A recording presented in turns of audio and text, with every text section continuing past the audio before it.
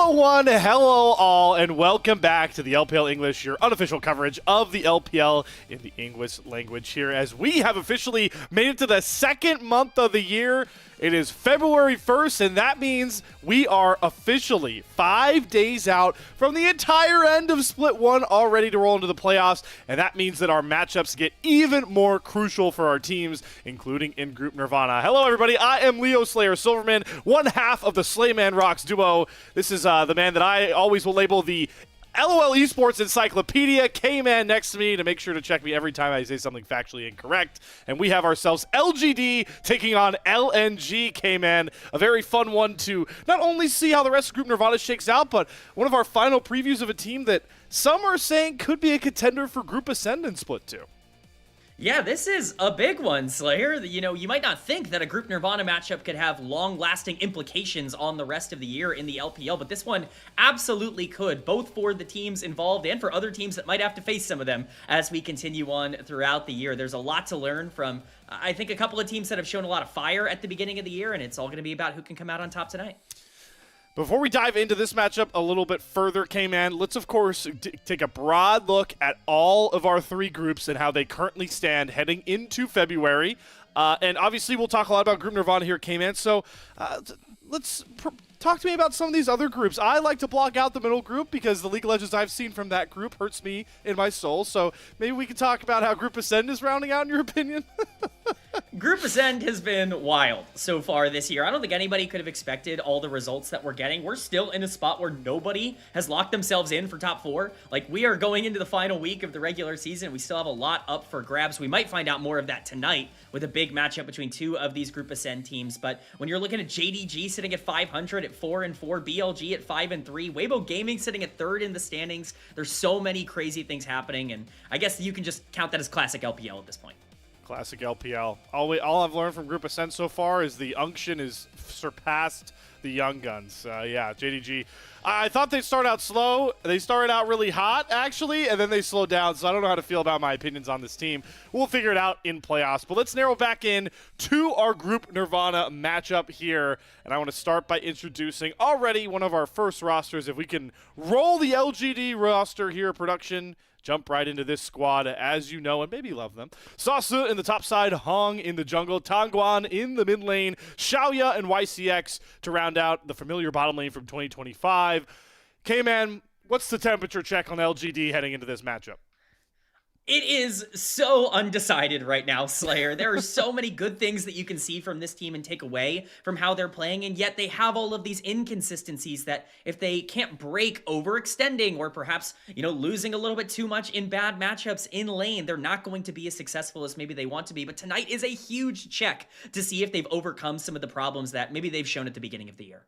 Yep, the stakes for LGD are win and get in to find yourself a best of 5 early into 2026 for a Group Nirvana team, a big mission for them. And, well, the tip of the spear for them to accomplish that goal, ironically enough, is going to be the guy likely playing some spear-based champions. That, of course, being Hong as one of the standouts for this team so far. And yes, folks, those rankings do apply to our Group Ascend and Group Perseverance junglers. That's how Hong is stacking up against the rest of the league.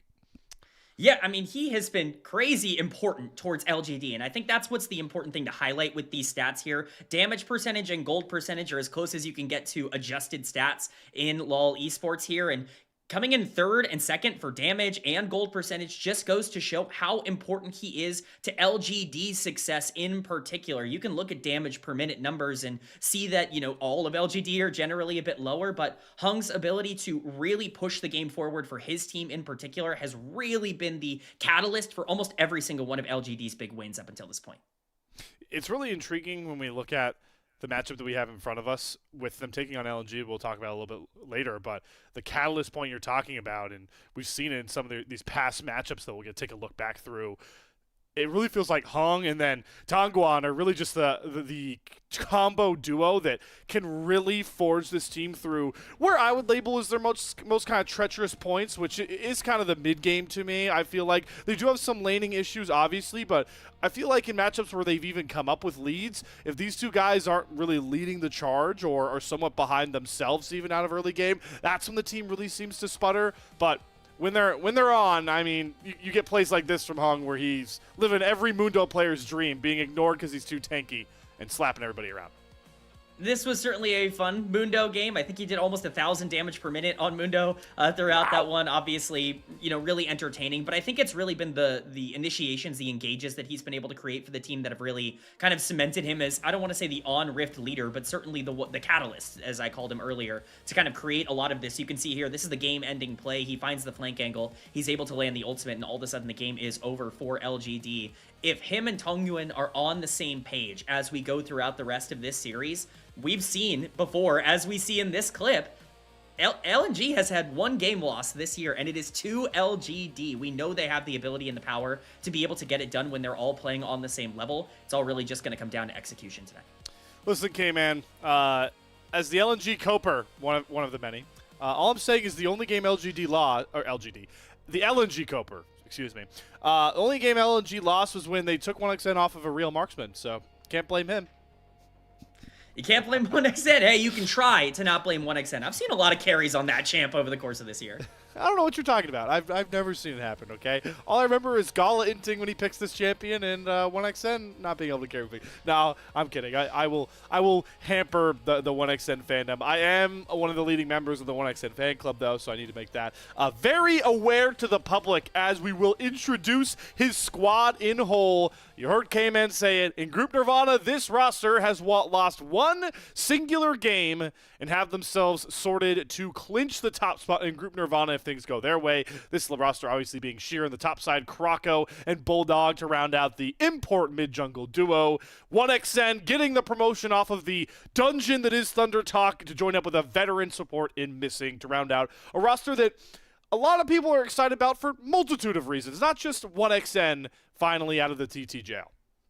Yeah, it's definitely not a one-player team. You're not being carried to the top of Group Nirvana by one player being better than everyone. This is a team that was assembled with the purpose of getting into Group Ascend as quickly as possible. It's not just a hope for them and for their team. It is an expectation. It is the floor of what they want to accomplish. So far, so good, but you've got to be able to keep that up. Their goal in this group is to go undefeated. Yeah, and we hold LNG to a really high bar, but it's just because, like you mentioned, the goal for a team like this was already set so high. So you could think maybe like, oh, a lot of people at LPL English feel really critical, like they've lost only one game. Guys, losing one game in Group Nirvana, to my mind, is like the equivalent of losing 3 series in Group Ascend. Like that's the level jump that we're looking for. So if you want to play in Group Ascend, not just Split 2, but hold that spot for Split 3, that's how high the bar has to be set. But like you mentioned, K-Man, it is not just 1xN, who has been playing pretty well, but out of nowhere, the other guy I feel like has been the real big lift up for this team, and Krocko, man, he's been lifting himself up in other standings than just LNGs in Group Nirvana, it sounds like. Yeah, Krocko's doing a little bit of some climbing right now in terms of how things are going. What's going on the MVP ladder? Krocko's sitting there. He's looking around. He's surrounded. Knight's on his left. Kyle and Tarzan are on his right. They're like, oh my god. Oh, there's the golden left hand. There's the second best support in the world. Okay, there's a top 5 support in the world, and then there's a top 3 jungler in the world. What the hell am I doing here? Yeah, that's just what Krocko's been. But I mean, honestly, again, he is doing this in Group Nirvana, so it's like a lower level of play to be this high up. But this does just illustrate like how much of a boost Krocko has been, because not only has he been such a good player for them in his own right, but his ability to cover up what the rest of this top side has kind of been, mostly Bulldog, is why I think LNG haven't lost more games than they have. It's been really important for Krocko to get the leads that he has. And, you mentioned earlier, oh, he's doing this in Group Nirvana. You're absolutely right. He's doing it in Group Nirvana. The games are against teams that are not in Group Ascend. But let's remember, he's had less games than everybody else on that list by a considerable amount. I mean, he is in a group with less teams, and he has less opportunity for him to be in the spot that he's in. It just goes to show the dominance that he's had over this group. He's genuinely playing some of the best league of his entire career right now. And if he can continue this form, this is more than good enough to get this team where they want to be. Yeah, and so I guess before we get to walkouts here, K-Man, the last question I'll ask you, like 1 to 10 grading scale, if I give you the statement, LNG will be a Group Ascend team in Split 2? Like, where are we at now? Because I think it's interesting now as we get, because we're expecting them to win this game, like lock top 1, get that series, right? So how are we feeling about that statement? I would say in terms of confidence, in terms of just how good I feel about that, I would say I'm at like a 7 or an 8 for them right now. I really do believe that this team has shown that they are good enough to make Group Ascend. And I think more importantly, when you look at the middle group Perseverance, as you talked about earlier, I think it's reasonable to say that LNG has looked better than almost every team in that group, and that's who they're fighting it out for to get that top 8 spot. So I think they're looking good, but at any moment, anything can crash down. Those teams can perform really well. You have to make sure that you stay on point. And I do think some of the LNG members can't, because the big talk with, the Knights rivalry, and then to make top 8, you do have to like show up into the playoffs and do a little bit of things. I believe the way Alk explained to me, I think you do actually have to win a best of 5. Well, LNG would have to win 3 best of 5s to make Group Ascend again, or make Group Ascend. So it's a harder road for them. Some of these players will get exposed to best of 5s to their champion pool. Like, I still expect more out of Missing on engaged supports. Like, he's been really good on enchanters, but he needs to be a bit sharper on those engaged supports for best of 5s. And then Sheer, obviously, it's the same conversation with Sheer that, like, if we get into a game 4, if we get to a game 5, like, I don't really care who he's going against. I'm worried about his lane matchup. I'm worried about the champion he selects. So, like, those are things that LNG, we need to see from them, and we won't see them tested on that until it's time to show up. So that's the scariest thing, right, Slayer? You're talking about, I wonder what Sheer is going to have to bring out in a game 3. LNG haven't seen a lot of game 3s this year. They're not getting that far. They're destroying games 1 and 2. You're right to be a little bit worried about potentially what this team can look like as you go later and later on in Fearless, as you start to get lower and lower on the totem pole for the champion list. But at the end of the day, if you're crushing games 1 and 2 and setting yourself up in a position where the rest of the series is a little bit easier to win, I mean, that's going to be the avenue for success for a lot of teams that play with the aggressive play style that they do. Krako was kind of known as a player who either started series strong or started them weak, and that was how things ended up going both in the LCK and the LPL. So I think this team's definitely established their identity already. And the one thing I will say for Sheer's case is, compared to 2025, like how we feel about the pool of top laners right now, I mean, how weak does it feel? So like it just feels like 369, and then like, does anybody else? Sorry.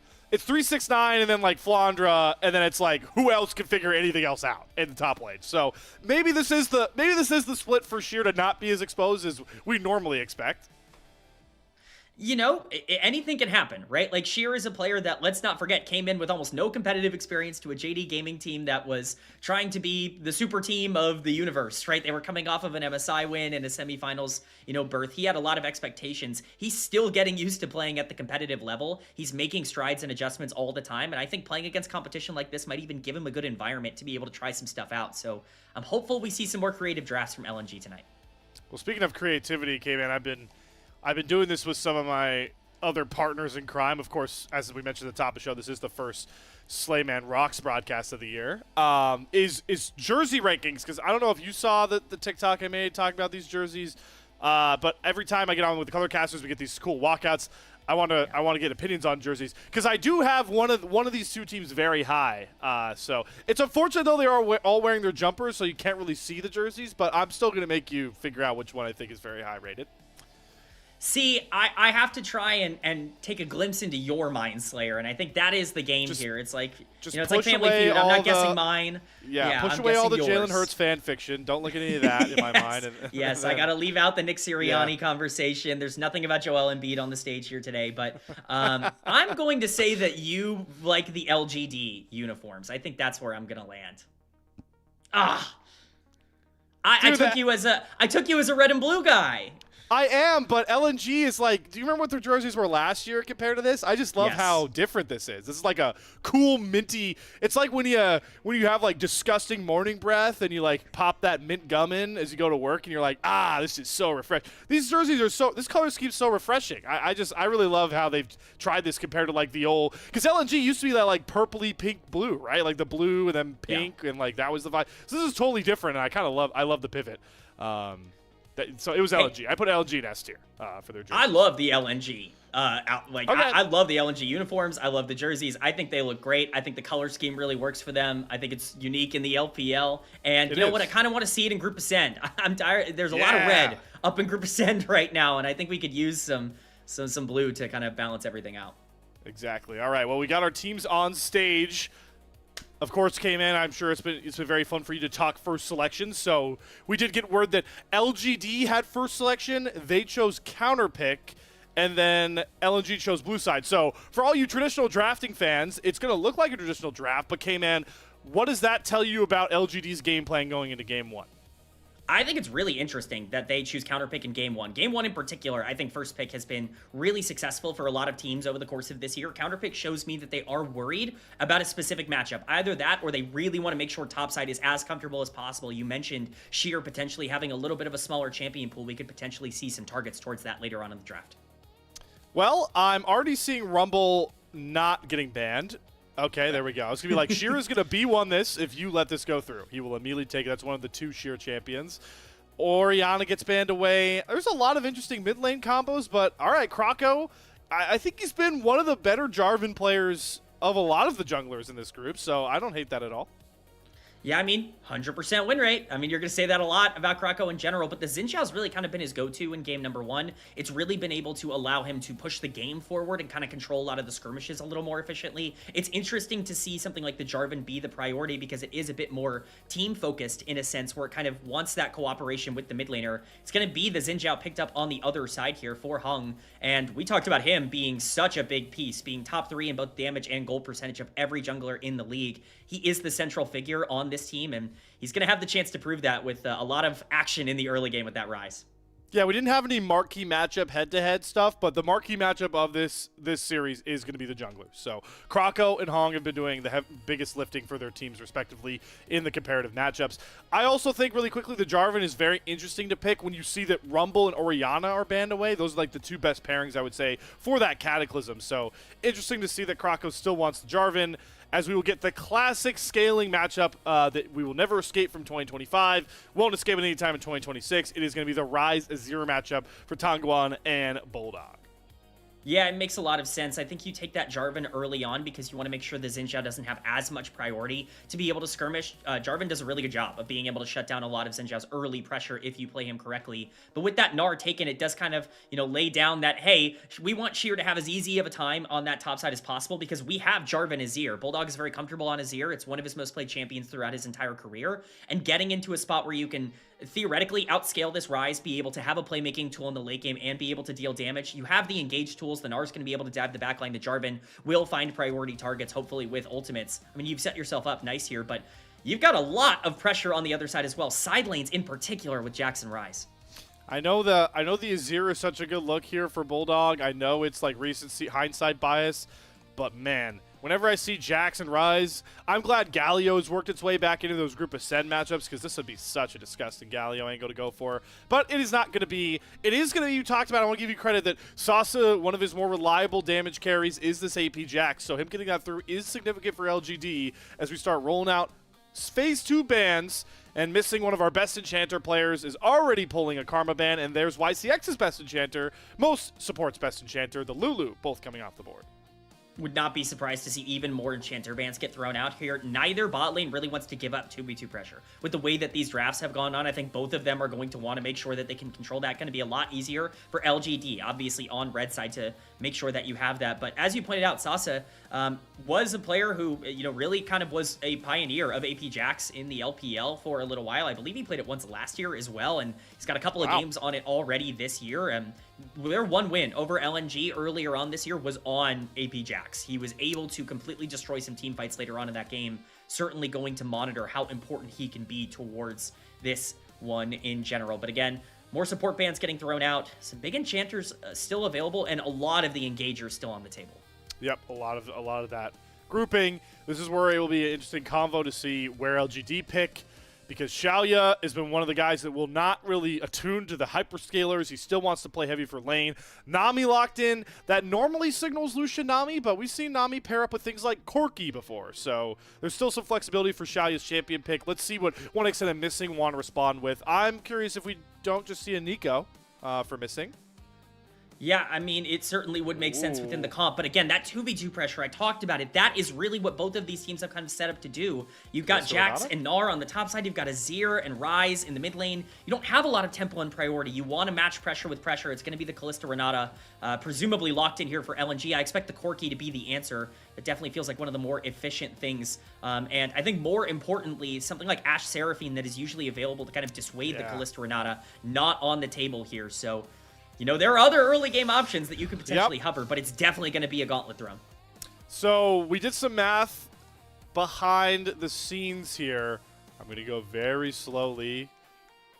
And that math does not matter. All right, there's the classic new Nami pairing. So Corki Nami does take away a little bit of the skirmish ability of like the Draven that we saw him hovering, but still is going to be able to throw hands, super big burst damage. One of the lowest range bottom lanes that you will see, which is hilarious to say because you would be like, oh, doesn't that normally happen when you pick 2 melee supports? Yeah, but we're playing the 2 lowest range AD carries, and that's a unique matchup. Yeah, and as I was talking about it, really kind of, it fully goes into the identities of these 2 team comps. When you talk about LGD, you look at Jackson, you look at Ryze, and you're like, oh, they're going to play the side lanes, they're going to be able to push things out in the late game, and Corki is not only something that can kind of dissuade that early 2v2 pressure, but also be useful in the late game with the Nami and the Xin Zhao as well. But LNG, I mean, this is a death ball comp. Like, this is find your engage, go in, get your Azir into the right spot. If Gnar finds a good spot or if Jarvan finds a good spot, these fights can be over really, really fast. I just think LGD have other tools if they can play the map well.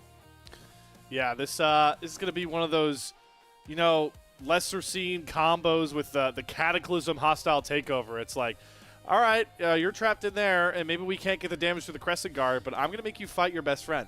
And then we're going to come in for the boomstick. So it's a very intriguing matchup. I always find it a lot of fun when we can see Renata in the game because I think she is such a high skill ceiling champion in her kit that she can really warp games. And a veteran like Missing, again, a player that's had some highs and lows as of late comparatively to what we saw from him in those JDG days.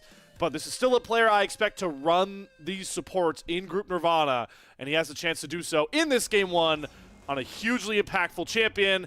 As we're on to the Rift, LNG LGD for the last time in Split 1 regular season.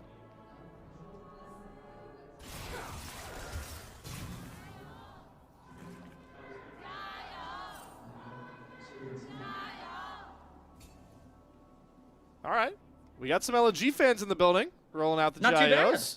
Yeah. So I think this is, as we get the minions already rolling in, we saw some trading in the bottom lane. Want to really emphasize this one more time now that we're on the Rift. It may not be favored for LGD, but a series win here locks them in to the Knights Rivals tournament. That's it. It's top 2 guaranteed if LGD can pick up a series win here today. Technically, those of you who are shrewd will recognize that if they lose to OMG, they'd have the same record, but in terms of game score, it would be impossible for OMG to recoup that if LGD pick up 2 wins here. So this is the biggest series of their year so far, and it's not particularly close if they can win this. They're in as good of a spot as possible, and they're certainly going to try with the aggression that they've shown in this draft, the side laning, the bot lane that wants to contest in the 2v2. They've certainly thrown down the gauntlet, as I've said. They're not just going to try and passively play this game. They want to try and take control of it. And what's even going to help that bottom lane pressure even further is the fact that Krako is on this Jarvan into the Xin Zhao. Obviously, the Xin Zhao can out-skirmish the Jarvan in those, like, potential river fights, but the way that 1xN and Missing have been able to get this push already, wouldn't expect that Crab to be able to be contested by Hong at this current point, so love to see that Krako is already pathing to lean even further in to the strongest point of this team in the early game, which you've already highlighted, we'll point out so many times in the series, is 1xN and Missing. And we've seen this so regularly from Krako. This is really where he's been at his best throughout his entire career. So we see Sasa already playing aggressive with the proxy wave on the top side. Gnar can't really do too much about this, but you're right. The junglers both pathing to the bot side makes this really interesting because a dive is definitely possible from Krako. We've not only seen it once, we've seen it multiple times from him at level 3 throughout this split up until this point in Kalista Renata. Certainly one of the scarier lanes to try and deal with that. Unfortunately, Xiaoya not doing a great job under tower right now of being able to secure that CS. He's going to need to make sure that he can stay even. If this Corki goes super far behind, that's a big win condition for LGD off the board. And that haunting ghoul 1xN sends in the river also just so well placed to allow Krako to easily step up here and take the crab. Like this read from Hong, understands that, hey, I'm clearing the same way as Croco. My bottom lane looks like that. No point even sniff the bottom lane. River, I am going to go trade my top lane crab. Oh my lord, Tongguan. Okay, we're going trade for... Who said that Rise Azir is boring in the mid lane? Not in Group Nirvana. Yeah, no, flash for flash out of these two mid laners. I guess it's up to you to kind of determine who that benefits. It's all really about where the pressure ends up going. Somehow, some way, I think a lot of that tempo that we talked about potentially going bot lane has now transitioned into being mid lane tempo as we go a bit further. This matchup looks a little bad for Gnar right now. This will get better after the first back. Sheer will be in a significantly better spot, especially with Croco pathing to the top side. All right, there we go. Sasa's now just going to find out. That's a really big wave for Sheer to try and kind of cut down. And yeah, the size of the wave... Are we not on the bot side here? I just watched a top laner say, I want the wave, not the fight. That's an AD carry mindset. You never see that out of almost any top laner except for Gnar players. That is the exception. They're the type where I'm like, never mind. Oh, yeah, nice trade from Tongguan in the mid lane. He's obviously very adept at this Rise. We've seen it multiple times, but Bulldog's going to need to make sure he doesn't fall too far behind in this laning phase or else, again, things get bad pretty fast. Yeah, well, he's luckily spacing well with no flash to really deal with. That wave should bounce into him, so should be fine. Sasa, I mean, we did the polar bear meme for Croco in the MVP conversations. What is my Jax doing in Texas right now, or the top lane jungle? Just looking to maybe try find a dive on the Bulldog. He gets spotted, though, and Bulldog will be able to comfortably collect this lane, or this wave. So everything through the first couple of clears is pretty solid state. And that does mean that LNG hold themselves a slight bottom lane lead, but as we expected with the importance of the LGD mid-jungle duo, is Tongguan has come out to a bit of a buffer start himself. So we'll have to look towards those neutral objectives that now hit the map, and it's going to be the first Drake that has both junglers nearby. Oh, this wave state sucks for Xiaoya, by the way. This is a nightmare. Oh no, like this is worst case scenario if you are Corki. You are sitting in a spot where you draft Corki Nami. Again, I talked about this in draft. Both teams set up early on to draft a 2v2 that they wanted to dominate, and you would think that would favor red side, but not so much here. Sasa gonna pressure in. You never really know when Jax wants to pop that ultimate to trade out, so him just looking for the pressure right now makes the most amount of sense. But with that Infernal Dragon on the map, right now you see the Rise roaming down. LGD have all the tempo here, despite the bot lane wrecking pressure. Oh, 1xN, we got to be a little wary here, knowing mid lane is not showing. Hong gets spotted in the Pixel Brush. And the most aggressive bottom lane group Nirvana has will comfortably back out with Croco nearby. Tongguan is still off the map here with ultimates. Handshake for Missing to get two people off. He's going to flash over the fat wall, but here comes the Realm Warp. Tongguan is going to find Missing. Bailout is going to go down, but I don't think there's going to be a trade kill in time. It's first blood over to Tongguan, and 1xN cannot find that trade. Good use of the roam threat of Rise to get LGD on the board first. It's exactly what I was talking about just moments before. Tongguan had full priority in the mid lane. Croco! Oh my god, Croco's going in. The stream and shovel from Bulldog is nice, but Hong is one auto short. Bulldog has to trade his life just to find that kill. LG are trying to ruin this dragon take, but now 1xN is found far too forward. Has to follow the same flash path as his support. And yeah, sure, LNG, you shut down the first Drake play, but it comes at a price. And it might not even be over. Does Croco actually want this? I mean, flag and drag knock up. I don't know if he could get it. He flashed over the wall. Tongguan just takes the kill. LNG come out sputtering to start this series. I don't understand the decision-making from LNG here. LGD have full control. I was talking about that previously with the Rise being able to rotate down with that mid lane pressure. You're always able to make that play on the bot side first with the way that your mid lane is set up, and LNG just think they can outplay it. They think they can fight, and they step too far forward. The second part of that fight is even more egregious. So much gold going into the pocket of some priority carries for LGD. Talked about Tongguan being a big deal for LGD, and he's got a 500 gold lead at 7 minutes. Already well on the way to get that Roa sorted out as early as possible. Such a good sign for the Rise. And yeah, I mean, the first head-scratching place to even just be in this position, knowing Rise has been off the map for what, 15 seconds by this point? Yeah, it's got to have been something like that. Remember, Rise got the early back, so Azir is still here just pushing because that's the timer, right? Like, Ryze is always going to have priority to be able to push the wave out. Croco at this point goes in because he wants to try and make this combo play to burst down Hung, but the problem is they don't have the damage at this point in the game to instantly kill the Xin Zhao. Even if you do, you're always trading your Azir in this instance. It burns 1xN's flash, which almost entirely gives over lane pressure to LGD if they want to play for this in the jungle now as well. And the Dragon is still up. Croco takes the greediest back you possibly can take in the Ryze, gets to benefit from it. You're not in the worst spot possible, but now it looks like Grubs are going to go down in favor of LGD. And that's big, right? This is a Jax Ryze comp. You're giving 3 Grubs over to for a Death Ball comp that desperately needs to team fight and pull this LGD roster into their space. So these 3 Grubs are going to make, you know, Bulldog and Sheer's life living hell going into the mid and late game. It's going to be really tough. This is the way you need to start this game. LGD with a fantastic start. Remember, this is the only team to take a game off of LNG so far this year in the LPL. This is a good position for them to be in, but they still need to push forward. Xiaoya is still very far behind on the bottom side. This lane will not get easier for a while, even with the flash burned.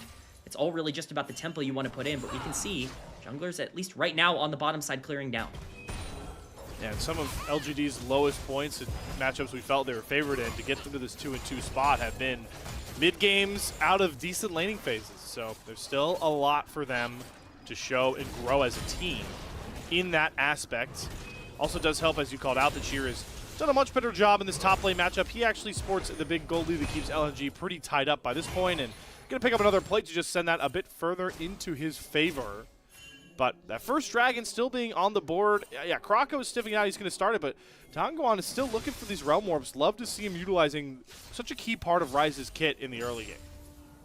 This is the benefit of playing into Azir, is that you have a lot more proactivity on the map to be able to utilize. Croco going to start up the Dragon here, but Hung is in the area. I doubt he wants to stick on this too long. LNG have the inside track, but this could be a decently dangerous fight with a very strong Ryze.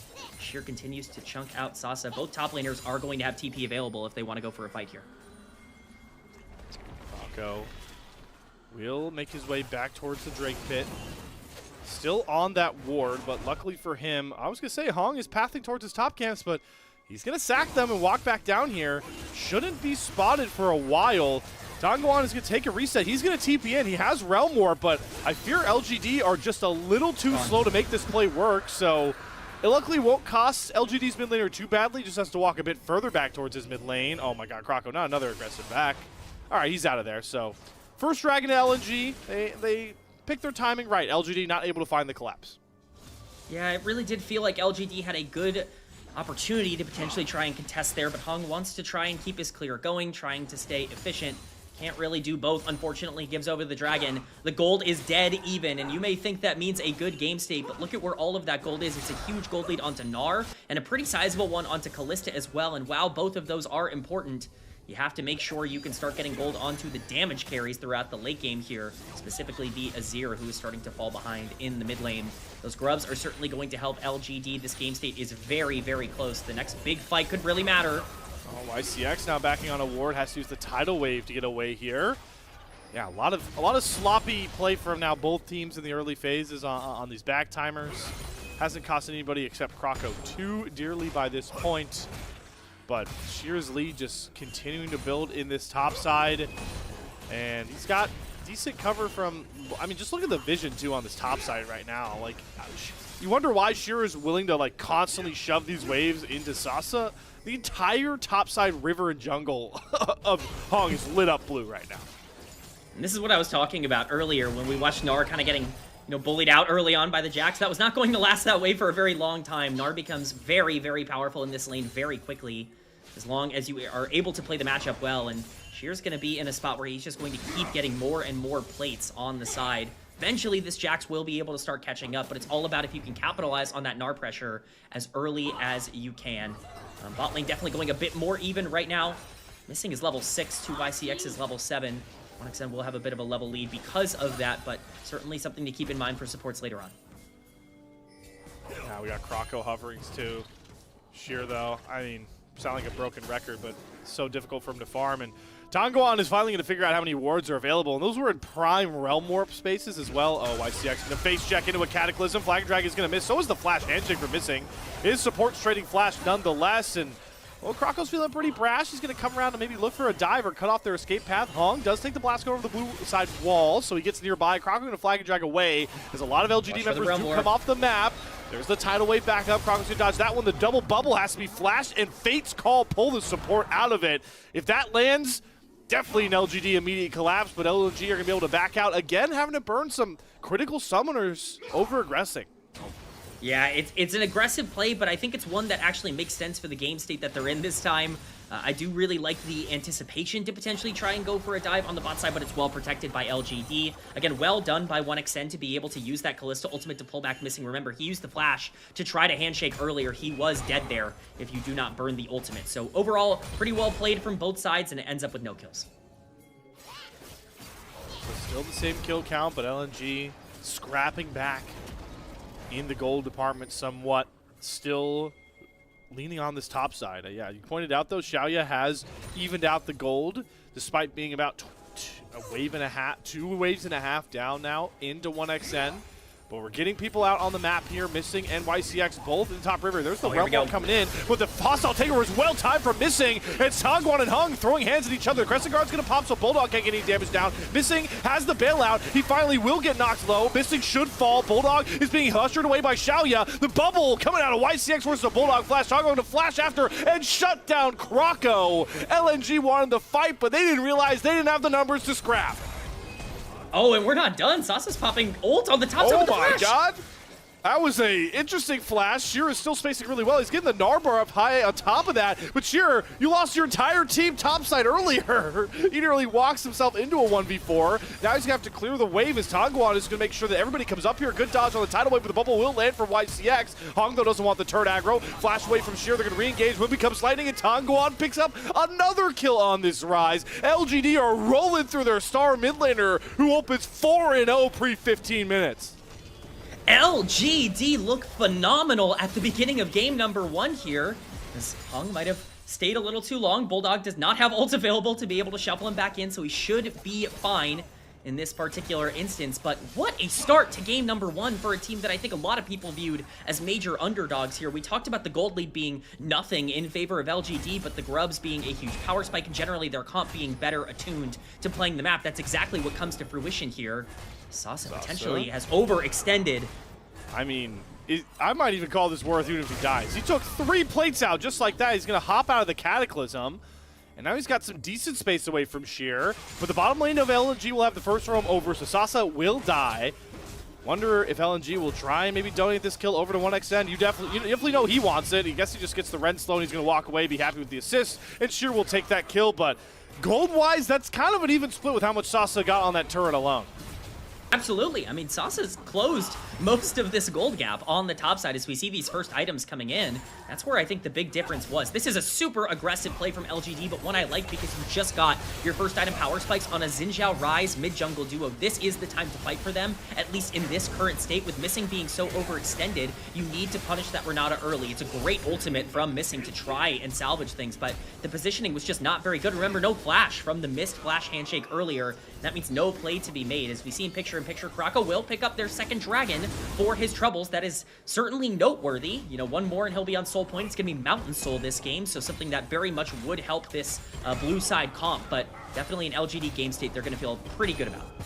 LNG do get the first turret break as well over in that replay, so that helps with a lot of the gold. Shear's now up over 1.2k on this Gnar. Needs to make it work in the team fights to find that value. But yeah, back to that replay as well. The entire time everything was going on, 1xN is bot lane, farming on his own. Xiaoya makes the roam, and that could have been really costly for the LGD AD carry if that play doesn't happen. So love to see that LGD recognize what bringing 5 members this early into this season worth of games with all the quests would do to them if they don't make that play.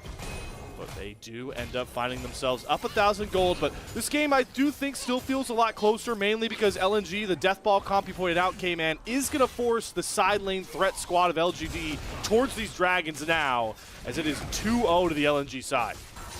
Yeah, and this is a big, big turning point, this Rift Herald. You do not want to give over for free if you are LGD. It's going down pretty fast. It's going to be around 3k. You got to get to it quick. It's gone. Yeah, it's just like that first dragon play they were looking for. Just still a little bit too slow to get out on the map. LNG with some better macro, and That's the main thing I feel like that is keeping them very competitive in this game, and more importantly, giving them a lot of stall time for Bulldog, who is just as far behind his solo lane counterpart as we see Sasa is into Sheer. Some early trading in this top river, but everyone will walk away fine. Missing, everyone will walk away fine. But all right, you made me lie, Missing. You are not fine. You are half HP. Missing is playing Renata like it is Nautilus this game, and you know what? Maybe that's what it takes for LNG to be able to get back here if you're looking for those aggressive engages. Worth noting, 2 full completed items for Tong Yuan on the rise in the mid lane. The Seraphs and the Rewa are done. He is incredibly strong on this champion right now. No teleport available, but the Realm Warp is, and plays can definitely be made. Rift Herald's gonna get dropped in the mid lane. You gotta watch for any counter. Here comes Sasa over.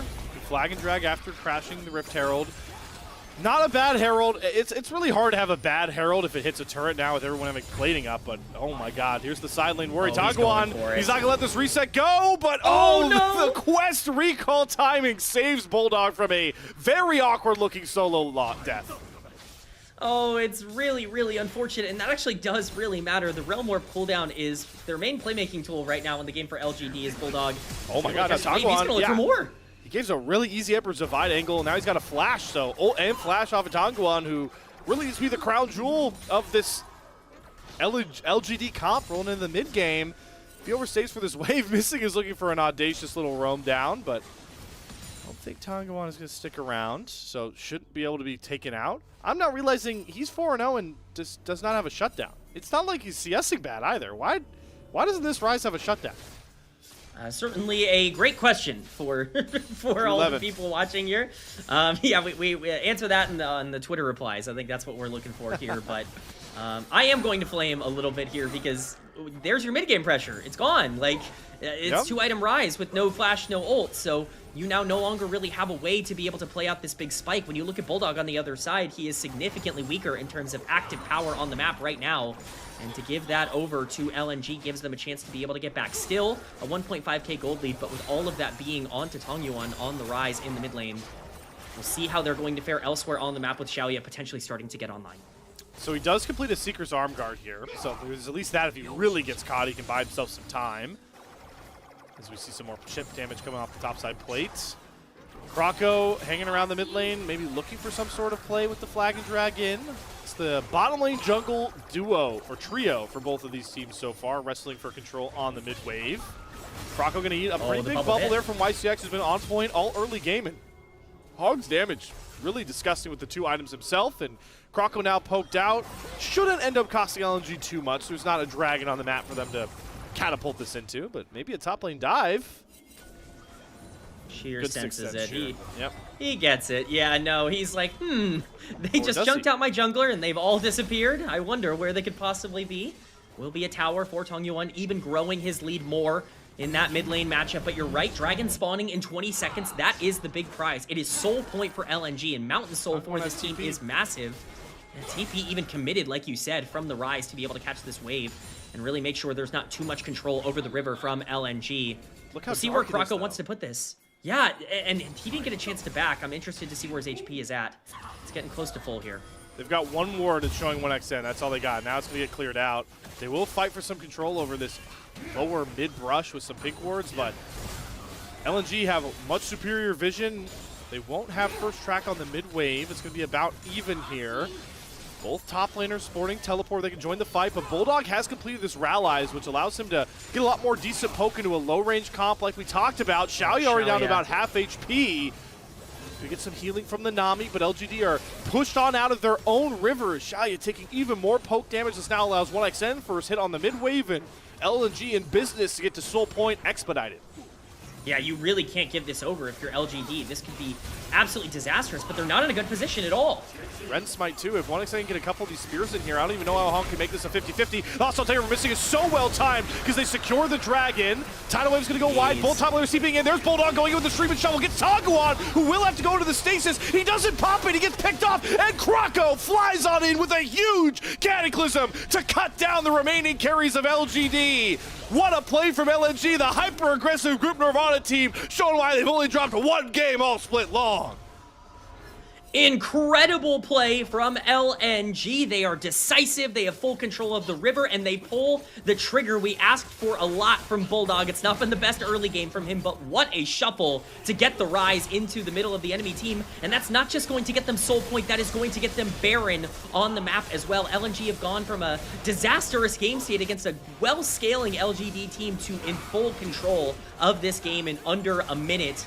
See how this ends up playing out here as Baron goes down. The hostile takeover is beautiful for missing to completely dissuade any sort of steal attempt. And by the time everything is kicking off here, the teleports are coming in. You need to make a play, and who is it? It's Bulldog who makes it happen. It's a fantastic pick onto the player with the most amount of gold in the entire game in Tong Yuan, and it's Sheer, it's Krako that clean up on the back end with their damage. Remember, Gnar had a massive lead as well, and it's very well executed. LNG have just been better in these big moments, and they showcase it again here. Man, Missing, you are going to get a lot of people watching this stream to int on Renata the way you're playing this champion, man. No one's going to get away with the things he's been able to get away with in some of these plays. Very nice to see.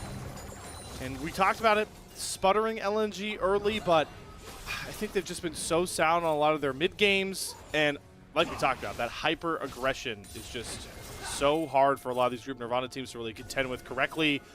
And yeah, it kind of feels like they might have ended the game off of that one play alone. The gold lead won't really show it, but they've got the Baron power play already going here. Krako is decently out of position here. The Root Prism's going to land. 3 Talon Strikes should get a knock-up into the Tidal Wave. He's going to commit the Cataclysm.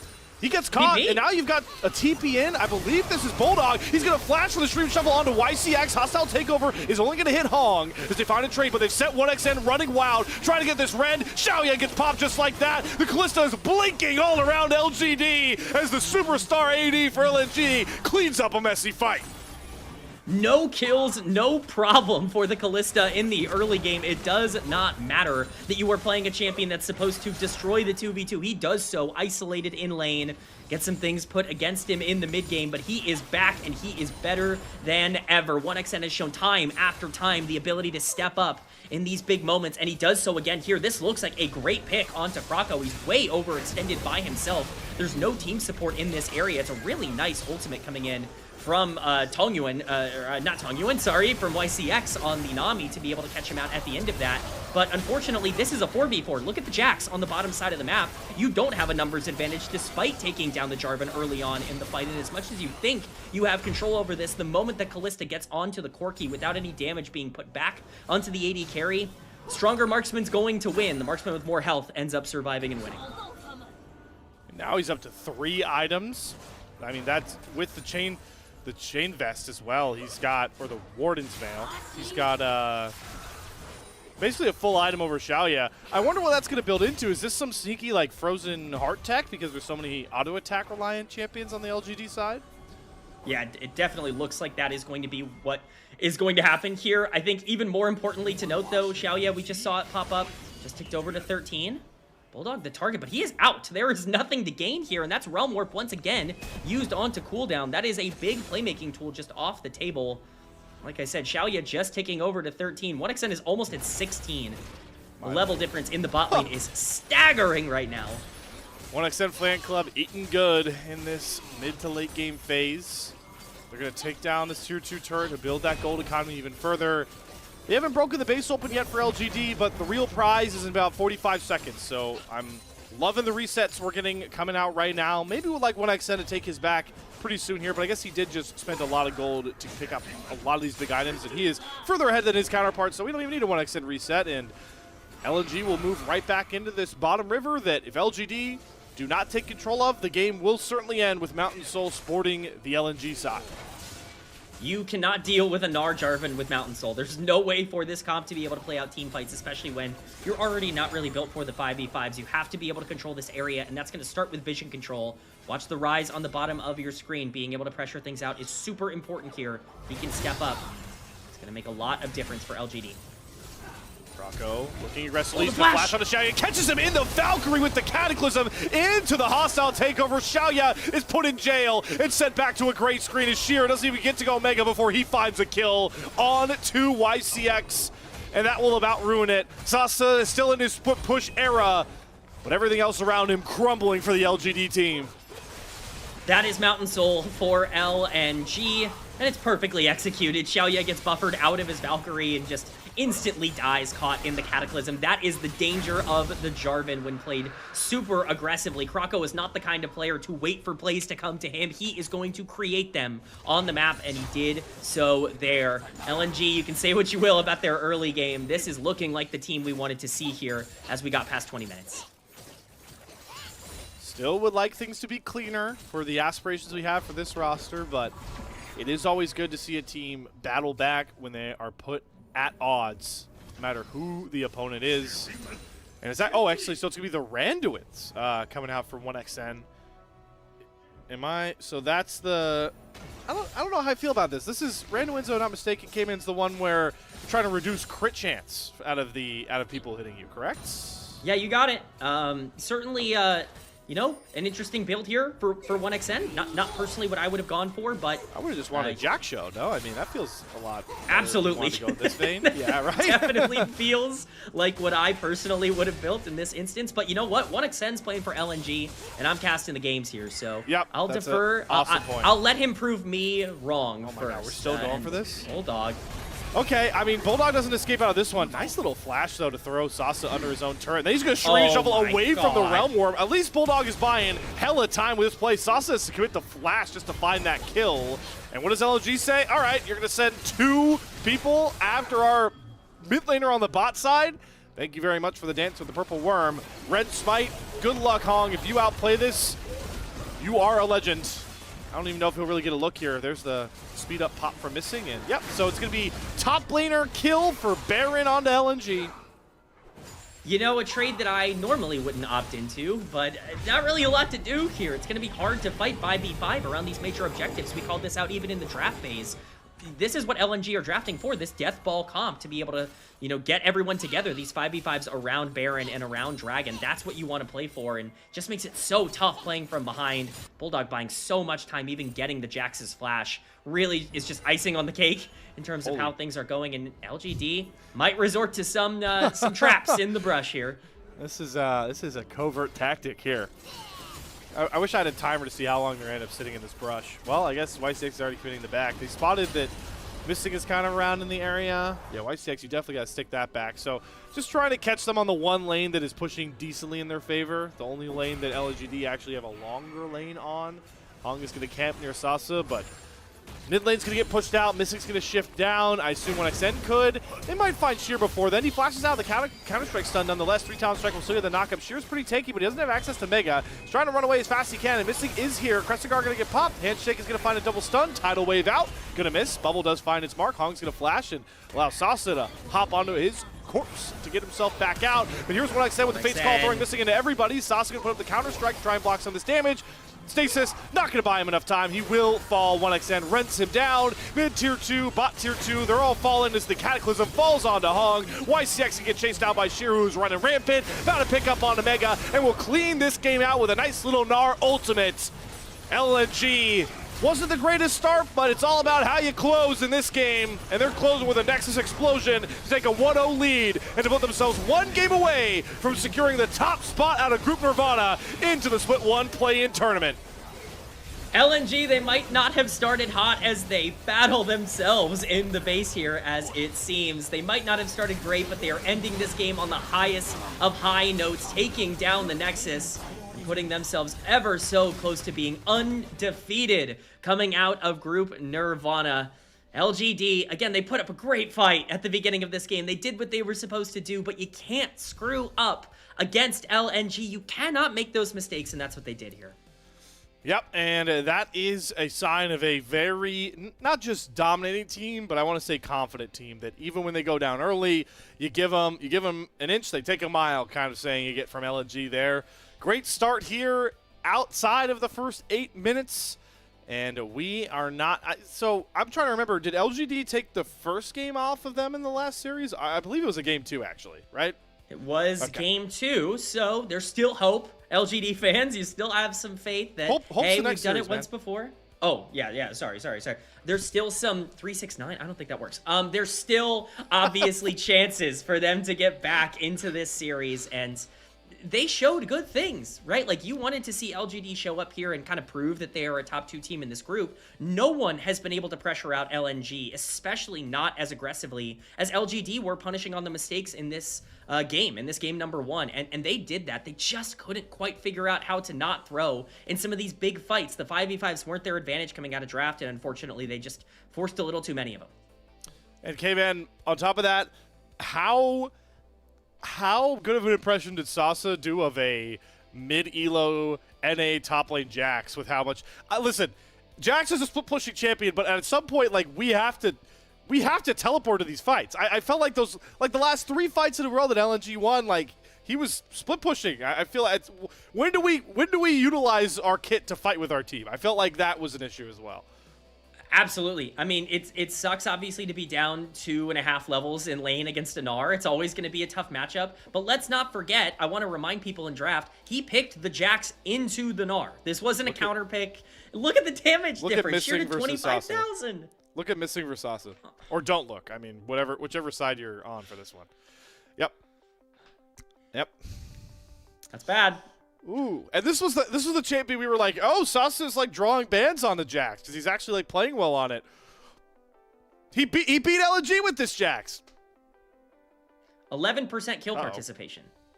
Just to throw out a number, 11% kill participation in this game for Sasa on the Jax. He had payphone blasting in the headphones throughout that entire game. But hey.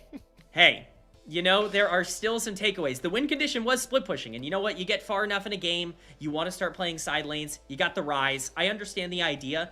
I think the lack of communication in the mid game has really hurt this team, specifically from 14 to 20 minutes. It's been something that has really cost them, and we've seen bigger problems as well. Something we really highlighted more so in the pre-show, but even in-game as well. Xiaoya has overextended so much in a lot of these fights and has been getting punished for it even by, you know, a lot of the other teams in this group, and he got punished many times in this series or in this game for just overstepping and being in the wrong spot. It really comes down to execution, even if you set yourselves up into a position where you can win the game.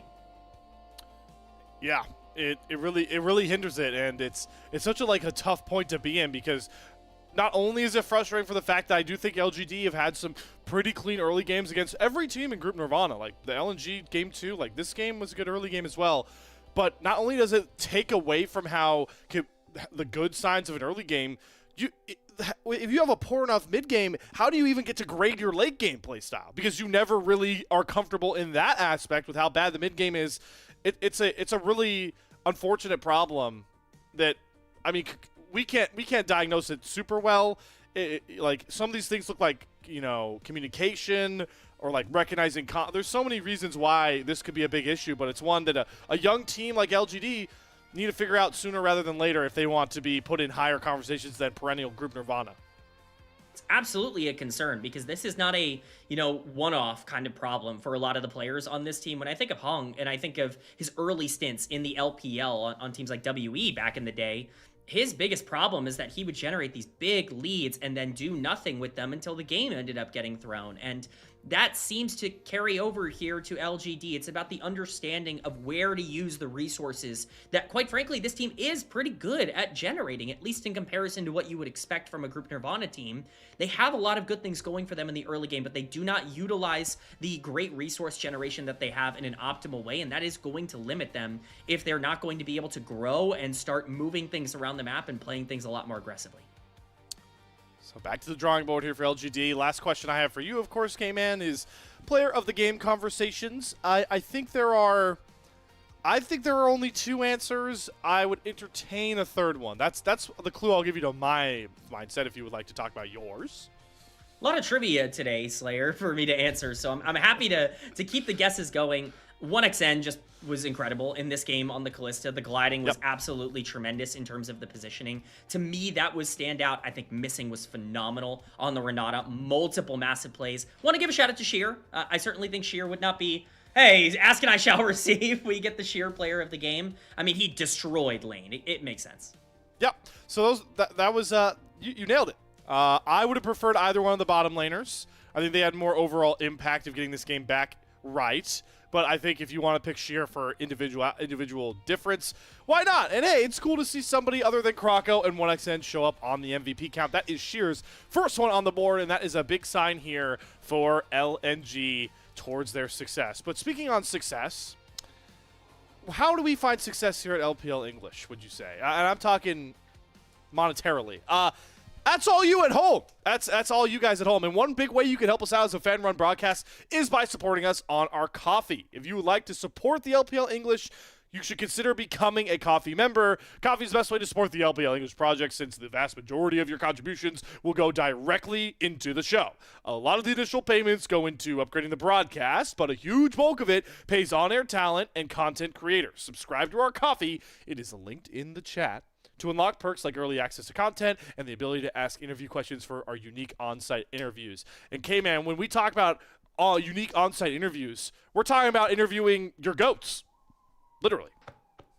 My goats. We've got so much content obviously available on the YouTube and for Coffee supporters. Definitely highly recommend, and we are very thankful for every Coffee supporter that we have.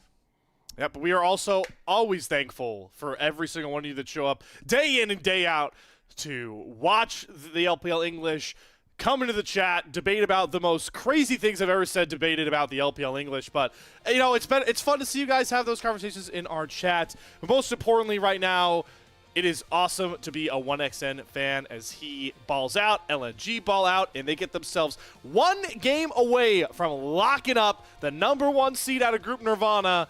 We'll see if LGD can have a response similar to their last time in this series with a Game 2 win. Are we closing out Group Nirvana action early tonight? You'll have to find that out and more on the other side of this extended break.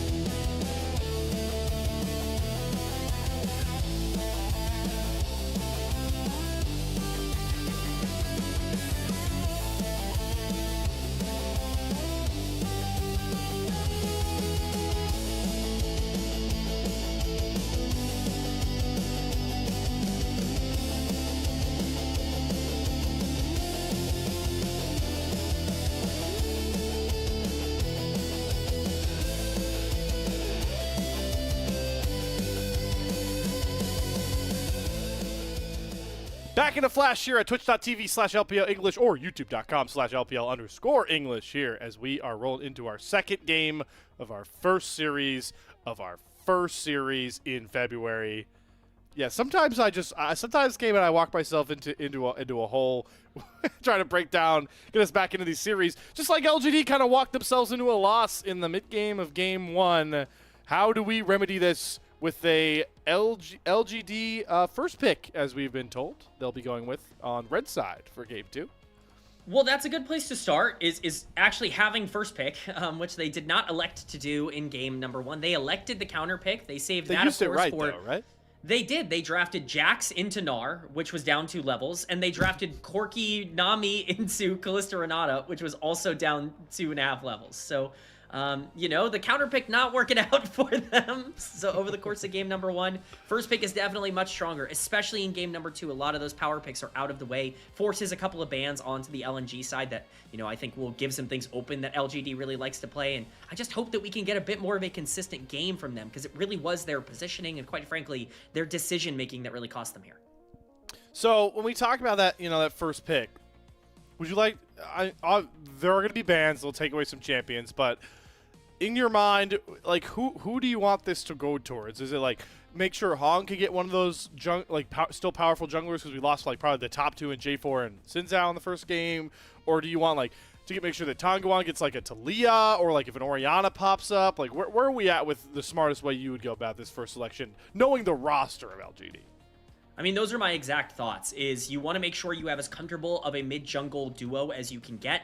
Proactivity is huge. Things like Vi, I think, are really important for a team like LGD to be able to pilot. Vi Ahri has been a massively successful combination for them over the course of this year, and picking one or, you know, both of them up in the draft here could be really influential. Having that first pick to guarantee that basically you can choose what kind of playstyle you want to go for, to me, that is the value of first pick, especially as you get later on. You're not locked into saying, well, they're playing a skirmish, you know, mid-game comp around one item spike with Vi Ahri. Maybe we have to play a little bit more scaling. You get to choose the direction that you want to go in, and I think that that is especially important for a team like LGD. Still got the, you know, the knock wave up there too. We've seen that become a lot more prevalent as of late. If Orianna can stick around, yeah, I'm with you. Let's bring out the synergy in that mid-jungle duo. Important to remind everybody of the stakes as well, in case you missed game 1. If we get an LGD 2-0, or if we get an LNG 2-0, they will officially lock themselves in to that play-in as the top seed out of Group Nirvana. LGD, if they can, even if it has to be, you know, reverse fashion, they will lock in themselves and LNG virtually into as the 2 teams out of Group Nirvana as we enter this Game 2 draft. And I already see Orianna sticking around so far. Rumble, Malphite, if you still like that flavor on the new patch. Some champions to keep in mind here as we roll through the last couple of bans. Yeah, and as we see here, it actually does look like it will be LNG first pick coming in here on the blue side, at least as we see on the screen. So if that is the case, then throw everything I said out the window. The LNG now gets the chance to select essentially their play style and what they would like to go for as potential options. Things like Pantheon and Wukong really stand out to me. They're not really a team that's prioritized a lot of these go button junglers. They want something that can be more proactive. Obviously, for Krako, who has been the most successful player in Group Nirvana, with Wukong off the board, Pantheon could be an early pick here. Notably, something like, you know, Kali also is something that Bulldog has found comfort in, but the Varus, definitely the power pick that is still available. Yeah, right. The clear highest win rate to carry maybe in the world right now. Definitely the numbers back it up in the LPL.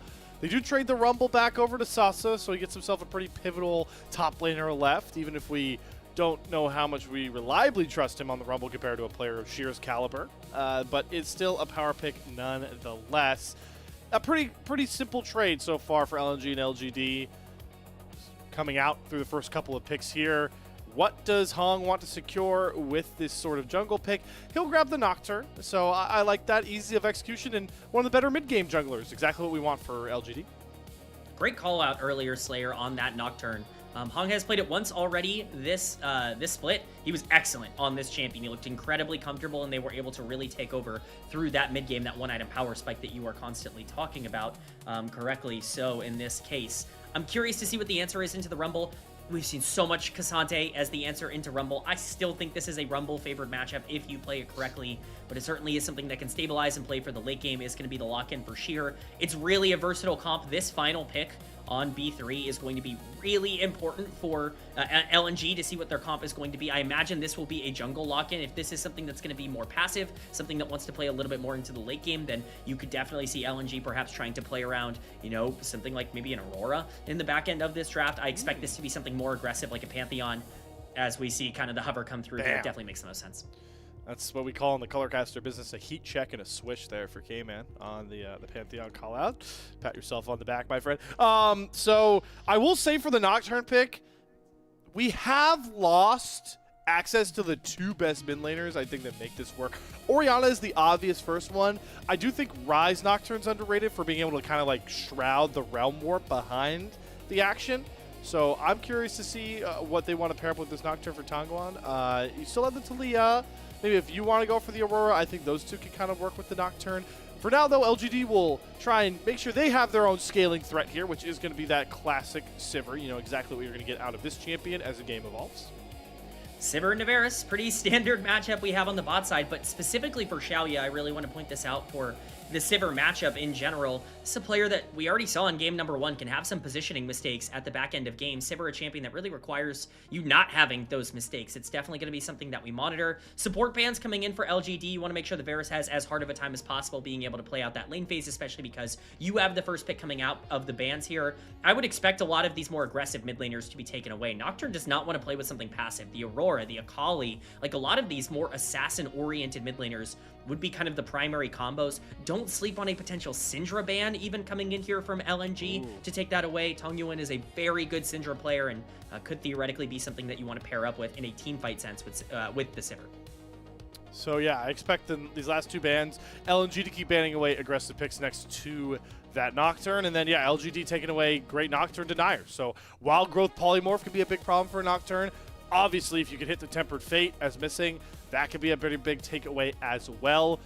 I wonder, how much do you feel like we're already going to get maybe an Enchanter angle out of missing? Like, it might be weird, but like, does the value of picking Karma here for the later shielding into a Nocturne give you enough onus to go for this? They might still need a pretty big engage tool next to Pantheon, though. That's my thought, is you kind of are worried about the engage here. Karma is definitely the best Enchanter option on the board. I guess something like Emilio could be possible, but I really would prefer an Engager here for missing, despite it being kind of against his own playstyle. It just feels like it fits the comp a little bit better. You know, if you want to go all in on the early game, that's what the Enchanter does. It says, hey, we have a Pantheon, we want to snowball this game, we want to make it as aggressive as possible and speed up the pace, but if you have those secondary options, you need to make sure that you have some way to be able to balance things out, and the Galio kind of gives you that in the mid lane. Obviously not entirely, but Galio, Pantheon as a mid-jungle duo, there's your proactivity. I mean, you want to snowball the game with Pantheon. That definitely gives you that. The Varus is going to be very stable on the bot side. You have a Cassante for tanking on the top side. You've got a pretty well-rounded comp here already. Yeah, I'm a really big fan of this Galio, right? You are effectively you're identifying Hong is going AD jungle. You picked an AP top laner. You really can't afford to flex AD into the mid lane here, and Tongguan doesn't really have a champ pool. Or you go, all right, screw your Galio. We're picking AD mid jungle, and that's exactly what Tongguan. You know what? I like the gumption behind that logic, because you're throwing out logic. Yeah, you know, I can't be mad at it. I talked about it. You pretty much need to play something aggressive with the Nocturne if you want to make the most of that champion. Having him dive in alone is a death sentence. But look at this LGD comp. The damage that they are going to have in the late game is unbelievable. Rumble ultimate on top of Yone and Sivir is almost impossible to deal with for LNG if they get to that part of the game. And I think your bot lane's actually in a good spot with the Rakan lock-in. I like this LGD draft quite a bit, but LNG has so much tempo. If Krako does Krako things and is able to dominate that early game and really take things out of control, the map awareness and control that LNG could have here could be outstanding. Well, we have, been critical of LNG for some of the way they play these games. Usually it's out of, brash confidence, over aggression.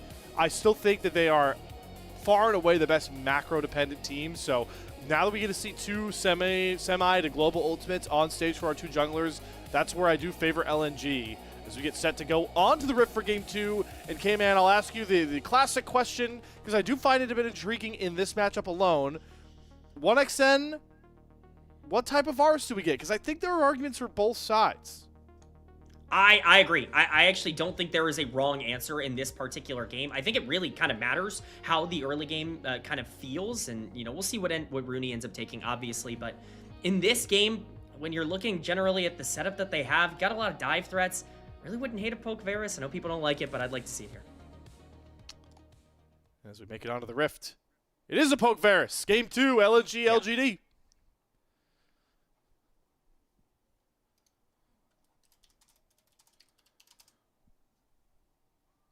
You can see fully there. It's going to be 1x. You know what? I still really do like on-hit Varus. It's kind of my own personal preference because whenever I like to play Varus, like, I like the feel of it. But as an on-hit enjoyer, knowing LNG's play style and how they feel like they're the better team from the opening get-go against all their opponents, to pick into that snowball you keep preaching makes sense, knowing what we know for both 1xN and LNG.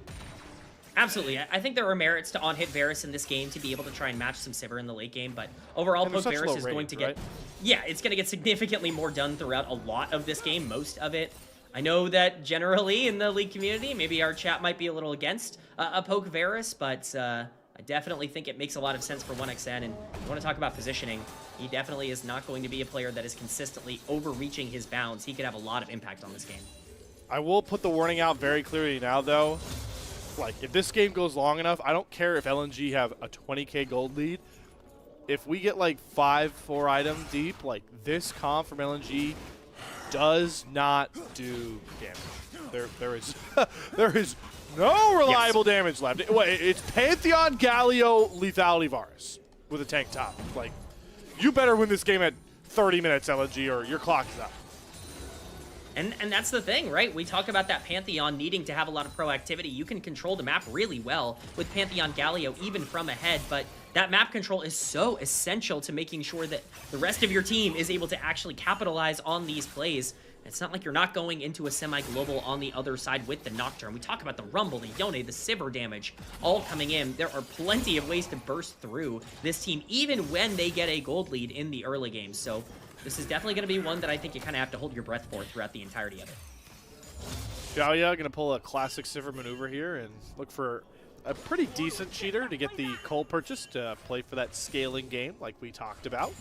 Junglers might be a little less as proactive compared to game number 1, knowing the Nocturne especially wants to just free farm level 6. Maybe knowing Krako, he might look for a pre-level 6 Pantheon gank, but as we're going to continue to preach, this game really is going to revolve around what team can get their ults and play the map better. So we're just going to have to kind of chill until a lot of these ultimates come up. Yes, we get some aggressive vision coming in from Krako. We'll see if Hung actually sees him here. He's in the pit. Isn't going to check him.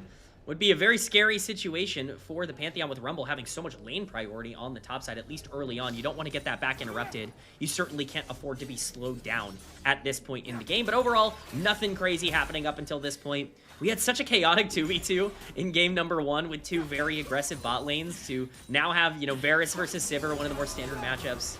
You know, definitely a bit of a change of pace here. Good little check up from Missing to see if Xiaoya's got the reaction time from Spell Shield on the grand entrance and knockup. They've got Krako on this same side, clearing out his bottom lane camp. So they've got decent hover to go for this push. Could parry that maybe potentially into a dragon, depending on the timer, but at the very least, he'll get some decent shove. But compared to game 1 on the Corki, Xiaoya this time is lucky to be on the Sivir, which makes shoving into a turret an impossible way to punish an AD carry like this. Yeah, pretty tough to really make sure that either of these bot lanes are in truly unbelievable spots. Again, 1xN is likely going to have a small lead here with just the way that the lane ends up balancing itself out. But Xiaoya, 1xN, both are going to be okay in the early game here as we see that shove coming in. He's going to have to interrupt his back. That is definitely a timing problem for the Varus. So overall, small win, but we'll see what LGD can do with a lot of that pressure that they might be able to generate. We're just seeing junglers clear pretty standardly at the moment. Nothing crazy. None of the new techs kind of going on just yet with the Gromp, as we see Hung clearing his at the moment, and it looks like Krako will do the same. It's just a nightmare for either AD carry to get a decent back off here. This thing really wants to be as annoying as he possibly can, knowing that his his AD carry has that TP advantage, so he'll get his way back there much quicker. Second clears getting finished up for both of these junglers, and this is where Hung does have that ability to potentially get to level 6 off the bot scuttle, which won't spawn anytime soon. So this time he's perusing a potential lane gank. They don't know that missing is reset until now, so 1xN does have to respect back up, but he has no idea Hung has been sitting here this entire time. And they're just going to walk it in. 1xN should have to flash, but the flash immediately comes from YCX, so they can get the fear over. He gets under the turret. Remember, he took teleport, no defensive summoner, and Hong is going to pick up a pre-level 6 First Blood Nocturne kill. That is a huge kill onto the Nocturne. Very well played, very slow played there by LGD to make sure you can get into that right spot. Great job by Xayah to protect his jungler's back overall, but this is the kind of proactivity that LGD having is going to, really push them forward. We talked about LNG really needing to control the pace of the game here and, use that Pantheon ultimate with the Galio to be able to make plays early. Bulldog's level 7, Krako is about to hit level 6. They're going to have the ability to answer, but Nocturnal now is going to be up and available very soon, and he's going to have a free kill with that extra gold. And now he's got Sasa nearby. Try and fight for this scuttle. Krako will still win it, get over to level 6 there. As you called out, Hong going to get to his level 6 at about the same time.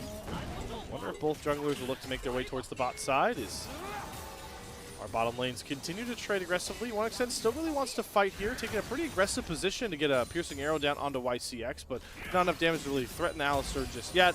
You can feel, though, that LNG really want to get a hold of this bottom lane because Krako wants to play for this first Drake.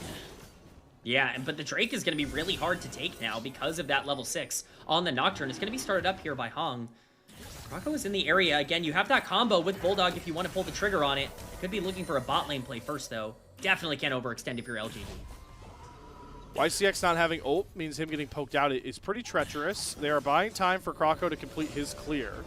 And yeah, so that little poke and little push towards pressuring that dragon is going to back LGD off. Pretty big win there for LNG because that first dragon would really help continue this early game dominance from LGD, even if the gold lead isn't really showing it. This is quite a scary game state for both teams, ironically enough, right now, because LNG definitely do not want to fight into a Nocturne that has level 6 with an accelerated bit of gold. Probably don't even really want to wait for first item in that regard as well, but on the same turn, that Nocturne diving in can immediately be answered by the double semi-global from Pantheon and from Galio, so either team overextending could very much lead to the end of the game. It's on a knife's edge right now, and with Grubs spawning in 5 seconds, Dragon still on the map, there's going to be a lot of things to fight over. The one thing I will say about the response from LNG is you will obviously get the Galio ult delayed because he won't be able to see any of his allies in the Paranoia to ult in, I'm pretty sure. But you can get the Great Starfall down, so it will be a bit of a delayed reinforcement that could provide pivotal in some of these tight moments. As we see Hong back on this dragon again, fully spotted. Missing's gonna make sure they even get warded trying to pull it out here. Krako gonna come off of his blue buff. See if he decides to pull the trigger on the Grand Starfall and have Bulldog join in as well. He's gonna push out the mid wave now. This dragon though, already down about half HP. LG have to make up their mind if they're gonna give or go. And we are slamming the big green button. Here comes Krako on. The lights get turned out. They're going to go after Hong, but he gets fully forced out of the pin. Now Xayah's left in a 1v1 with Krako. Bulldog should be fine off to the top side of this fight. LGD are just way too split apart here. Hong is one way. Y6 is the other. Xayah's out of the fight. This TP feels like it's a bit too late. They're going to go after Krako nonetheless. 1xN going to hold on to those chains of corruption. Krako going to have to flash to get himself out, but LNG, they just lose a couple of summoners and steal away the first Drake of the game. Yeah, it's a really huge turn from LNG. This is what I'm talking about. It's so hard to feel aggressive, even with the gold lead, if you are LGD in this game, because there's so many tools that can collapse almost instantly. I really thought the trade there was just going to be Dragon for Grubs in, both teams' direction. I thought it made sense for both, but LNG saying, no, we actually can get this Dragon. We don't lose a single person. Bulldog gets chunked out on the back end of that fight, but it doesn't even really matter. Hung can't fight at all on the Nocturne. Once he pulls the trigger on the ultimate to escape in that instance, there's no way for him to be able to either protect the area or keep the fight up. So LNG once again going down a little bit early, but being able to fight their way back. And now Krako's on these Grubs as we get this replay here. Yeah, it's too much. It's too much of a trigger pull here. You want to go onto the AD carry. You want to be able to try to stun up the Varus to be able to push him out of the fight, but it completely sells away any chance of being able to get the objective. And if you do not get that kill, the entire game kind of gets thrown out of balance. Yeah, credit to LNG for being able to punish this so well. But that TP from Sasa, I just think that's got to come earlier if you're going to look for that play. I feel like it should immediately come once we see like Grand Starfall and we see the Gallios flying. And if you really want to force that fight, because what does it end up costing you on the back end? Sasa has to walk back to top lane. He loses a plate. They lose the grubs. And now all of a sudden, you know, LGD still hold to a couple hundred gold in the lead. But the tempo is completely switched. And again, LNG doing what they've done so well in Group Nirvana, picking up early objectives that are going to force their opposing team to play into their wheelhouse. Yeah, I mean, it's a bad spot to be in right now if you're LGD. Again, the grubs, really something you didn't want to give over alongside the Dragon. You don't want full objective control going in favor of LNG with a comp that really has a lot of agency on the map. But remember, we did hype this up at the beginning of this game. There is no game state that is unwinnable for LGD with the draft that LNG have given them on the other side. There are plenty of ways to be able to fight things out in the late game. You just have to make sure you're not throwing away bad situations, and they can wait this out a little bit, make sure that they continue to farm well like they have so far. Definitely still some avenues for them to play from neutral, if you will. And speaking on that draft for LNG, I want to pick your brain a bit about this Galio from Bulldog, because I'm still accustomed to, you know, 2025 Gallios. This is my first look on a cast at 2026 Galio. The Rocket Belt, is that the new standard or something you're seeing from Bulldog because he's recognized that LNG really have to index into as much burstable damage in the mid game? I mean, it's kind of debatable whether you want to consider that standard right now, but it's certainly necessary in this game in particular. Right. Offensive Galio is certainly something that has, you know, really started to take over, and it's become probably the most popular way to play Galio, at least from my perspective. And I really don't see any other reason to kind of pick the Pantheon and pick the Rakan in particular down in the support position rather than anything other than trying to enable this mid lane. You see missing. Clearing some vision, but you're absolutely right. Like, this Rocket Belt definitely signals the direction that Bulldog wants to go. He's gonna have to be a big piece. He's basically even on the Yone here. See how long that lasts. YCX again getting his health bar chipped away at as our junglers both go for the Brawl Hong with a good little stasis to get away from the Pantheon stun. They both lose their CC and then come off of the play. Mid laner's looking to brawl. We got a lot of people concentrated around this bottom river, but no one daring to really look for a big fight. Maybe it's just the top laners that will go for it. Do we get to play my favorite League of Legends game show, Ultimate Chicken, with the top laners? Maybe. Sheer gets the Total Strikes back. He really wanted to pull Sasa into the all-out further lane. You can tell the way he was desperately trying to walk around him, but it does not manifest that way for him. Well, Ultimate Chicken would have been a bit scary for the Rumble, who has no ultimate at the moment, so certainly would have been a bit nervous in that exchange, but overall, just ends up being normal. Speaking of ultimates. Nice little Proto Belt, Rocket Belt out of Bulldog there. Dodges the Fate Unsealed. Nice little outplay there from the LNG mid laner. Yeah, you know, if you can dodge it every time, then all of a sudden that champion becomes a little less effective, so good to see that he's got the mechanics on him to you know, get that early on in the game, get that confidence boosted for later on. Level 11, being hit by every single solo laner in the game at the moment. Krako, actually a decent bit up on Hong in terms of XP. He is a full level up at the current moment. The first items are being completed, and that is going to be the big power spike when you're talking about LNG. There is not a time that they want to fight more than right now. You've got your ultimates available on your semi-globals, and Dragon has spawned. I'm honestly a bit shocked that we're going to reach about 14 minutes, so we've seen one Paranoia and one Grand Starfall, but I think LNG are a bit content with it, like you talked about, just playing for these Dragon timers. LGD rock up to the party. TP advantage is over on the LNG side for now, as Sheer joins with a huge shield, and that TP alone is going to get LNG the second game in a row. They take the first two Drakes off of the board, and picking up a Chemtech Soul, I feel like that's pretty valuable, especially to get off of the LGD comp. Oh yeah, that is going to be really important here, and that is the advantage you get from this comp and from this draft, is that you're going to have control over a lot of these objectives. There's no way for LGD to fight this out. Oh, here comes Missing. YCX could be in trouble.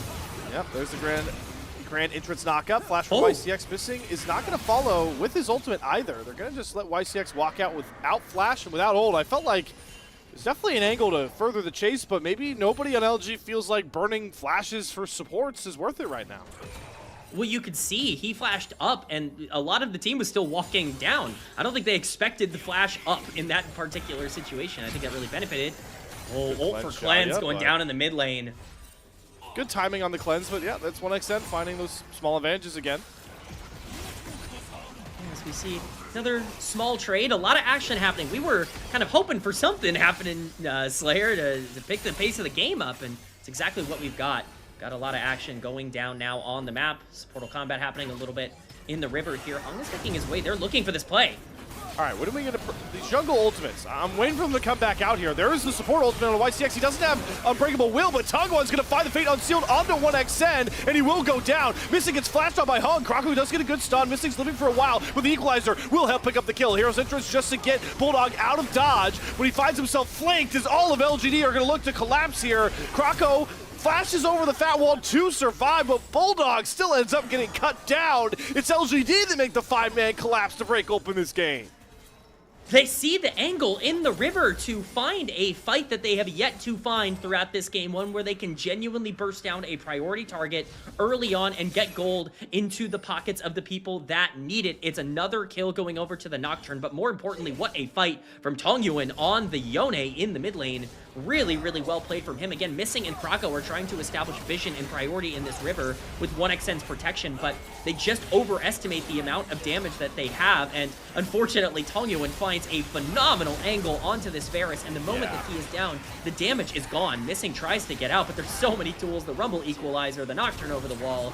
The ultimate from the Gallia was way too late, and at this point, there are no health bars left. Krakow just barely gets out. I thought he would die to the burn over the wall, but Bulldog is not so lucky. LGD a comp that scales, but Sasa's caught.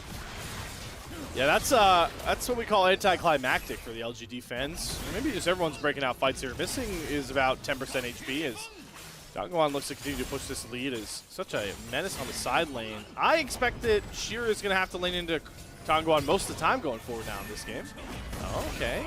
Fate Unsealed, he's trying to create distance here. Sheer, good buffer with the Unstoppable. I mean, Y6 is still here. Sheer's going to go out, pull Y6 under the turret, but he has Unbreakable Will. He can take up hella turret shots. And Dongguan is going to pick up himself another pretty critical kill as the Rift Herald also going in LGD's favor.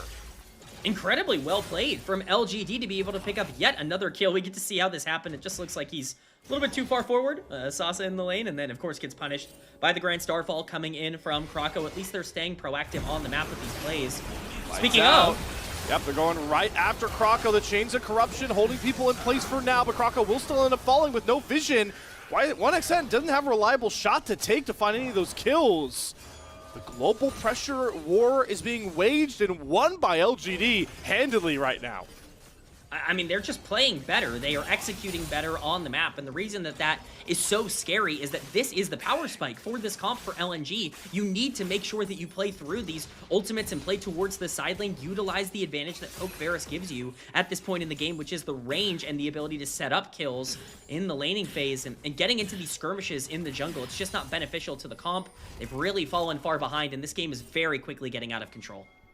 Yeah, they need damage control ASAP, because it's not even like they can afford to make the argument of, oh, it's okay, we picked up 3 grubs, we picked up the first 2 drakes, we could stall the game. No, you can't stall the game, because stalling the game just makes LGD stronger. So it's a weird pocket where LNG actually have to continue this aggression to get their snowball back on track, because the future is already looking pretty dim. Yeah, we said this at the beginning of the game. It was the #1 thing we highlighted with this draft is there is no damage if you are losing. Like, you have to be winning in this game. You have to be able to control river. You have to be able to establish vision so that you can poke out with Varus. If you can't do any of those things, it becomes so much harder to play. And now, Dragon spawning, it's sole point for LNG. They have to try and fight for this.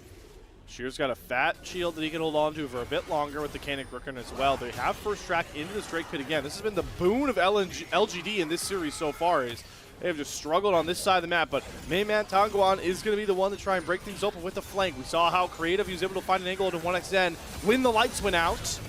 LNG really committing to stay bunched as 5, so it's really hard for Hung to find a way in. But Dongguan is actually taking it upon himself to just do the Dragon on his own. Krakow has no vision. He can't get into the pit. Dongguan continuing this creative Yone play, and he's looking for a Fate Seal. He gets 1xN to flash away from the charm, does land. Can he get back out before the damage comes across? Yes, but here comes the big hero's entrance. Bulldog gets knocked on his shot. Lights go out. They're going after 1xN. He is as good as done. Sasa gonna find that kill. YCX gets himself out of dodge as well. And LNG, they've got no range, and they've got no way to get on top of any of these targets. LGD scatter in all directions and cut down the fight. Grand Starfall is Kroko trying to flank out into Xiaoya, but they have to commit 2 flashes to find this one shutdown. Still, an overarching win for LGD. It's a huge fight for LGD. If the game wasn't in full control of them earlier, it definitely is now with the way that they played it. And things, quite frankly, went as bad as they could at the beginning of that fight. We're definitely going to get a replay in terms of how things broke down with the Yone and the engage that happened there. But all it comes down to is that Nocturne ultimate right on top of your Varus, and all of a sudden things become a lot more difficult. Tongyuan looking for an engage onto the Varus, but just can't quite land it. The CC locking him down, but at this point he has so many shields because he's a full item up on almost everyone in the game that he's able to survive. Xiaoya gets chunked out almost entirely, but that does not matter because he survives, and guess who doesn't? 1xN, his counterpart on the other side. Hung does have to flash over the wall to pick up the kill onto Missing here, but by this point, the damage is done. You pointed it out, no range. Without the Varus, there's no way to win these fights, and it was really, really well executed by LGD. And the flash is still going to be down, and there's still flash on Tonguan. Like, there's still going to be a Nocturne ultimate. Rumble's going to be able to flash on top of you. It's just almost impossible for 1xN to play out the game from this state. I am shocked to see our AI supercomputer still pitching a 50-50 game. Are we serious? Yeah, that's maybe a little different than my opinion right now. The 5k gold lead for LGD aside, I already think that their comp executes significantly better in the late game. They're going to have full control of this. Baron has spawned onto the map that is ever more going to be a threat throughout the rest of this game for LGD to pull the trigger on, because that's just yet another area for them to pull a lot of attention into. And remember, these 5v5 fights, they are definitely not going to benefit LNG at this point in the game, especially without that Varus setup. So you have to be super, super careful. You've got the battle going down on the bot side, but it's the picks that you want to look for if you're LNG. You want to try and get to that side lane with those ultimates. See if they can utilize them here. Level 15, he just doesn't fear anybody as the lights do go out. Good charm comes out from Missing. 1xN's protected for now. He does land the Chains of Corruption, but they're going to lose Kroko as the Unbreakable Shield does come down. There's the Fate Unsealed under the turret. Tonguan get himself right back out with the Soul Form, and they take the pick onto Kroko, and LGD smartly just get out of the fight because Baron's free for them now. I mean, that's it, right? Get them to walk into you, the comp that has full control over this area, and then take the Baron. With no Dragon, this should be, or with no Jungler, this should be relatively easy. You're gonna try. LNG, they're gonna work their way in. There's the hero's entrance. Tonguan wants to go after him. Flashes after 1xN. Missing do a good job to cover with the equalizer on top of the damage. Now this Yone is enough to get rid of the only damage source left in LNG. Shear's gonna pull Tonguan out of the pit with it all out. Should find them some trade. But the Baron will be locked down from Hong. The smite to secure it. LNG scattered into the wind, and they found themselves in the exact same spot as this matchup held them in the first time round. We are set ourselves up for a Game 3 once again from LGD and LNG. Oh, Slayer, after game number 1, I was getting nervous. I was getting worried that LGDs didn't have that fight in them for this series, but here we are, a 6.6k gold lead for LGD here in game number 2, and they're doing it so efficiently. Just incredible play from them to bait the fight in before this even starts, forcing the jungler to walk in and die so that they can create a scenario where they can go after this Baron. But once again, it's Tongyuan in the mid lane that is able to create so much on top of the equalizer. You've got the Yone damage, and the Varus has nothing to do. There's so much backline access from LGD that by this point, when he's supposed to have his lead, it's just not there, and there's no way to play. Sheer does well to, I guess, get the Baron buff off of the Yone, who can side lane super efficiently, but it's a consolation prize at best. LGD holds all the cards right now. And now they're just going to reap what they sowed. Look to target some of these turrets with the push power of a Sivir, now up to nearly 3 items, which is a huge break point for Xiaoya in this matchup. They've got themselves the Furious of Dragons coming up in about 15 seconds to even up the Drake count.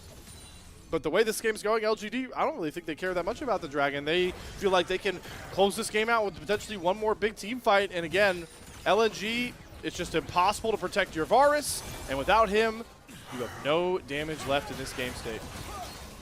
And the hard thing is, like, you drafted this macro comp with Pantheon Galio, and there's no chance that you're going to be able to utilize those ultimates really at any point for anything other than the Galio shield throughout the rest of this game. You got to make sure that you can try and separate LGD. If you can't do that, it's going to be super hard to win these fights. Already getting cornered in their own jungle.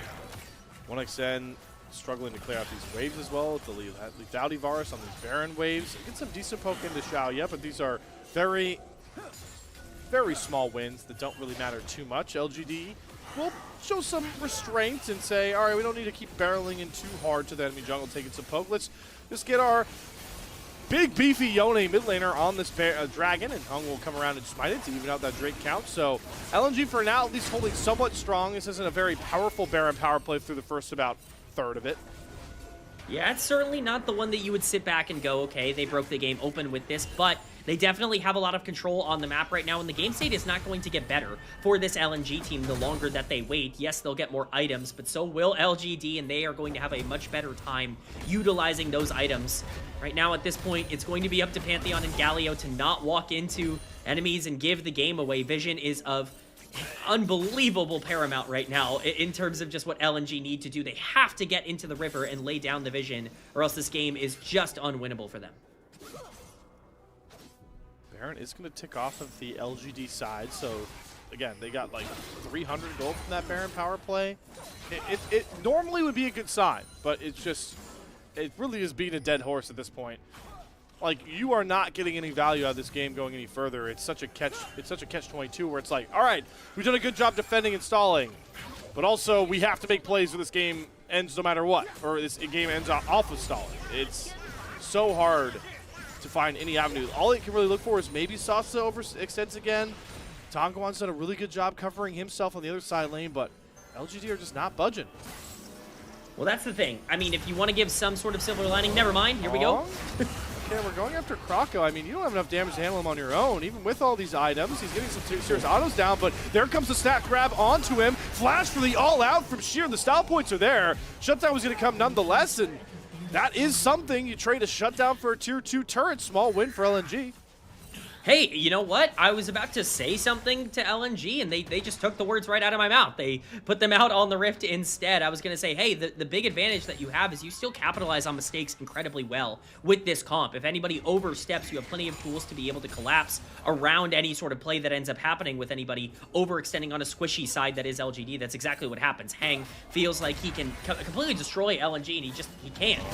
And now Tongyuan. All right, he has to Fate Unsealed to create some distance. Really well placed ult there from Krako. Yone ult's going to come off the board, and again, shouldn't cost LNG much. There's no real push coming onto the tier 2 tower on the other side. Again, we talked about it in the mid-game of Game 1 for LNG versus LGD, where they gave them one small team fight win, and they pushed it to a mile. LNG showing some serious resolve, finding one mistake out of Hong, and pushing the tempo a bit more. This is really starting to stall out.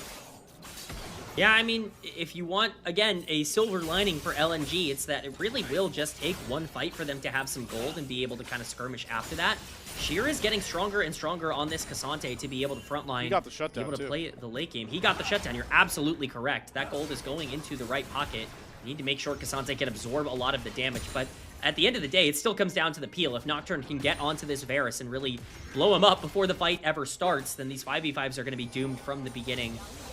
Krako and Bulldog still going to play a massive role in how the rest of this game goes.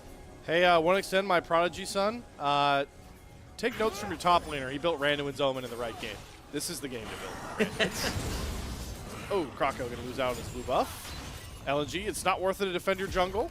You will just get collapsed on. Missing is playing a very dangerous game, but Tongwan doesn't really care about it, so I guess support will combat as always. Once the supports start fighting each other, nobody really cares. Baron back up on the Rift, though. Round 2 for LGD. This is worst case scenario. I mean, LNG have no vision. There's no way to check this, and it's going to burn down incredibly fast. You can force this 5v5 for free. All right, LGD, smart approach here. They're going to look for the Death Rush. Went on to Sheer, but Tongwan gets Bulldog. Good time to go into the stasis here. You see if he can flash away. Gets the taunt down. That is a lot of Tongwan's juice taken out of the smoothie. Doesn't have that big ults. Fate Unsealed and the spell form going to come off the board. And, well, that one little peruse out of the fight from Bulldog does get LGD off the Baron for now.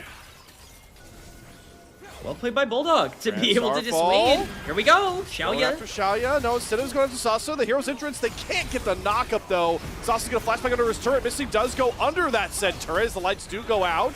But Hong doesn't really have a way to ult in. He's going to finally go in. He's spell shooting away from the taunt. Equalizer is going to whiff. Xiaoya has to flash away from Sheer, but now he just gets collapsed on by all of LGD, and Yeah, he is not that tanky, so there's the pick down for LGD, and now they can make their dance routine return to the Baron Pit.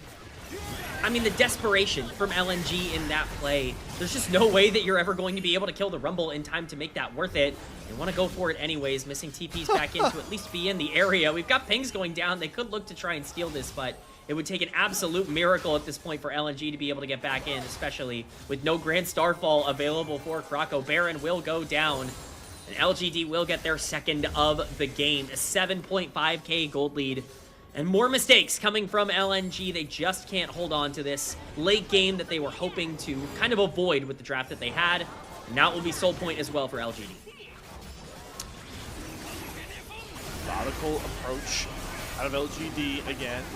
Showing some really good signs. Oh, 1xN had a shot at the classic Gumayushi, but now he will be punished for it. He gets stunned up on top of the equalizer, and then Hong delayed Paranoia ults on top of him. And with 1xN down, LNG really can't afford to hold any real estate out of the side of their base.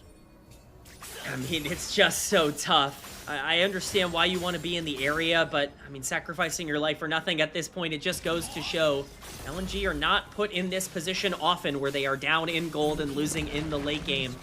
They are not reacting well, and LGD, to their credit, have been excellent in the late game here at pulling the trigger. See if they can do so here on the final push. They got Tongwon off to the side, gets the pick on a Missing, Fate unsealed. Good knockups come across though. Missing does get himself out. Krako and Bulldog are fine. Tongwon does have to flash away from where he returns to his soul.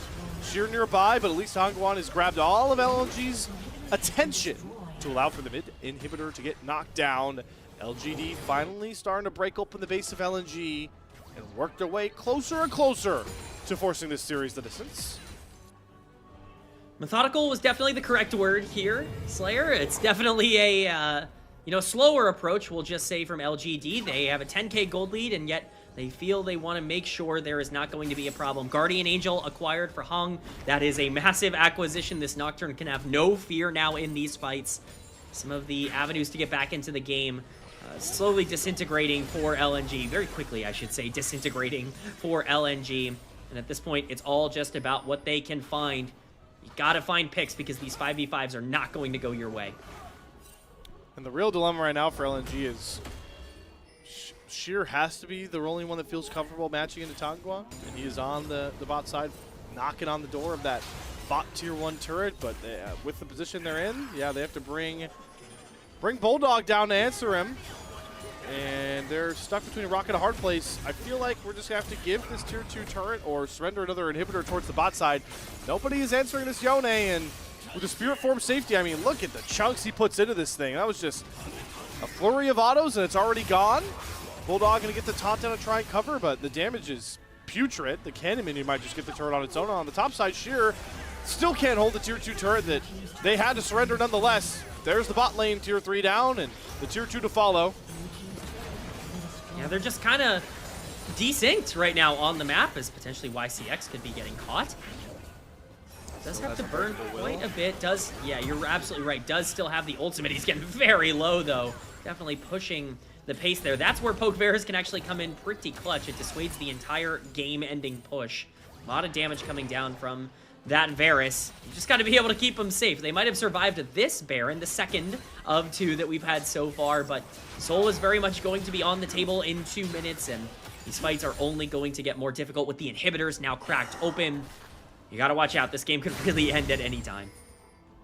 I sense, though, that LGD in their unyielding resolve will just safely farm the waves that push out towards them and wait for that Chemtech Soul. So we are still kind of locked into this state unless Hong wants to go for another play here onto Krako. This is what got him caught the last time. This time he doesn't have a GA, but runs into a taunt, runs into a knockup, another stun. Where's the damage, LNG? Any other game, any other draft, that should be a dead Nocturne, but it's just not in this world. I mean, it's astounding. I have not seen Nocturne dive into 4 people and barely take half his health before. It's truly incredible how far behind LNG are with just the lack of damage this comp inherently has, and of course the situation that their gold is in. Look at the difference in items right now. Look at Bulldog's inventory versus Tongyuan's inventory. That's a 5,000 gold difference in the mid lane. It's just really hard to push things forward. That death cap is, much needed for Bulldog, but it's definitely looking a little too late. So we see the Yone continuing to push onto the top side. This is just going to be a continuous push. We'll see if they want to go for Soul in 45 seconds or if they want to play these side lanes to potentially end the game. Looks like they do want to try and play for the objective, but either way, they're likely going to have full control. Rocco, there's no world you think you can get this. I mean, all right, Mystic's here, Bulldog's here, but I mean, this is not your jungle anymore. And yeah, Sauce and YCX will back him out. He might just secure the red buff. Lights are going to go out. They're going to go after Rocco again. Good knockup from YCX. He's going to hold the Unbreakable. YCX is making sure the Bulldog can't rejoin. Mystic has himself a lovely flank if it weren't for the fact that his team is dying on the front line. He's desperately trying to walk back. 1xN's going to hit the field goal on the Chains of Corruption, so nobody gets stalls out. Bulldog going to try and Hero's Entrance out, but instead he's stun locked in place. And LGD might not need that Chemtech Soul. They're just going to corral the straggling LNG members and point them towards their crumbling base to polish off one of their most dominating wins of the split, to once again claim a victory over LNG, the only team to do so far in Group Nirvana. The question remaining will be, can they do it again to hand LNG their only series loss of the year? Have to find out in that Game 3. But for now, it's just the formalities of knocking down the base if you are LGD. Turrets go down, lights go out, Nexus is out, and we've got ourselves a full slate series for Group Nirvana action. Okay, Slayer, we've got it. We figured it out. We have started to lock in on what our identity is. We just need to make sure that they draft no damage and we can get to the late game and win the game. It all ends up working out for LGD. Of course, jokes aside, they did play the map incredibly well. They understood that even with a lot of the proactivity that Pantheon Galio offers on the other side, if you can either match with the Nocturne or alternatively just avoid those situations altogether by clumping up, you're going to have a huge advantage. I think LGD played this game really well. Yeah, and you know, something you said when actually described, you know, in the break we had, you were describing how LGD kind of used the phrase, some of these Nirvana teams just overthink these games. LNG really overthought that draft. And yeah, I mean, you know, credit to Tangwan and LGD. I think this game looks a lot different if they don't feel confident enough to like slam an AD mid laner when the Galio comes out. Like, this is double AP. The Galio is a lot more valuable. It's a whole different game. But yeah, I mean, looking back at that LNG draft, I have some questions. Well, I mean, it also raises the question, if it's double AP, if you do draft, you know, a mage, a Syndra, in the mid lane to go along with the Nocturne, does Galio build tank that game and you have even less damage? Like, what's the direction that you go in, right? Yeah. You know, like, even then, like, you're still starting to find some issues in the identity. It's just a really hard draft. I said it in draft. LGD had the better draft, and I think they executed better as well. I think LNG really overthought this. You have to win this game before 15 minutes to really have a chance, and that just wasn't going to happen for them here. Not going to happen indeed. LNG still have a bit of woes when it comes up to their LGD counterparts. Yeah, I mean, we're going to go through the post-game stats. Not a lot of things that really tell the tale. The gameplay really did. 1xN, these damage numbers are fake. You were playing a very short-range comp that you could constantly put damage into, so good for you to top the damage charts. I don't think he really cares that he did this much damage after that game. Yeah, I mean, he had a rough time getting Nocturne ulted every single fight and just not being able to play. It's a hard existence for the Varus. I understand the idea of Poke Varus here. Again, I know it's probably going to get a lot of hate everywhere because Poke Varus is certainly not the most popular way to play the champion, but generally your identity this game, even with like an on-hit Varus, is that we still have to win in the early game, and Poke Varus does that more efficiently. If the rest of the team is running it down, there's no way to play this in the late game anyways. It just kind of ends up being what it is. On-hit Varus doesn't have the mobility to dodge this, so you know, it just kind of is what it is. It's just an unfortunate game for 1xN. Probably his worst of the split up until this point, and that's the thing for LNG. I mean, this is a team that hasn't had to go through a lot of adversity. We'll see what they can do now in Game 3. Yeah, I mean, I think I can't get over the Galio pick because you are now saying, all right, the Nocturne Yone comp, you can't ult anybody reliably but our AD carry. By the way, he's immobile. So we thought we got you. You can only ult one guy. It's a double cross because that guy can only do that, which is flash, and then wait, there's a Nocturne in this game, right? There's a Nocturne. Yep, there's the Nocturne. and my game's over. Yeah. Yeah, I mean, the game ended pretty fast. Like, all it takes is one fight. Again, you can't screw up with this LNG draft, and I think that is the main takeaway. I agree the Galio is the biggest problem with this draft, not only because of the lack of damage, but really because you have no actual use of the Galio if you're not ulting in on the Pantheon. Like, the champion just doesn't really accomplish all that much going into the rest of the comp here. I mean, it's there for peel, and if that's what you're drafting your mid laner for, it's just hard. He was down 5,000 gold in this game. It was just rough overall for Bulldog, and, you know, we highlighted that Bulldog has been the player that we've had the most amount of question marks on LNG, even in their wins so far. Yep. Certainly was a bit of a mid gap here in game number 2, and there were shades of that in game number 1 as well. Without a doubt, K-Man. And so, player of the game, I think should very clearly be Tangwan, by the way. Share that sentiment? Yeah. I mean, Hong had a great game on the Nocturne. I certainly, you know, if he didn't go in and die to Krako, I would have felt a bit more passionately about his chances for MVP. But I agree. I think the Yone was incredible in this game, especially it being something that he clearly was like ready to pull out. We haven't seen it from him this split, but he looked very comfortable on the champion. The matchup went well, and I thought he played side lanes great, if that, you know, even mattered at the end of the game there either. Yeah. Well, it gets him the MVP. So Tangwan, one of his most stellar games. I think even with how much we're preaching that the draft was very friendly towards his LGD team, he still does make the really nice plays off of the paranoia in those fights that were supposed to be where LNG could find thriving wins. So congratulations, Tangwan. LGD, we are getting a second crack at what we couldn't do earlier on in this split, and that is topple the undefeated series score that is LNG. The only team to take games off of this squad, but that doesn't really matter in the standings if that team ends up undefeated. Can LGD right their woes of the first round robin, or do we have ourselves LNG as the solid best team out of Group Nirvana? One of those two realities will come to your screens after another break.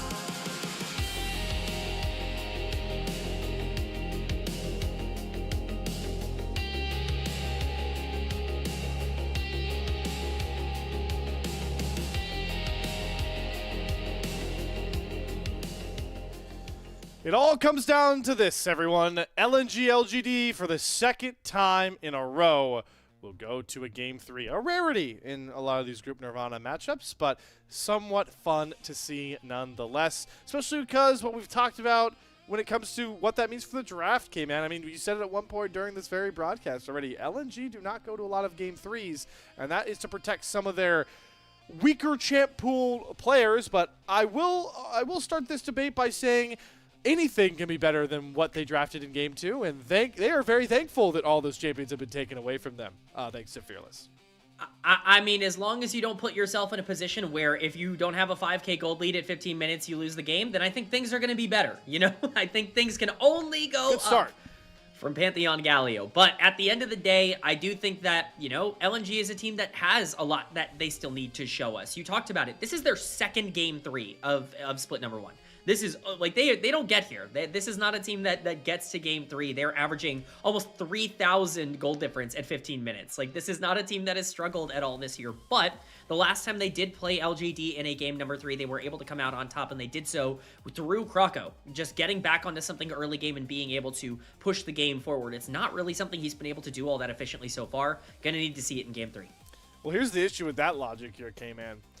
What junglers do we confidently classify in that category left, right? We've lost Pantheon, Jarvan, Nocturne, Xin Zhao. So what's left? Like, do you like a Wukong? But like, I think Wukong just gets banned in this series if you're LGD again. So what champions even fit what you want to see from Krako for this Game 3 that are left?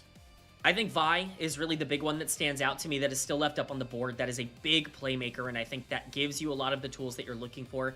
Depending on how spicy you want to be, Kiana is still up on the board as well. If you really want to try and play that more aggressive style, Trundle could be an option. Typically, that is saved for some specific counter picks, but with things like Malphite kind of falling out of meta after some changes on this patch, Trundle itself, I think, is still a pick that you can prioritize if you want to do that. In drafts like this, all of those champions would give Krako the priority he would need to really take over.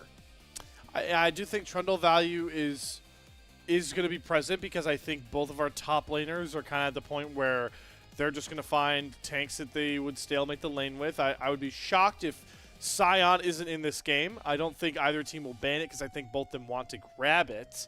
Guess that will depend on who grabs first selection here. LNG, another reason they're in a rare territory is they get to select first. They have first selection for this just the second time here. So speaking on that and what you want to see from Krako and stuff, do we feel like LNG should just take?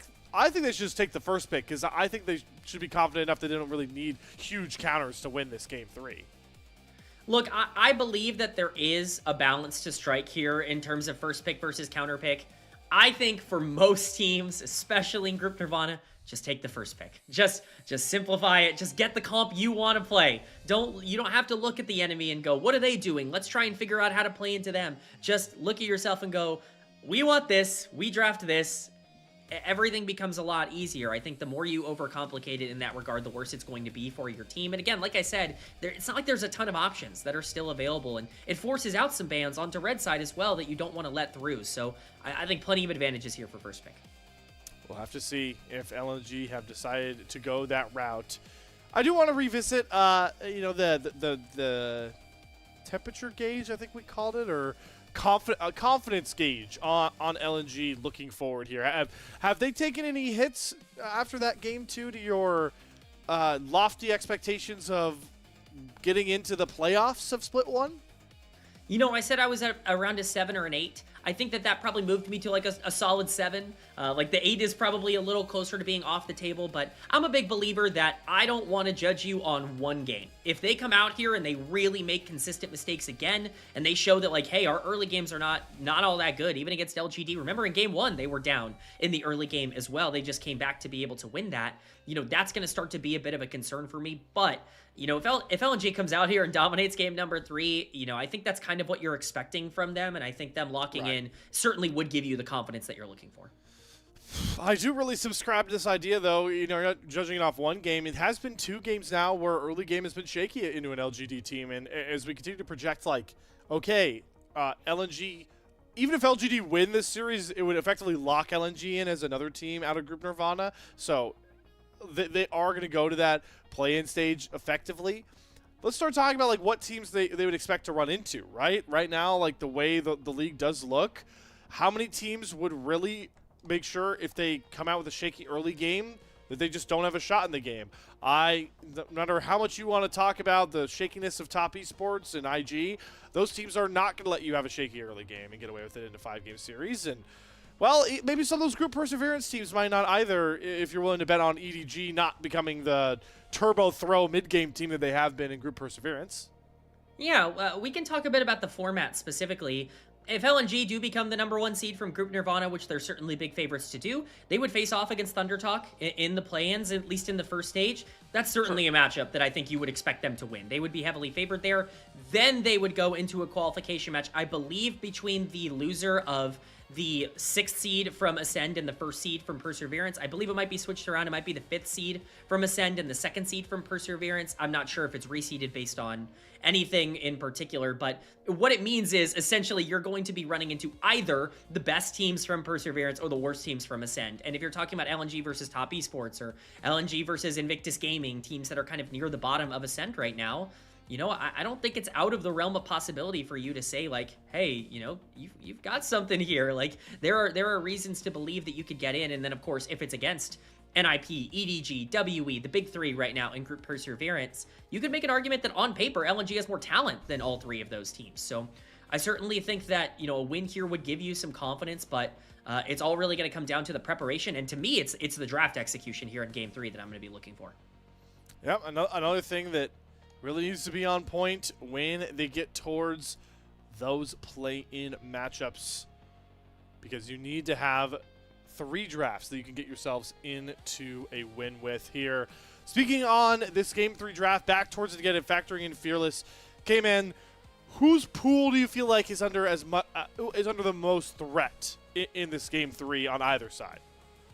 You know, we've highlighted it before. I think Sheer is certainly an answer that kind of comes to fruition, where it's like, well, Sheer hasn't had to play a lot of Game 3s, and you certainly have some up and down moments. He really didn't look all that comfortable on the Cassante last game, and not that he had a lot of chances to play the game, but overall, I think he made some questionable decisions. He died randomly top lane when the team was investing resources onto the bottom side. These are things that you just want to see avoided. That was his first Cassante game of the entire split. Outside of that, you talked about things like Renekton and Sion being highly prioritized. Like, he really does have a pretty specific champion pool. I'll also point to his teammate missing, if only for the fact that I think a lot of enchanters are going to continue to get banned out throughout this series. It seemed to be a priority in the later stages, and I don't see any reason to change that.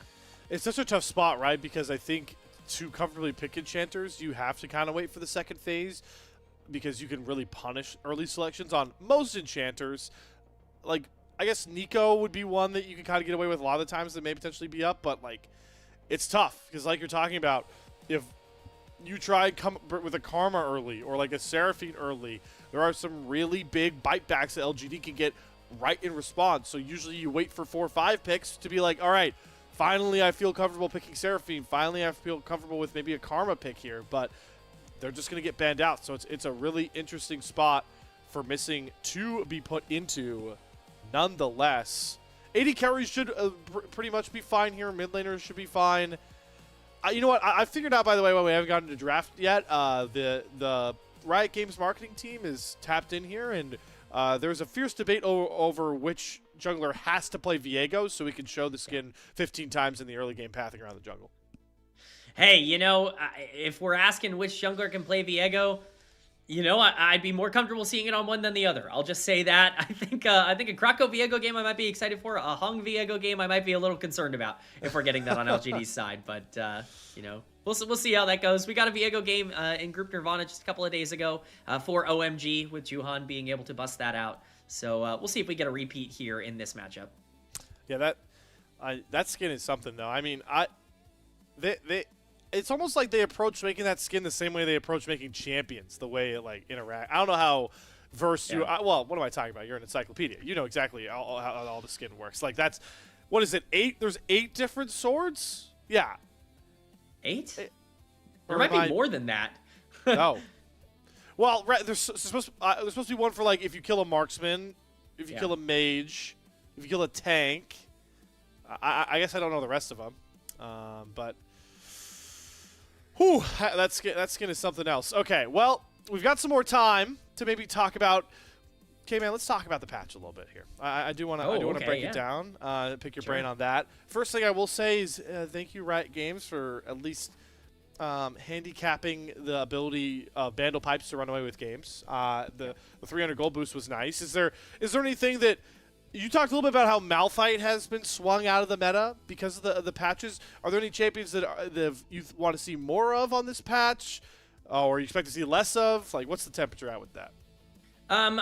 Generally, I thought hyper carries were going to be real in season, just in general this split, and it seems like we have kind of fallen out of that. But the Malphite changes, I think, are certainly the most relevant for pro play. I mean, top lane Malphite is gone. We see a lot of people talking about Malphite being a potential counter pick to certain top laners right now. It's just not possible. That champion is very weak, and the constellation buffs are not going to be quite enough. I will say, Malphite jungle, still playable. I think that there are teams that feel like it's not, and I would urge teams to try to see if they can still find those engage patterns. The teams that have stuck to the Malphite, or at the very least have been able to keep it in their rotation, have actually found some decent success on this patch. So I'm curious to see if that ends up sticking, or if that's something that really ends up fading out of the meta entirely. I find it so funny that this series is like a microcosm against how I feel AD carry should be, because 1xN wants to slam lane, and Xiaoya doesn't like the hyper carries, but I still just think, like, it's not even just, like, the feed hunter bolts are such a big thing that, like, brings, obviously, Yunara into the forefront. It's also the reason, like, Ashe is even more comparable, because now we have, instead of, like, the looking for huge Ashe arrows across the map, you just ult the first guy in front of you, and then you get those, like, huge autos out. I still think there's, like, room for, like, Jinx to see more play in the meta too. Like, Exactly. This series is not indicative of where I think AD carry is in the meta right now, which is hilarious.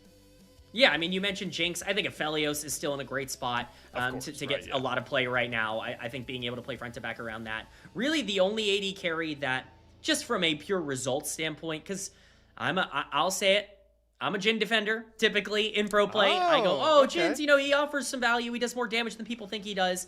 It's not looked good so far in 2026. I think through his first, 17 games, he was, 1-in-16 globally, which is just a bad look for the champion. I imagine that is going to stay a bit of a problem. We saw Sivir. I think Sivir is kind of, one of the more stable ones to kind of fit into that category. But again, these AD carries, you fall into two camps with bot lanes right now. You're either Ezreal Karma, Ashe Seraphine, Corki Nami, and you're there to win 2v, Calista Renata, you're there to win 2v2, or you're there to team fight. There is no in-between in terms of the way you want to play the game right now.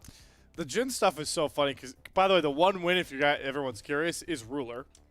Yes. That's the one win. But for LPL standards, there was a game where Jachi gets to 6-item Jhin, which I thought was such an interesting thing, because in that game we were talking about how having the hyper carry conversation, and it was someone's brought up the fact that at 6 items, I actually think that Jhin is the biggest hyper carry that there is in the game, which does kind of make sense.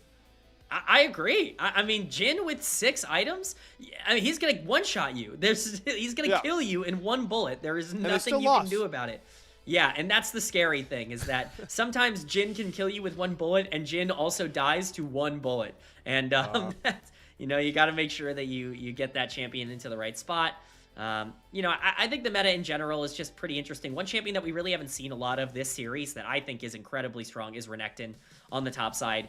To me, Renekton is one of the big two, I think, in the game right now. I think that there are two big picks that I personally would not really be allowing through draft. And to me, Renekton is kind of right up there with the Jace in terms of just, I don't want to see it. If I'm the enemy team, you have to play such a specific way. Renekton's power, for those of you who don't know, has kind of been shifted a bit. He's still very strong in the early game, but his late game, his 3-item spike and the ability to get onto the backline, it's so much more consistent. The survivability with the ultimate in the late game is really high right now. He can really affect games as a primary bruiser, and I would expect to see more of him throughout the year. So, with top lane, where was your temperature at with Zahen? Because, I felt like I got an early look at him before he actually came out, and the people I was talking to were just like, this kid is so uber tuned. I don't know how this guy ever loses any sort of duels later, or how he warps a team fight completely. And I mean, it's safe to say maybe some people, I don't know if you held the opinion that you thought he would fall flat, but he's certainly fallen flat in a lot of the games I've ever seen. Even like the cool revives that I've seen some of these guys get, like they revive and their team's dead. So it's like, I don't know. He feels pretty useless compared to what I figured he would be. I think useless is maybe kind of a term I would stay away from. I think that he is specific in the way that he functions. I think it takes a winning matchup. I think you need to make sure that you use him as a counter pick. I think Blind Zahen is just not strong. I think there are plenty of ways to deal with him and, you know, kind of take him out of games. There are many lane matchups that if you're playing that champion from behind, the damage is just not there. It's completely non-existent, and there's no way for you to be able to get back into the game. But if you are able to generate a gold lead, if you're against a top laner that's going to be a bit more passive, that champion can have a big impact on the mid game and really start to scale things out. I compare him a lot, obviously, to you know, a champion he probably gets compared to a lot that is also very in meta, something I want to see more of, and that's Aatrox. But it's not quite the top lane Aatrox that I want to see. Jungle Aatrox is just, it's where it's at right now. That champion looks incredibly powerful when it gets ahead in the jungle. And you know what? If there was ever a time to bust it out, I think this series would be it for me. Yeah, that's a good shout. It's so funny with Zahen because I feel like he's a perfect champion to gauge your league age, right? It's like I just show a player a clip of Zahen revive and ask them the first thing they think. If the answer is not Aatrox, well, that makes you asking the question the other guy, the other person, it makes you feel old if you don't hear that answer, right? Because that's the first thing that comes into our minds, right? It's like, oh, that's OG Aatrox. Yeah, I mean, I've been playing since season 2. Like, I can't be getting any of these accusations about like, oh, Aatrox had a revive. Oh no, oh we can't be going down this rabbit hole right now. Have you had that conversation with somebody yet, where like you've had to like break to them the like. I don't want to say break the news, but like give them a history lesson on like some of the things that League used to have in it. Like, what do you, if you had to say one thing to a new League player to completely throw them off on how the game used to be, like, what thing would you tell them about? That's a fun question to have. Oh, I like to tell people that support used to be a role where you got 0 gold. Like, where that was the game. Yeah. Like, you just couldn't buy items. Like, all your gold went to wards and you didn't get items throughout the game. Because I think that really confuses people, where it's just like, well, why would anyone play it? And they go, exactly, right? Like, you know, you got to play Blitzcrank. That was your reward in season 2. Is you got to hook people. But I think that's probably the main one. I think everything around jungle, Moogle's Lantern confuses people. So you know, Feral Flare just gets like weird looks from people now, right? Like, it's like, what are you even talking about? What do you used to buy that thing? Like, you know, the one that I like to say though all the time, K-Man, is I like to tell new people that Graves was an 80 carry. Oh. It used to be that Corki was an 80 carry, and you're like, oh, what? And here we are. Yeah, that's true. But I like people looking at crazy like, what do you mean Graves didn't? Like, Graves didn't have to have like 2 shots reload. Like, he just autoed. Like, he just kept going. Like that's a crazy concept to think of. What old form champion do you miss the most, K-Man? Like, you wish was like you don't like the rework? Because I think Riot's done a good job with a lot of the reworks, in my opinion. I agree. I agree. I think the reworks have mostly been successful. I'd be lying if I said I didn't miss old Akali, just because I get tired of new Akali. Well, any not now pre-shroud blocking turn shots. Okay, I was like, you are not going to get away with saying that on air. If you tell me no, you like the one with the I'm talking release day. I don't miss release day Akali for playing Akali. I miss release day Akali for the lack of the current Akali. Personally, but I think I gotta think. Oh, you mentioned Graves being an AD carry. You know who I miss is old Urgot. I miss release Urgot with the ult that switches positions on the map. I think that was awesome. Oh, that thing terrorized me because I was like a teenager playing League, and the sounds that Urgot, I was like, ew, I don't want to go near this guy. He makes the weirdest noises with his weird autos coming across. Yeah, that was something. I'm trying to think. I had one on the tip of my tongue, and then you said old Urgot. It completely threw me off, to be honest with you. People don't realize how stupidly oppressive Caston and LeBlanc used to be, because those two, their Qs used to have silences. That was like the most oppressive thing. Like, because Caston was the most overpowered champion for like a huge part of a calendar year, because he used to be able to silence you and then drop his combo on you. It's like, what? You didn't even get to play the game. Yeah, no, I mean, it was the worst thing that League has ever done. It had, what, 99% ban rate at some point. Yeah, it was, oh my you know, gosh. it was very funny. Definitely want to give a shout out as I'm being reminded of AP Master Yi. Let's not forget the Oh AP my Master Yi God. pentakill montages on YouTube that would Oh get my 400 God. likes, 7,000 views. The pop off material that bred a generation of Master Yi players. Oh man, that's a goodness. good shout. That's a pretty good shout. I mean, people telling people. Here's a rework that I do think, as much fun as the old version of this guy was, probably one of the best reworks I think that ever happened was Mordekaiser. As much fun as it was to drag around a giant dragon and fight with it, his kit was like super clunky. But if you tell some Gen Alpha that just downloaded League, yeah, you could have Dragon as a pet and just like bring around like. They would just call you crazy. That's another one they'd probably call you crazy. I'd like to shout out our production team and other random LPL casters, as they are very much helping us through what is very clearly a very long pause, just like randomly shouting out like random examples, because I definitely can't remember all of them, and there's a lot of people older than me on this team, so they know more. Yeah, I mean, you think people are going to get confused that Graves was an AD carry. People will get confused that Urgot was an AD carry. People are going to get really confused when they tell you that Mordekaiser was an AD carry. You know, that's the Juggernaut meta for those of you who missed it. Yeah, Is that the biggest Worlds warping meta, you think, the Juggernaut one, or the? I think there's some conversation. I think Juggernaut. I think Ardent Sensor certainly pops to mind. Yeah, all right. Well, hey, we're in. We've popped into draft. Whatever issue has been cleared. I was seeing some of our players get sleepy on stage. It was getting bad. But we have now woken up into this game 3 and final draft of our series. And out the gate, LGD are making it clear, Sheer, you are not playing a champion you are comfortable on. Well, you know what? This does worry me a bit from an LGD perspective, because you know what this could theoretically set up is that Game 3 Udyr. That could be on the table for Sasa. That is definitely something that doesn't want to see Renekton or Gwen on the other side of the matchups. Certainly is something that you at least have to think about. It's going to be the Mbessa and the Jace taken off the board. The Ziggs, the final ban, coming out against 1xN. He had a great Ziggs game earlier this split. Actually, I think it might have been the game they lost, but he played pretty well in that game. Yeah.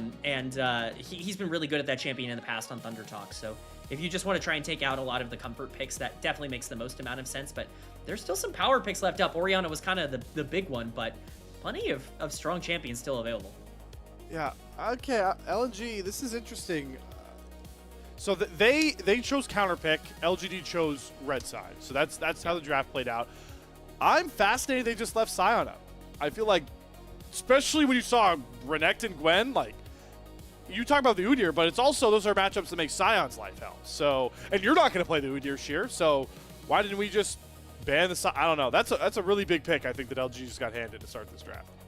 Yeah, I mean, now the question is, like, what's your tank buster, right? Like, what do you break through? Is this going to be something like a Rek'Sai coming out from Sheer? I think that is certainly something that kind of interests me in terms of the direction they want to go in. For now, they'll draft the Yunara, certainly, as you said, the premier hyper carry of the patch at the moment. I think Yunara just has so much safety and so much consistency with the way that she can play out a lot of these laning phases. Do you want to early pick your support here? We talked about Missing's champion pool potentially getting pinched later on in the draft. Something like a Lulu is available, but as I called out, Krako's Vi definitely got to be something you put near the top of the priority list. I think this is a very fun setup for them to just maybe slam Talia here, pick that one up. Yeah. Xiaoya, listen, I don't think the game has changed enough for him to warrant how often he's slamming the Draven, but I respect the hell out of it. He's already boat racing how many Draven games he played last year, and he's got his third of the split already.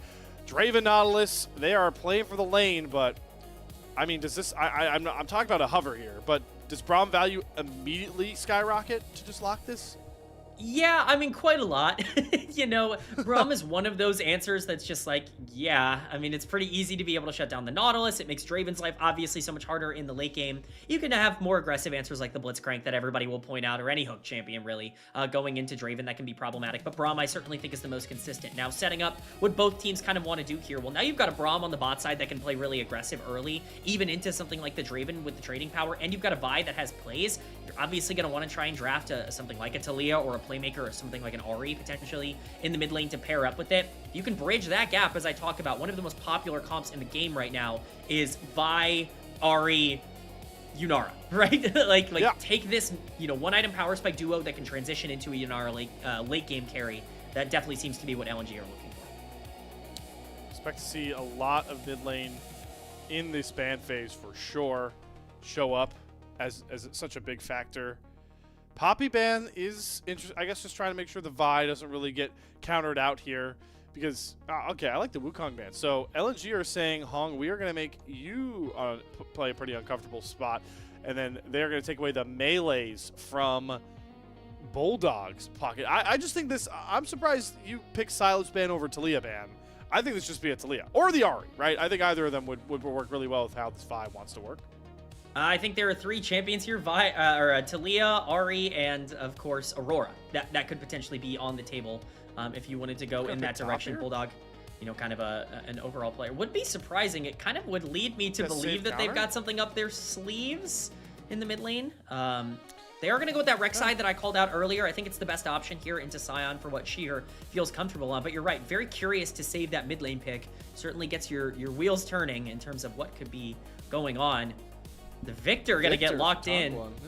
This tells me that they might go for something like a Mundo in the jungle if they wanted to go for that. Just this big, beefy comp to play around the Draven. Yeah, I do think, okay, this is a good, like, cohesive comp. But, like, Rek'Sai Vi immediately is a lot of pressure for a Victor and a Draven to deal with. And we haven't even picked mid lane up yet, which I do think... Yeah. Bulldog, we should just lean into like something that can follow up that damage. Hui is fine. That you get the safety, but Severing Bolt, Spiraling Despair, like all of these long range abilities can follow up the Vi and the Rek'Sai. So LGD, you have got like the beefiest front line ever. You are not going to lose front to back. Do you ever play a fight front to back? We'll have to see. I mean, the scariest thing about this draft for LGD is just that they have no tempo in the mid game. They have no tempo at that one item power spike. When things are getting to level 6 and you want to try and play the map, you have no way to actually do that. The Draven needs to cash in order to carry, and I think it's going to be really tough for him to cash in this game. There are very, very few ways to start fights without someone overextending to a Nautilus pick. So all of the agency in this game is going to be on LNG, but if, LGD can scale themselves into the late game like they did in game number 2, they definitely do still have some options to be able to deal some damage later on. All right. It may have gotten a little bit anticlimactic because we went down memory road with League of Legends itself trying to get into this draft, but we are through it. And, well, I would say both teams accomplished things we laid out for them in the pre-show. LGD, simple, succinct compositions together that got them the Game 2 win. It's what they're headlining here in Game 3.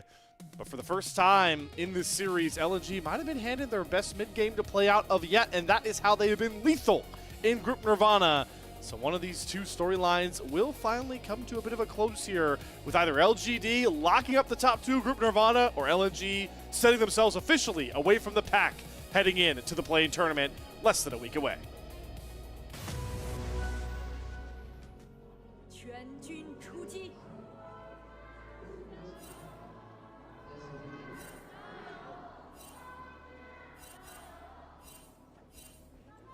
I think the fans were a little sleepy too, waiting for that draft to come across. The Jayos may have taken a bit of a hit, but they are still present in the arena as we get out onto the rift here and grab a pillow and blanket every time we pan mid lane.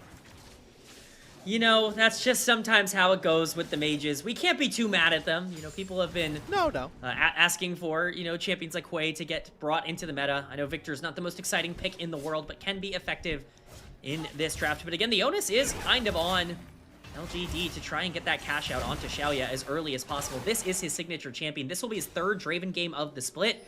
He had 2 Draven games last year, which is insane to say. He's already eclipsed that mark. He clearly sees something different in 2026 than he did in 2025. Part of that has to do with the snowballing. We'll see if he can get that snowball rolling tonight. Do you want to really highlight how missing can be such a problem for Xiaoya in those cash outs? Remember, the unbreakable wall, the ice wall he throws up, does actually not only block the whirling death damage of later ultimate, but also will not let it go keep going, right? So you don't even get the craft back. So that is very important to see. Is YCX does hit the wall on his dredge line. They do get level 2 first. At least they trade Missing's heal out for just a bit of a speed up, but not too much gained in that aspect. We will both junglers pathing down here, but for the first time, two junglers that want to play this early game very differently. Croco, you highlighted him as such an aggressive jungler. Well, into this Mundo matchup, he can really wreak havoc while Hung is just trying to power farm up.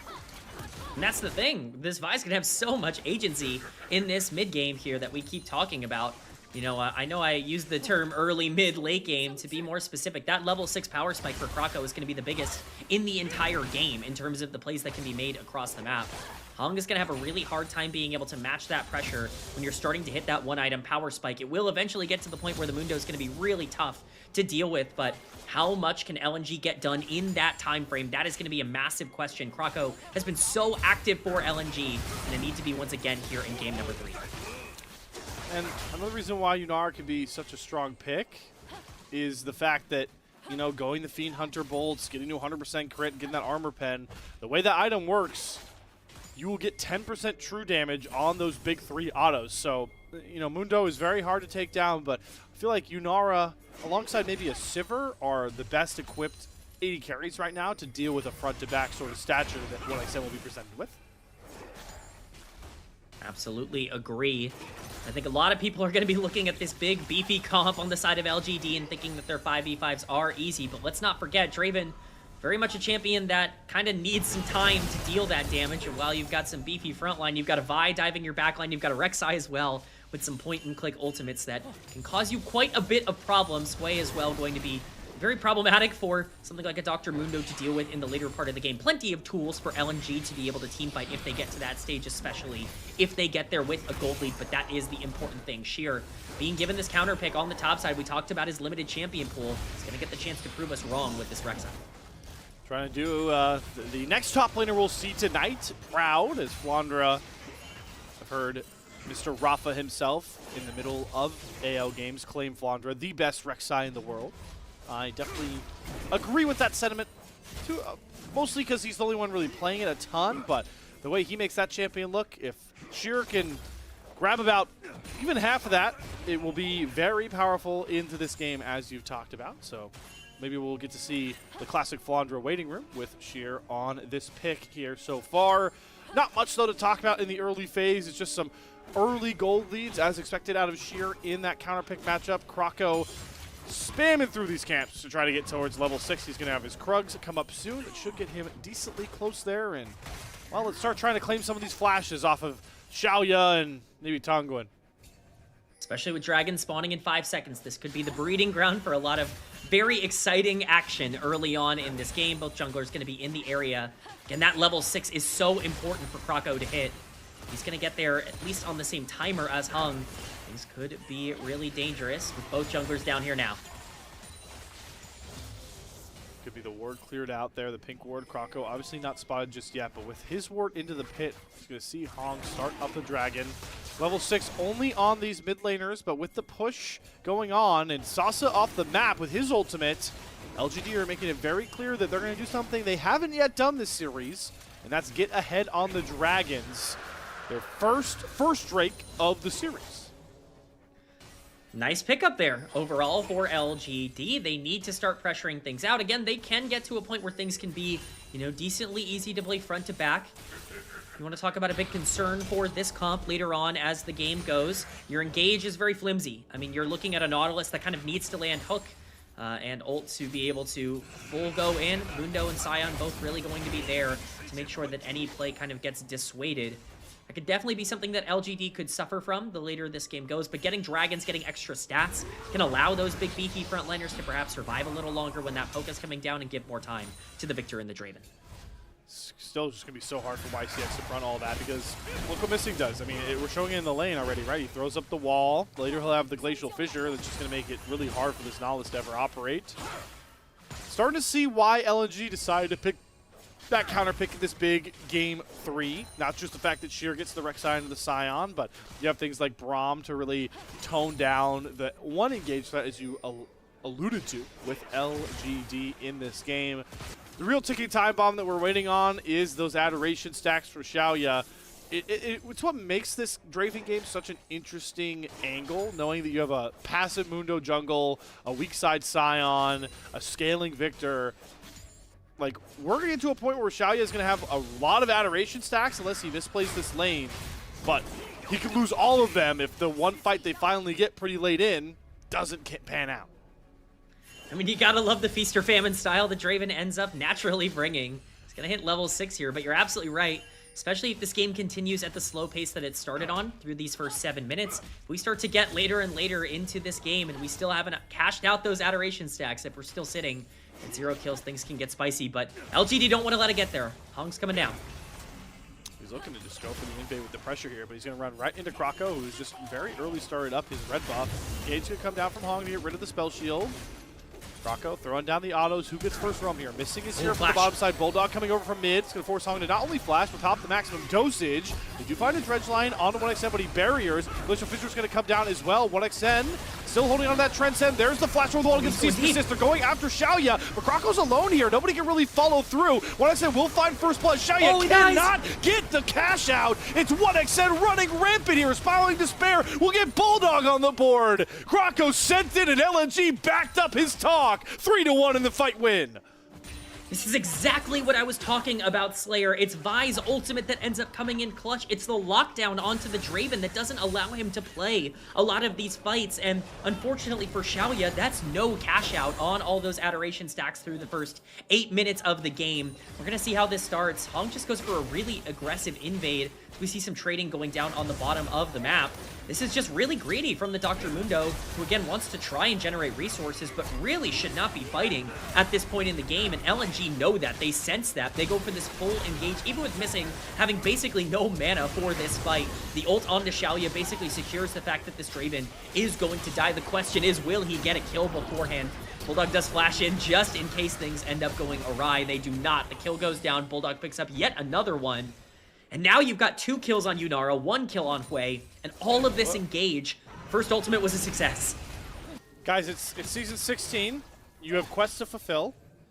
This feels really weird for Xiaoya and YCX. I know it's just, you know, like wave management-wise, it might have made sense since Dongguan was already down there, but it is a real hindrance that you are losing valuable quest time on both of these guys. So to make it back out towards the respective lanes, but that effectively does set them a bit further behind than the stats really tell, especially for the 80 carry quest where you just cash in straight gold when you get that one completed. I mean, and you can't afford to have this Draven behind in any way. No. There's a nice dodge there from the Q on Cheer. He's going to go for a trade here, but no way you're killing that Scion on the top side. Here we Gonna go, be tough. Get the bomb. Oh, the cleanse on the Q. The stun should still land. Nope, one auto short. The whirling dead turnaround. All right, well, there's that Adoration cash in. 1xn overextending one of his big boons of this split so far in lane. Just a huge mistake. I don't know why 1xn was tanking tower aggro there, but it's just a big problem. A greedy play, a greedy ultimate, and a big punish there coming in from LGD. Xiaoya kind of let back into the game on that play, really, when we get a replay of what happens. 1xn just jumps in and feels comfortable to go for this, but look at tower aggro. 1xn hit him first, and that means Missing is not taking it. It means 1xn's getting lower and lower. Whirling Death comes out, and he just dies. This is not the first time we've seen this from 1xn. Certainly something he's going to need to clean up as this game goes along. Second dragon spawning, it could be LGD's. Yeah, it stinks because I think he played that first fight as well as he possibly could, even with the aggressive flash. Hold on, though, we're going to have to go towards this dragon. LNG not wanting to give the second one up. Spike fight, 1 HP! It's picked up by Hong. The health bar is already pretty low here. They've got the problem on the front lines. Falling Despair's going to hit onto Sasa. They've already got rid of Xiaoya, and YCX is way too far up creek with no paddle to really deal with. Stacking the fears is Bulldog, and Sasa will be the next to fall here. Sure, you got the first 2 Drakes LGD, but you're bleeding gold over to your opponent.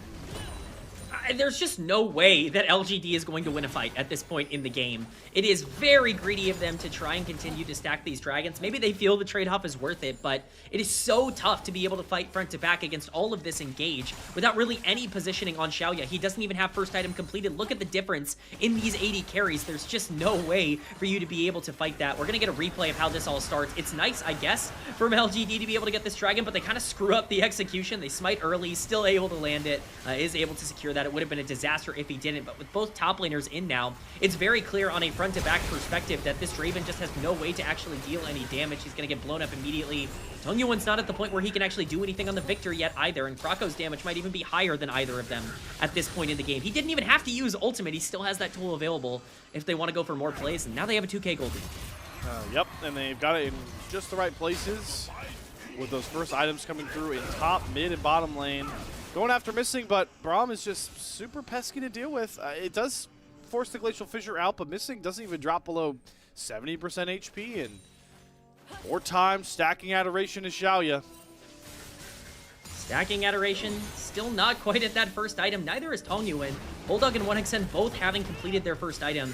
This is exactly what we were talking about. This is the timer for LNG. This is the strongest in the game that they will ever be in comparison to LGD. They need to capitalize on it. I'm going for an aggressive invade. He might be the target.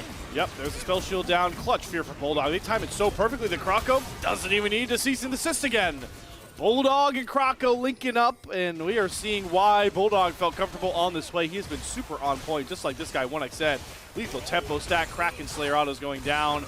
He is ripping through YCX, and Krako's like, hey guys, I didn't have to ult for that first play. I see a Draven. We're going to chase him all the way off of his wave. Whirling Deaths to even pick up some of the straggling minions, but still bleeding even more resources. And I want to point out, K-Man, really quickly, look at the quests right now. All that from that weird lane assignment. Yeah, I mean, it's completely destroyed Xiaoya's game. He's 1,500 gold down on 1xN right now. I mean, this is looking disastrous for your signature pocket pick Draven. He's just so far behind. You cannot play this draft or this comp from this position easily. It's going to be a lot more difficult. Also, Hung needs to stop invading and getting caught on these camps. It's really costing his team a lot of pressure, especially without the bot priority. Xiaoya is the priority at this point. Level 8 to Tongyuan's level 11. You want to make sure you can get your mid laner into the game a little bit here, but same thing for the bot side. These big beefy boys can only do so much when you don't really have a lot of damage behind them. It is already looking pretty bleak for LGD. Something we outlined out of draft, that LNG just have probably their best, most powerful mid game, and right now in laning phase, they've righted the wrongs of this earlier series. There's one Braum ult, and Xiaoya's flashed right back down. I smell a Krako gank coming, or maybe just a Krako dive. There's already pings coming down. It's forcing Hung to even think about a potential of this happening, so he's going to look to cover, but instead, it's the YCX depth charge. Missing throws up the shield. Xiaoya does no damage whatsoever. Xiaoya immediately has to bail out, use the cleanse. Now both summoners are down. Krako nearby. The turret down to about 2 plates, but Bulldog has made the roam over next. Xiaoya does not have much safety under this turret until the wave starts to thin out, but it's still another gold win here for LNG as they start to steal away these camps from Hung. Not only is it another gold lead for LNG, once again, look at your quests on the top of your screen, or I would tell you, but they're gone now. It's only Xiaoya. He is the only one in the game who has yet to complete his quest in 15 minutes. It is nightmare situation for this Draven who continuously is getting starved. Oh, there we go.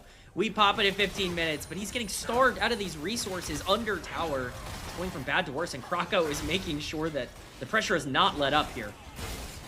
Yeah, they are really pushing for this first turret. I don't know how much more aggressive they have to go. Hung does kind of win most of these 1v1 trades into Krako, and Missing's taking a good lump sum of damage. 1xN eats a dredge line, he'll be fine. And now first roam is to Tongyuan, but how do they really cut down this angle? They've got no depth charge. They're waiting on a dredge line from YCX. Hung doesn't land these slows. There's the depth charge, or the dredge line going wide.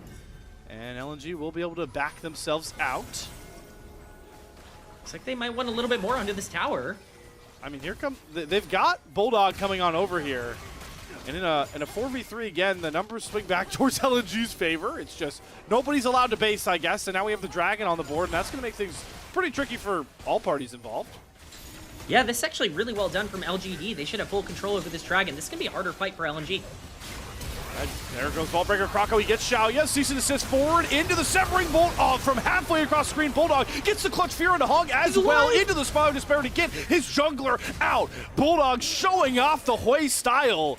And it saves a trade fight for LNG, and now they get the Dragon and shut down the real only win con left for LGD. It's just going from bad to worse for LGD. I said that this might even be the setup that they were looking for. They play so aggro in that area because they feel like they, want to pressure out LNG before this dragon spawns. But it doesn't matter if Krako has no HP. It doesn't matter if Missing is below half health as this fight starts. The flash engage onto Xiaoya to follow that up immediately with the ultimate. You have just enough damage coming in from both Krako and Bulldog. It's actually the Arcane Comet that picks up the kill onto Xiaoya to make sure he doesn't get any sort of, pullback from the ultimate.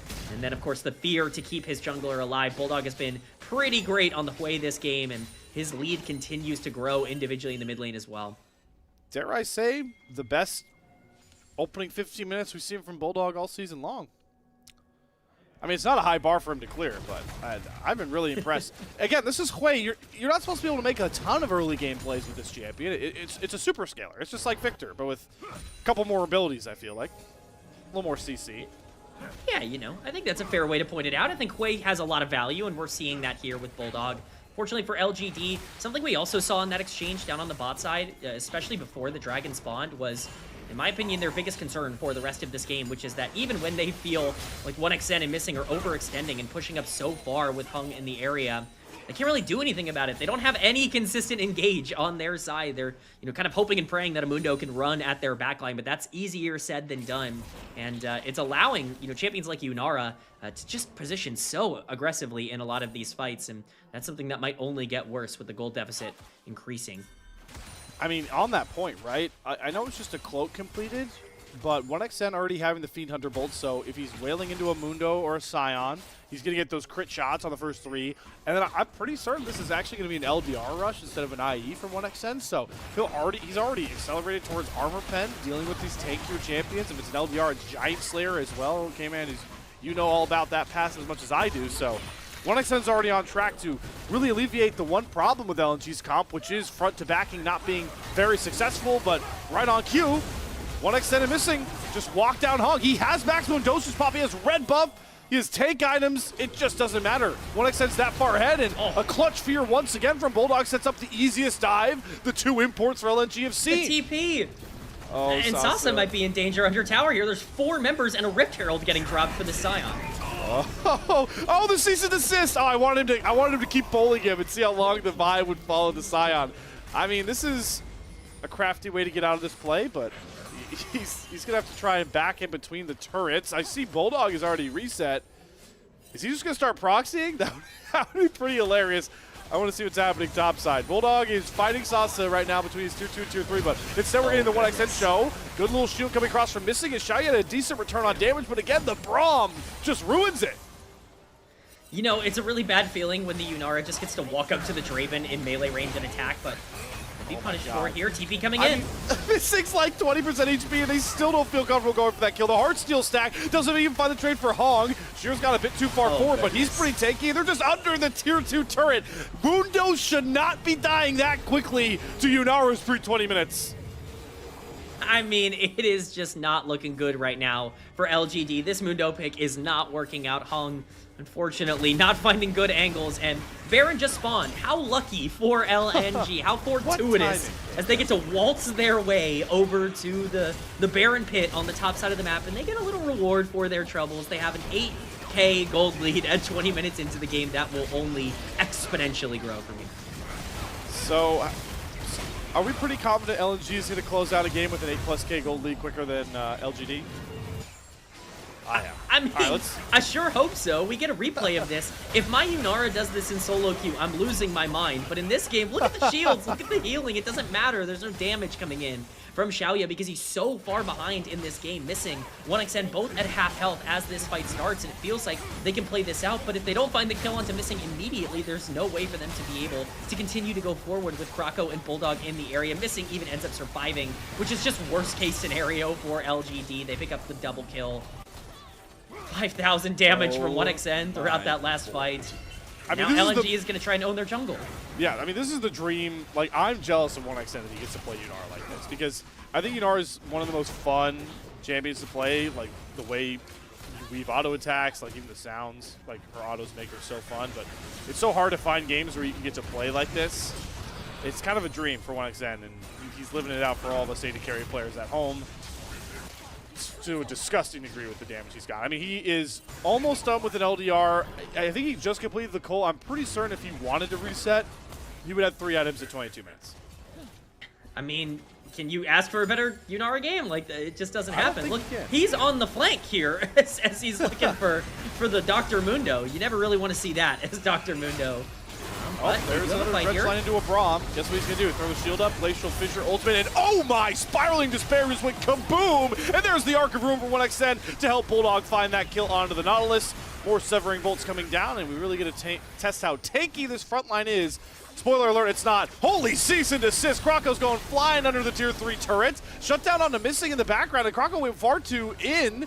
Wow, that Blast Gun's really going to save him. LNG are doing a bit of a limit test, and they're learning said limits. I mean, limit test is fair to call that. That was a 3v5, and they were the ones who dominated and picked up the kill. So, I don't know. Were the limits tested? Were the limits achieved? I don't even really know at this point. Krako diving under Inhibitor Tower to try and kill the AD carry. I mean, this is the kind of confidence and aggression that a team like LNG has showcased a lot, but in a game like this, it really just feels insane. We're going to get replay of this. This is truly a 3v4. I mean, under every circumstance, there's no other way to put it. Missing even starts at half health. This is like a 2.5v4. The Whirling Death comes in from the Draven, but at this point, it doesn't matter. The Bulldog's damage is just ridiculous. 1xN pumping out consistent DPS as well. How does Missing die? And yeah, I am a little bit curious. We are going to get the replay as he just takes a couple of tower shots and ends up falling down, you know. Execution might not be an A+, but I certainly think this game is going to be considered as such. Is the only kill that Dongon is going to get in this game one where he's not even on the screen for it? Probably. Oh, man. I'm just pointing out facts, okay? This is not flame. You're right. It's a factual statement. You are absolutely right. This Victor is on Blackfire Torch with the Hui on 3 items and a 10 stack. And he had to go Seekers already. He had to go Seekers, so he's not even, can't even really sport any real good CDR. Just like clockwork, YCX throws a dredge line, Missing eats it, and it means YCX is going to die. Severing Bolt, bang! Bulldog is in the bull's eyes right now. Oh my gosh! At this point, it's really just like from deep. I mean, we're taking half-court shots, and they are going straight through the net. And you know, LNG, I think they needed a game like this after game number 2. We'll see how they end up executing. Of course, they're not pushing towards the end just yet. We're sitting at 25 minutes. You will be on Soul Point in 2:40 if you want it, but Baron spawning in 2 minutes, that is likely going to be the priority for this team on the reset. Once they get that Baron, it's going to be really hard to stop that push. Stealing all these jungle camps away. You know, this is exactly the game we wanted to see from LNG to respond to, you know, some of the questions we had. It's not only the fact that they're just going to get this dominating win. I again want to point out that the one thing they couldn't solve in this series felt like early game against LGD, and even with LGD winning, I would say game 1 and game 2 early games, they weren't as big of wins as this was. I mean, we've got Vise chasing down Scions. Like, this is not ever supposed to work. Oh my God, he's getting so many autos. He's coming in. I mean, he got like 15 autos in before anyone comes near to save Sasa. Oh, man. It's just disgusting. Rest of the team is not even in the area. It's just Bulldog. Missing was making his way up, but they're going to keep the 1-3-1, or I guess the 2-2-1 going throughout this map. Bashir is going to make his way onto this bot Inhibitor Tower. Oh, my Lord. He's just absolutely obliterating this structure. It's almost gone entirely. They sent 4 to stop 1xN and Missing in the mid lane with Krako on the hover, but Bulldog is still topside, and he's going to clear that wave incredibly quickly. These towers are going to fall. There's not even a Baron buff on the map yet. This is only going to get harder for LGD. I mean, not to rub salt in the wound, but the wave clear is suspect on this comp too, right? It's like wherever Victor isn't, we can probably get a really good push into that said turret. All right, let's see. Sheer, is he going to go after the Scion? No. I want to see. So we kind of got interrupted, but is the biggest win here how this early game went for LNG in your mind, K-Man, knowing how dominant of a series end this is? I definitely think there are 2 big takeaways here. I think the early game and I think the draft. We were heavily questioning the Game 2 draft, but this is one of the more standard ways you can play. I think the Hui is working out, and a lot of encouraging traits from the way that LNG are piloting this. So they just continue to take everything on the map. I mean, there is nothing left for LGD to farm other than the minions that are gracefully walked into their own base. It is just going from bad to worse. Baron has spawned on the map. It's 25 seconds on potential soul point if they want to go for it. Really, at this point, it's whatever LNG wants. See a Rek'Sai buy resets. Beef up on some items, and yeah, they should just all make their way towards that Baron pit. Got top in a pushing position. Mid lane will be pushed out. LGD look like they want to try and work their way towards this dragon. Be like, hey guys, listen, we got the soul point, okay? We were comfortable in this game. Oh, never mind. LNG are deciding to go for the dragon first, Baron later. And this just could be the last fight of the game. LGD, where is the desperation show? They can look for a pick, or they all throw themselves into the pit. One of the two going to go down here as Sasa and Hong work their way into the pit. Maximum doses pop, but the dragon is not low enough. Hong's going to try and just get rid of the dragon. His YCX will get deleted. Spawn Spirit nearly finds the kill. Dragon's picked up for Hong. That's a win.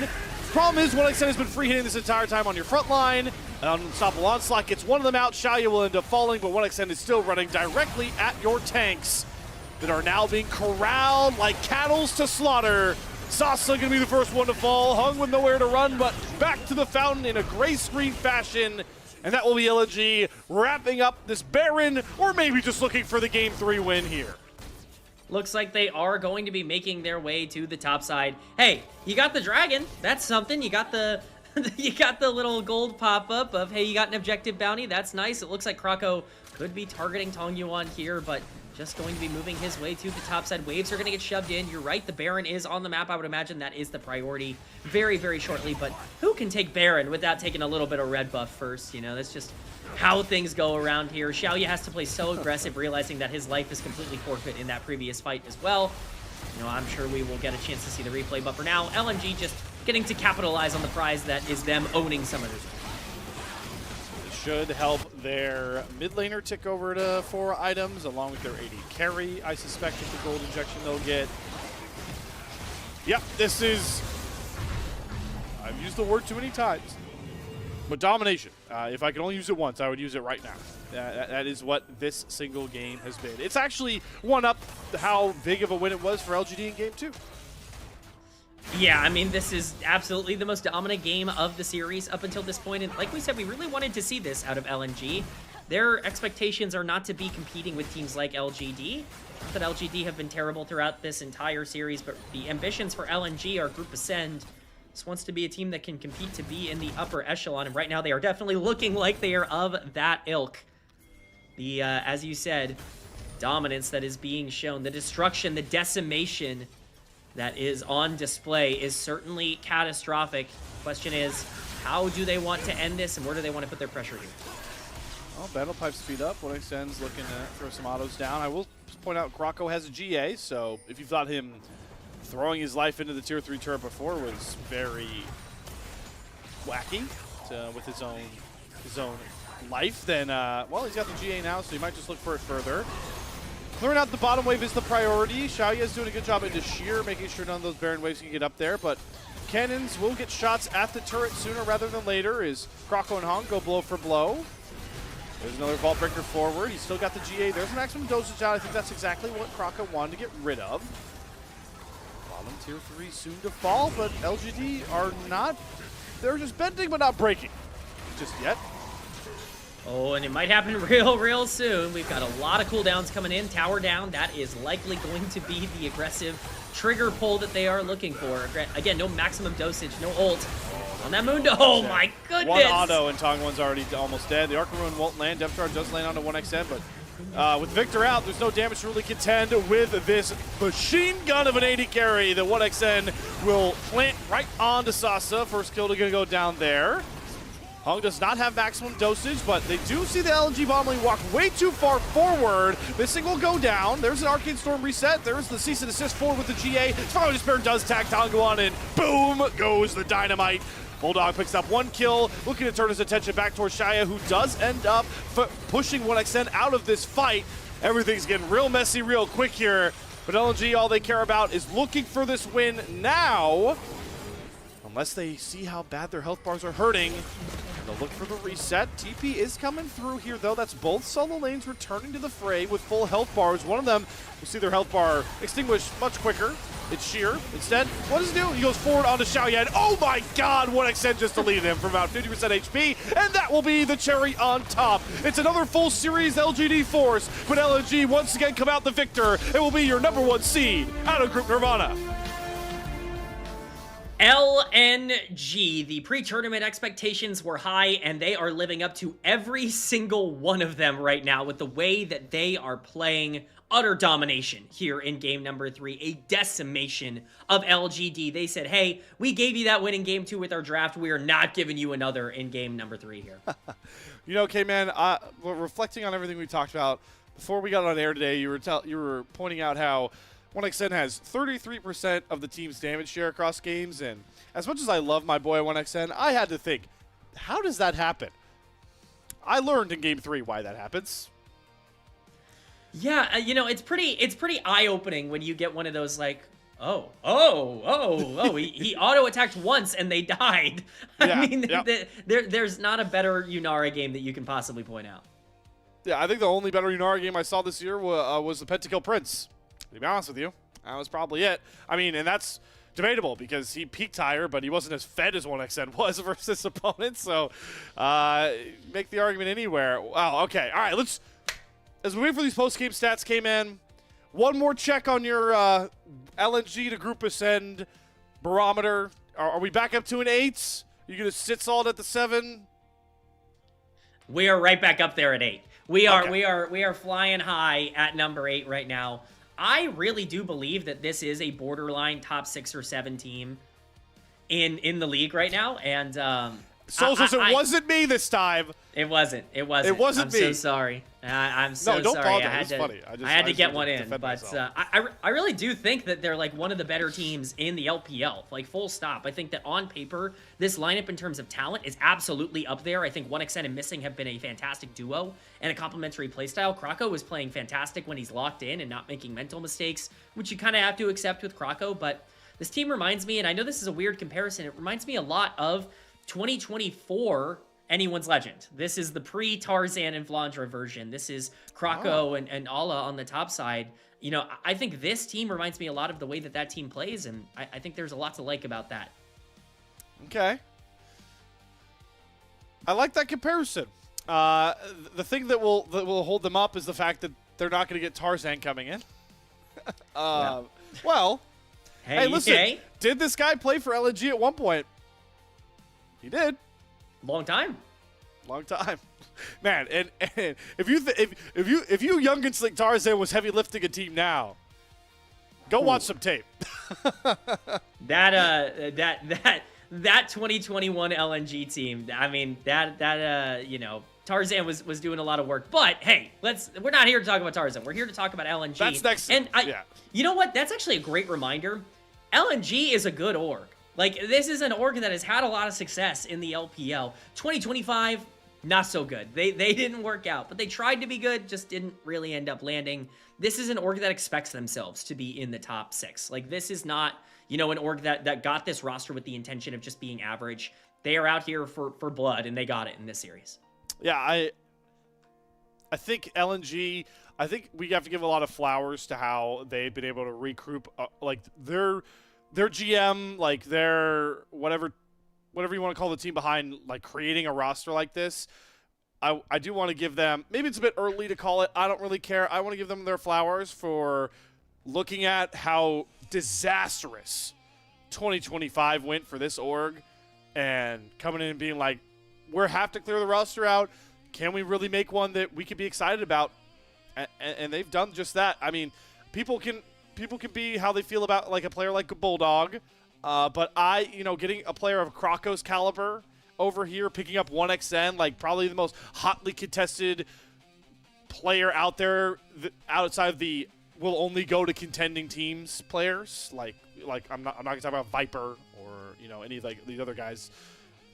Really well done, and the future does look bright. And hopefully, K-Man, we don't jinx that, and they are a split 2 group ascent team, because I would like to see that, and I think the way they're playing, they deserve to be.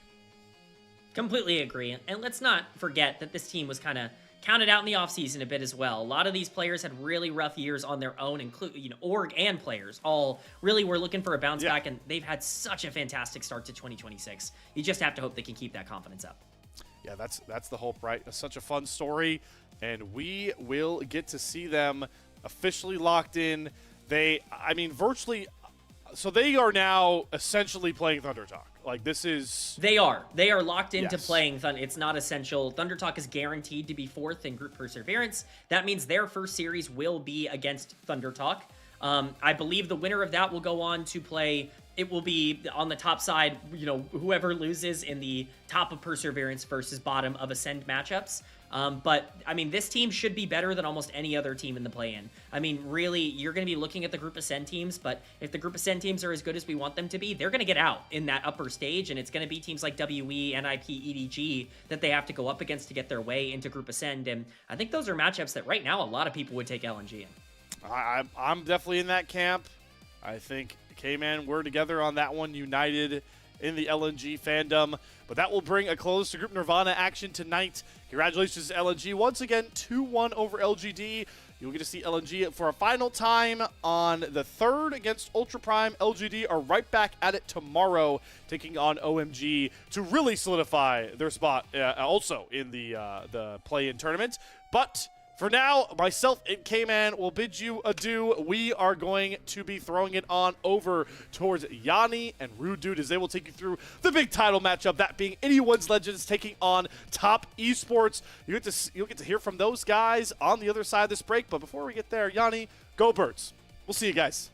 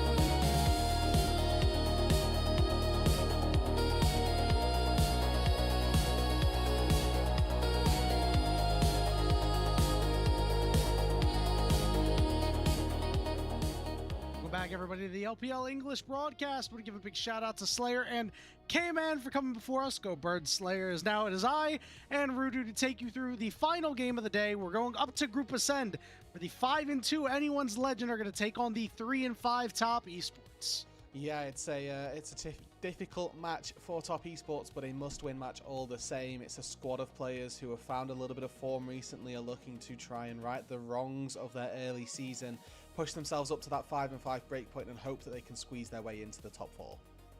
Yeah, Top Esports on the outside looking in for that top 4. Saying 5 wins is going to get you to that top 4. Remember, that top 4 means that you go directly into the bracket stage. You get to skip Knight's Road, which is huge. Top Esports 3-5 with 2 left to play. Need to beat AL today. Then they need to beat JDG. It's going to be a big mountain to climb.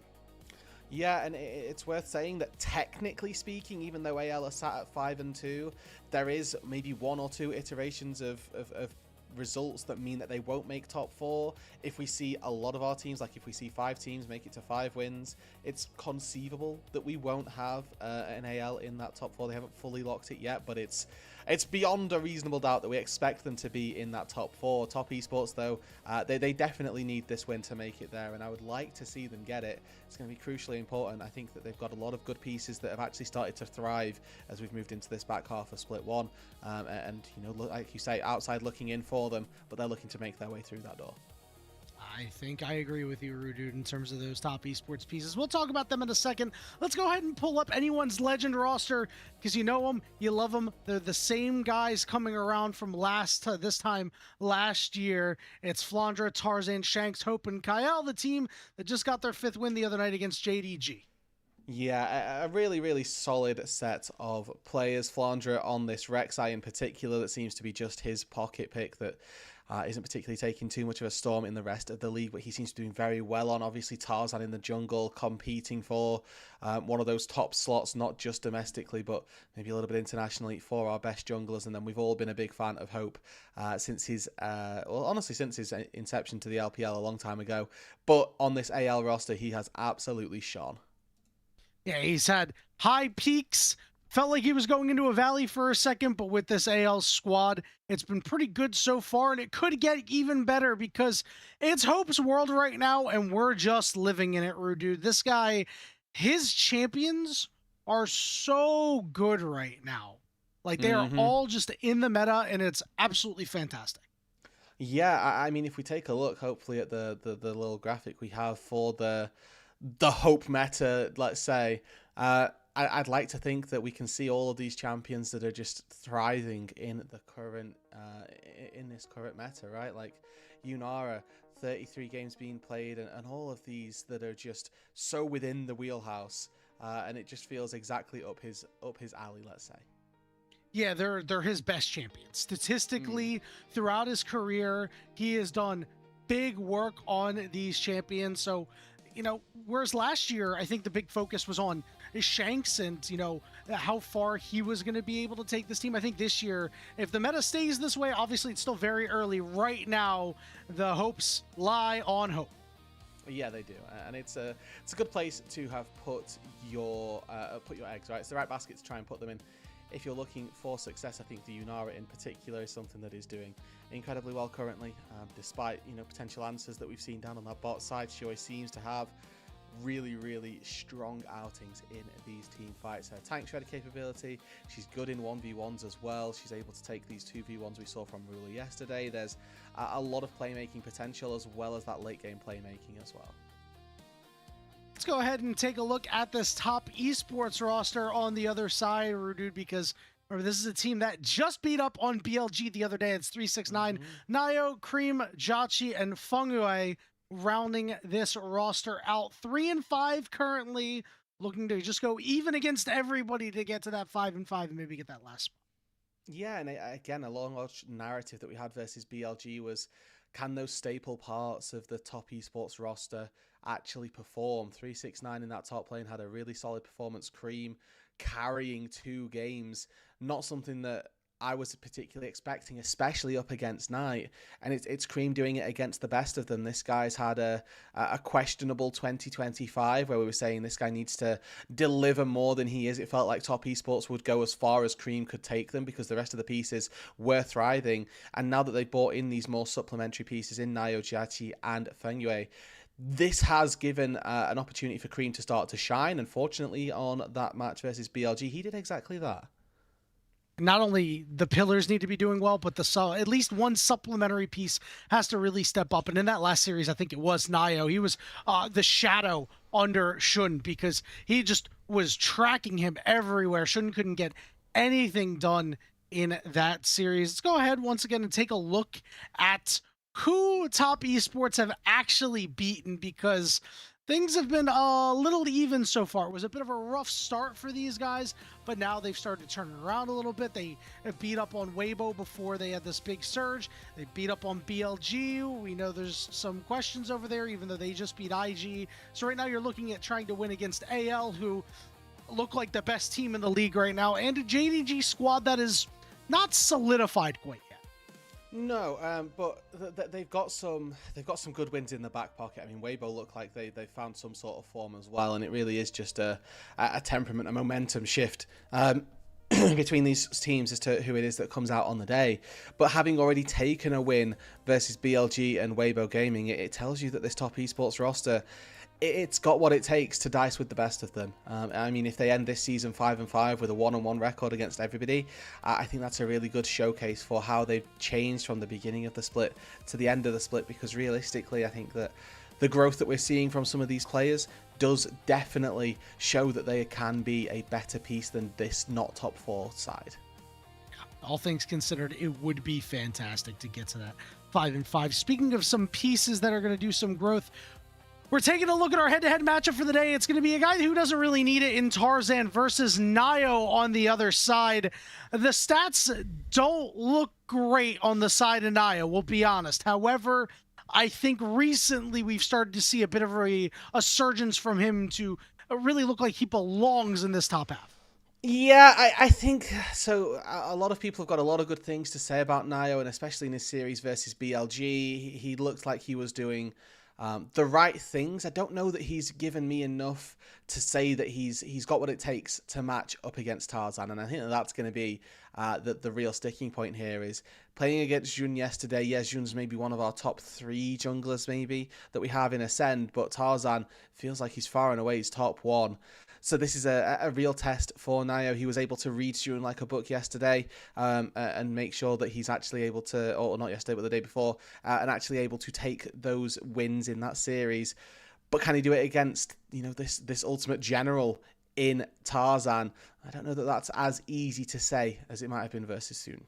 I'm with you, dude. I mean, Tarzan is, as you said, a 1 of 1 when it comes to junglers in the LPL. Has a lot of really good creative early pathing. I wonder if that's going to come into play today to kind of throw off Nayo a little bit. And if you can throw him off his scent, then you'll see Tarzan make plays where Nayo could be on the other side of the map. So it is definitely a big worry, especially for this young jungler who's had a couple of opportunities so far in his career, but this one being the biggest of them all. Yeah, and especially you look at what they offer to their teams as well. Tarzan offers a true carry threat. That damage percentage being the highest of any jungler in the league shows you what it is that he can get away with. We're looking at games where he's taking Nocturne. He's able to play these incredibly well. Pantheon as well on this game in particular, where he's massively overperforming really what you would expect. Yeah, and it feels like these champions where he's able to go in and kind of mitigate some damage are what's really driving AL forward in a lot of these matches, right? He gets to go in, do his thing, and walk out of a fight, which I think is the most important thing for a guy like this when, again, he is leading this AL squad. And, after a rough start where they started out 1-2, they've now rattled off 4 straight series wins. Looking for a 5th today. They're looking as good as anybody in this league. That they really are, and it'll be really exciting, watching them, and in particular seeing how they face up against Nayo here, who I think, I was watching his series versus BLG, wasn't anything amazingly flashy, but it was always consistent, which I think is more important. Without a doubt, Rudude, we're going to get ahead right into the draft here as Anyone's Legend has first pick and will be able to pick up Rumble for themselves, a champion you don't often see, at least in game ones. Hey, whether it's because it's banned or not, Yanni, I'm coming from the CB LOL where we pick Rumble first every single game. True. So that's the Brazil special coming out from Flandra here, clearly an enjoyer of some South American League of Legends, and we'll see it responded to with the Azir. The Orianna still available here if Shanks does want to take it, but this is a big denial pick from Shanks as well. We've seen Cream pilot this a couple of times, but him being able to take it away from Shanks in the mid lane is definitely worth doing. We see Nio lock in that Xin Zhao. It feels like he's doing his best work on these facilitators. Pantheon, Xin, Vi, Wukong. That's what I want to see this guy on if Top Esports is to have success in this series. But Orianna, you mentioned getting hovered. It does not have a great side lane into Azir. No, it can be a little bit tricky, but I do think that you're able to play out those team fights, especially with the Rumble. It'll make sure that you've got some decent follow-up as well for that equalizer. Another dive jungler that's probably going to match the Xin Zhao. Obviously, with that Jarvan band, it does take you a little bit further down. Maybe we see a Vi start to be con-attended, or maybe something just a bit more frontline focused for Tarzan here. Knows he's playing up against this Xin Zhao. Don't know that there's any AD carry that is super highly prioritized in this meta that you want to take in the first round before it gets banned. So likely to see Tarzan here pick something that can carry the ball and go in. Well, this Poppy would be a pretty solid takeaway. Could easily shut down the two members over on Top Esports. As Feng Yue, it's been one of his best champions so far. Not having access to that, he hasn't really been great on things off. Yeah, you're right.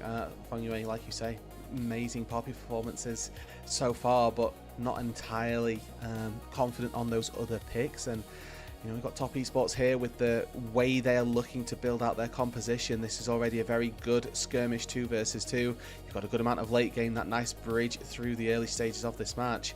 Sion as well to build out what is going to be a very formidable late game tank that you're going to have to try to cut through. Does mean that Hope now needs to pick something with that damage to back him up. We need that type of hyper carry to be able to be played here. Not looking for a Misfortune, not particularly looking for a Corki. We're looking for something with more bolstered damage, that Jinx type champion.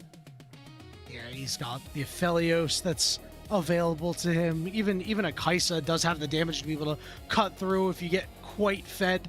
It might not be the best game for it based on AL's squad, but looking at the second half of bans, they are worried about the Misfortune going over to Top Esports. That one's going to get taken. Yeah, and you can see here that there's some good presence of mind here from Top Esports. I'd say that Jhin ban is not quite as well presented, let's say, but the Trundle ban is really, really solid when they've got the Sion picked up. Not just because the Subjugate takes away all of your stats, but the Pillar works really well at interrupting the Unstoppable Onslaught as well. So a two-pronged approach with that ban, which will go very nicely for them. Expect them to try and ban out maybe even this Corki gets taken off the board by Anyone's Legend. Wouldn't be surprised to see that one here as they look to be banning away those prior or high priority marksmen through the early stages. Instead, it's going to be the Rakan, so getting rid of some of that playmaking potential. We're going to see an Ashe get locked in over here for the side of Top Esports. So looking for a little bit more pick potential and some priority down in the bottom lane. Okay. See how they'll respond. This is Ashe Seraphine most likely here for Top Esports, and they've built an amazing teamfight composition. They're going to have an incredible front line that's going to get sustained, hopefully by some heals. They're going to have a lot of damage from this Azir and some utility setup from the Ashe. AL's composition, though, fits into this mold of maybe being able to teamfight. Probably has a pretty strong mid to early game with this Corki getting locked in, but as we move later and later on into the game, don't know how it's going to fare in an all-out brawl. So we'll see what they pick here. I think going for something that will be more pick focused is going to help them to try and navigate this early game. If they try and make it late and try and go toe to toe with what could easily be an Enchanter lock in here, they're going to struggle. We'll see if Kyle wants the Alistar. He'll get it, so the ball delivery system will be enabled for Shanks. Show me Seraphine here, please. That's what I'm after. Just give me the Ashe Seraphine, this unplayable laning phase. Ashe Braum's okay, but it's not that massive teamfight Colossus that we're looking for to round out this composition. I think they've got enough damage, they've got enough frontline. They don't need the Braum here. It's a good answer to the Alistar, but feels like they're just, they're missing out on something that they could have taken here and absolutely slammed that bot lane. Yeah, I'm a little surprised they went with this, but we are getting Braum into 3 melees here, Rudude, but yeah. I want to know your thoughts of how you anticipate the effectiveness of this Braum into the rest of AL's. Well, they've got not a lot of projectiles to try to block. It's going to be largely stopping Hope with that unbreakable shield. Like you say, into 3 melees, it does have a good amount of prio. You'll be able to get that those concussive blows down without too much difficulty, you'd like to think. And Braum really good as well at stopping that dive. A great answer to the Alistair. If he goes in, he gets stunned. He typically has to pop ulti to get back out. Poppy as well going to find herself in that similar position. Now, the only thing that I can think is whether or not they're going to take it into the Poppy ulti in particular. So that shield may be able to block the Poppy ult itself. And we'll see if that interaction is favourable for the Braum. Because if it isn't, I don't know that I like it entirely as an answer. I'm with you on that one. I think it could be a little difficult here. The coach is going to go give their fist bumps as we're getting ready to head on the Rift for Game 1 of this best-of-3 series. Anyone's Legend, again, looking to extend their win streak to 5 straight games. Currently at 5-2, not the 4-2 you see on the bottom of your screen. Again, Top Esports must win territory to avoid Knight's Road. Knight's Road is not the end of the world, especially in Group Ascend. You will get at least 2 tries. We have seen some of the teams in Group Perseverance, especially LNG, be a little scary.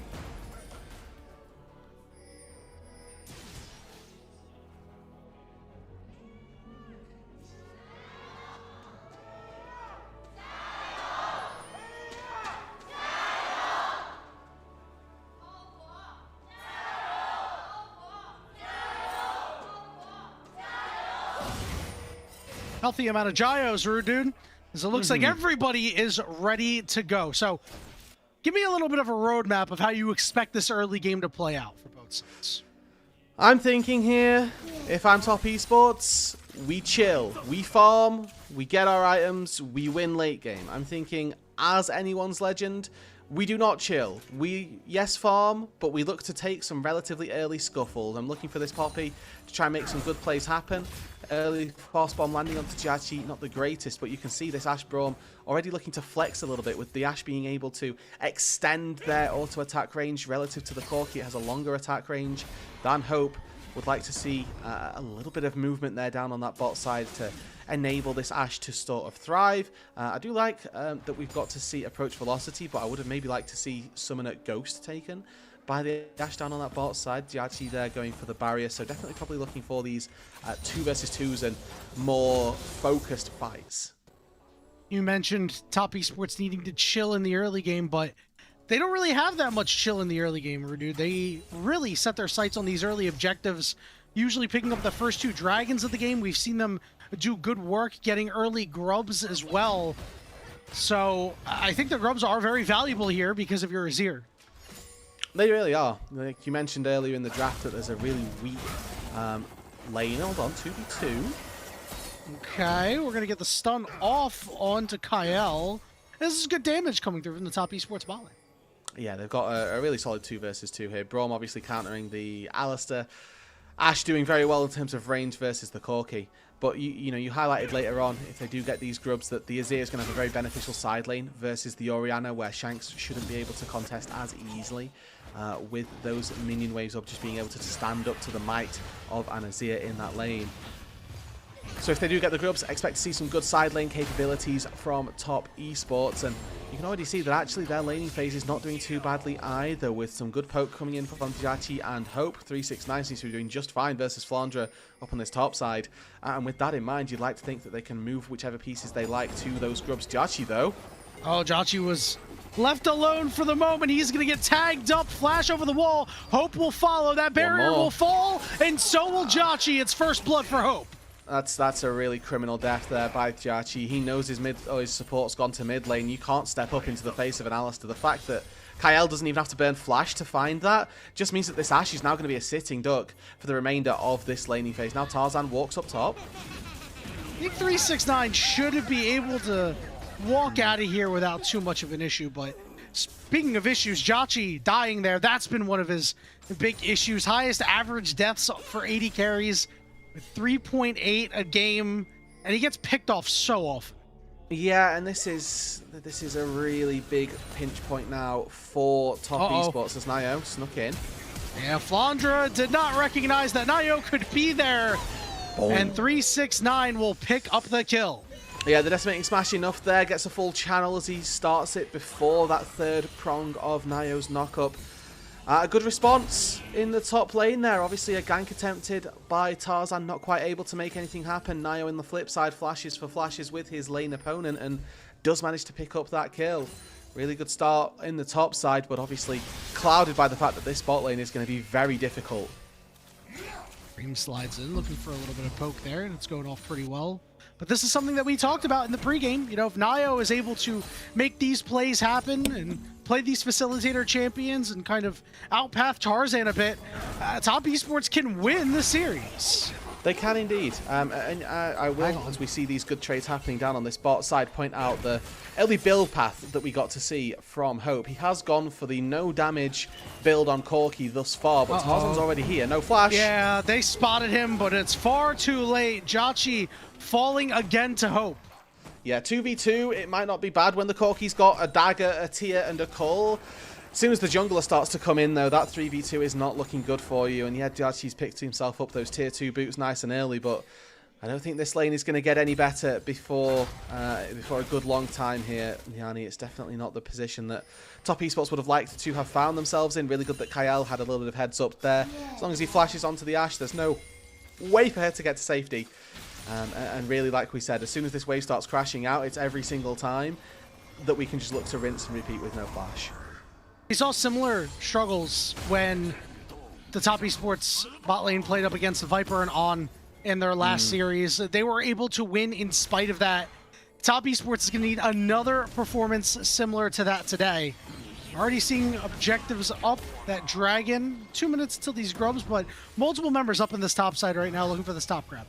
Yeah, and it looks like AL are the ones in position for it first, as Fangyue has made his way up. A little level advantage for the Brawn. Tarzan going to look to try and snipe this one. Oh. All right, he'll get it, and he'll flash away. So they get the summoner out, but no worse for wear otherwise. The reverse blabber there gets the crab and then flashes. Hang on. Good engagement. Looking for Kareem. He'll use the Emperor's Divide to try to get away, but now it's cut off from the rest of the squad. Fangyue is in a really weird spot, but he's Braum, so he'll be just fine. Yeah, and I mean, Cream there, very, very small thing, but sidesteps the Orianna Q. I feel like Shanks could have ripped the Shockwave had that have connected, and now actually Tarzan looking 6-5. Yeah, because of that crab, he's a level up. Nayo says, I'll knock you up, but I'm in a little bit of trouble. My team can't get to me. And the Keeper's Verdict, plus some more auto attacks get the job done. The AL jungler. Tunneler picked up for Tarzan already, so he's a pretty strong poppy, especially with that level 6. Really good combo, uses the Q to slow, then ulti so that the next Q procs. With Flandra now going all in topside, there's a support on their way. Yeah, 369 has no ultimate either, so he's in a bit of a weird spot here. As long as Flandra doesn't get a little too close, this should be a death for 369. Knockups are there. With a turn? Okay, good interrupt there on the Decimating Smash. It means that Flandra will pick this one up.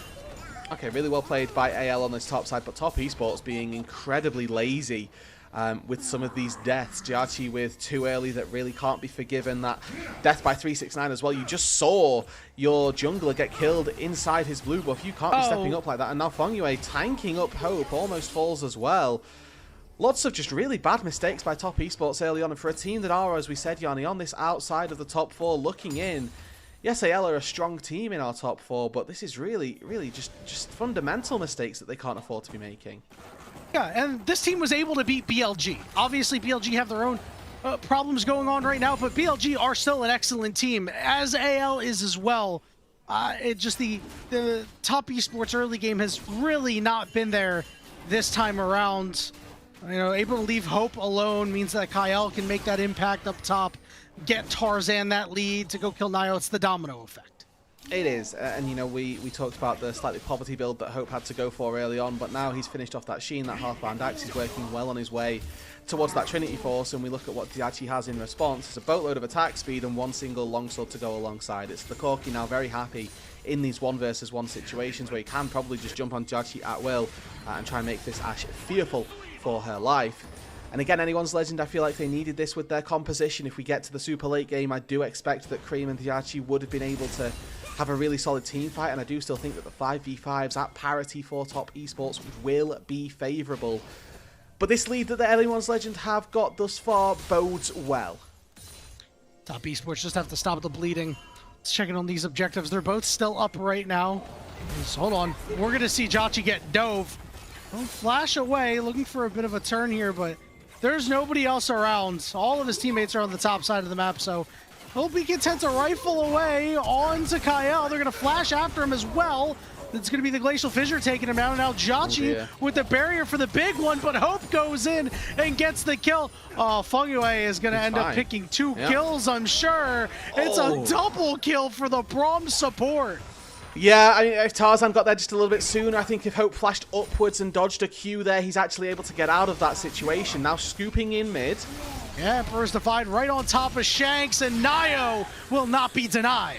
Really solid play there by Cream once again. Knows that there's no flash on the Ori, or maybe just that expecting Shanks to have used it, but the fact that they find the kill there, really solid stuff. And again, it's Cream stepping up for top esports, shuffles the Orianna into their jungle. A really common mistake that you'll see Azias do is push them further away from their turret, even though that's actually safe when you're pushing them away from your jungler. Cream doesn't make that mistake though, shuffles them right on into the waiting arms of Nio, who's able to flash and take down the Clockwork windups. Good presence of mind. Let's take a look at this replay again. There was a good flash from Jhachi, and it made things a little easier. Yeah, it was, and it does mean that the chase down can come through here. Approach velocity working overtime. Good predict by Fungway here as he flash predicts the flash from Kyle. Takes him down with that ulti, but Jhachi here cancels a couple of auto attacks. Doesn't actually have enough space to get out, and the Valkyrie here from Hope could have, kept him alive. I think if he flashes up here, or saves his flash to dodge the Q, it actually gets Tarzan in position in time. Speaking of Tarzan, he is always in position. 369 cannot escape. There's another kill on the top esports top laner. For anyone's Legend, you know, we're looking at this gold lead slowly but surely start to creep up. Cream in this mid lane has been the linchpin almost for top esports, that focal point that they can look to rally behind, and he's going to need to continue being that here with the rest of his team starting to crumble around him. Obviously Fungway with a 500 gold lead in support really doesn't matter, he gets these early Bandle pipes, but I don't know that that's going to be the big ticket difference that'll make things happen. Arrow into the mid lane though. Here we go. Ashel right on top of Shanks. Can they actually take advantage? Knockup is there. So is the heal, but Cream will close the deal. Now we're looking for stuns. There's an equalizer on top as well. Nio shows up as Cream's desperately trying to escape. They're trying to get out. Kyle's ultimate. He takes so much damage and he'll finally fall. Cream's Emperor's Divide shoves 2 away, but top esports don't have enough damage to finish this off. Cream slides in aggressively, flashes over the wall. The burn will take him out. It's a double kill for Flandra. But that's a big fight for top esports in the mid lane here, using that enchanted crystal arrow to take down the Orianna. Now a TP behind. Jhachi, run away! Oh, Jhachi has no idea. He's up 2-4 on a mid lane. It's been his kryptonite all year long. Another for Flandra. Oh, great spellbook TP from Kyle there, punting Jhachi back underneath the turret, and unless you're panning around the map, those are really difficult to try and find, but overall, I mean, that probably neutralizes the play here, and you can see the amount of turret platings that Hope was able to get. He didn't move over, wasn't particularly a part of that fight.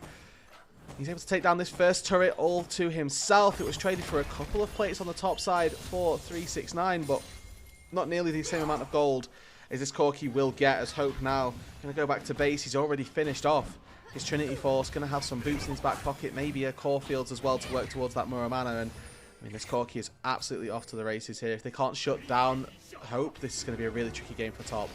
And not just Hope, but Flandra as well. He's now 5-1.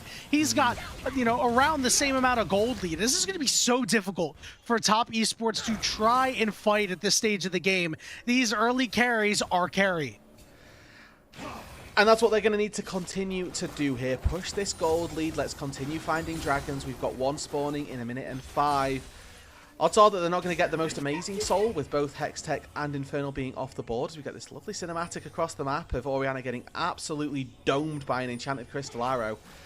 Got to flash those a little bit earlier, I am afraid, if you're going to try and look to survive those. But despite the fact that Shanks falls. This fight's still barely favourable for anyone's legend here. Flandre comes in and just does so much work.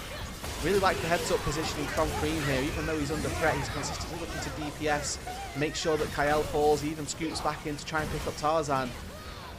And then flashes one of the Harpoons here, but doesn't quite have what it takes to dodge the final one. Flandre snipes him on the way out and can't quite make it a favourable trade as Nayo takes away a blue buff, and anyone's legend need to continue this snowball. They're doing a good job of it so far. If Top Esports can weather the storm, Cream will be in a good position to do what Azir does in the late game. We're seeing 369 teleport to the top side. No Valkyrie available for Hope, but 369 doesn't actually have an ultimate to really chase him down. We're getting some good damage in. 369 gonna just end up diving this turret. He'll stand right outside. He'll scream.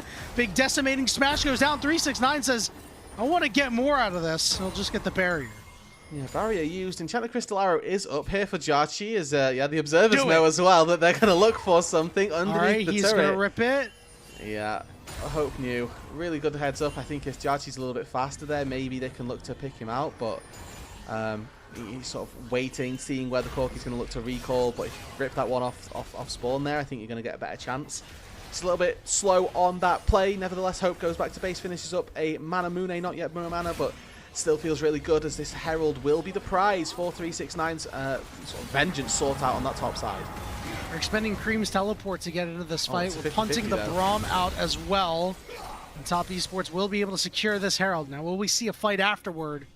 AL taking the aggressive position. That inside track right now. They could just head to the Dragon if they want.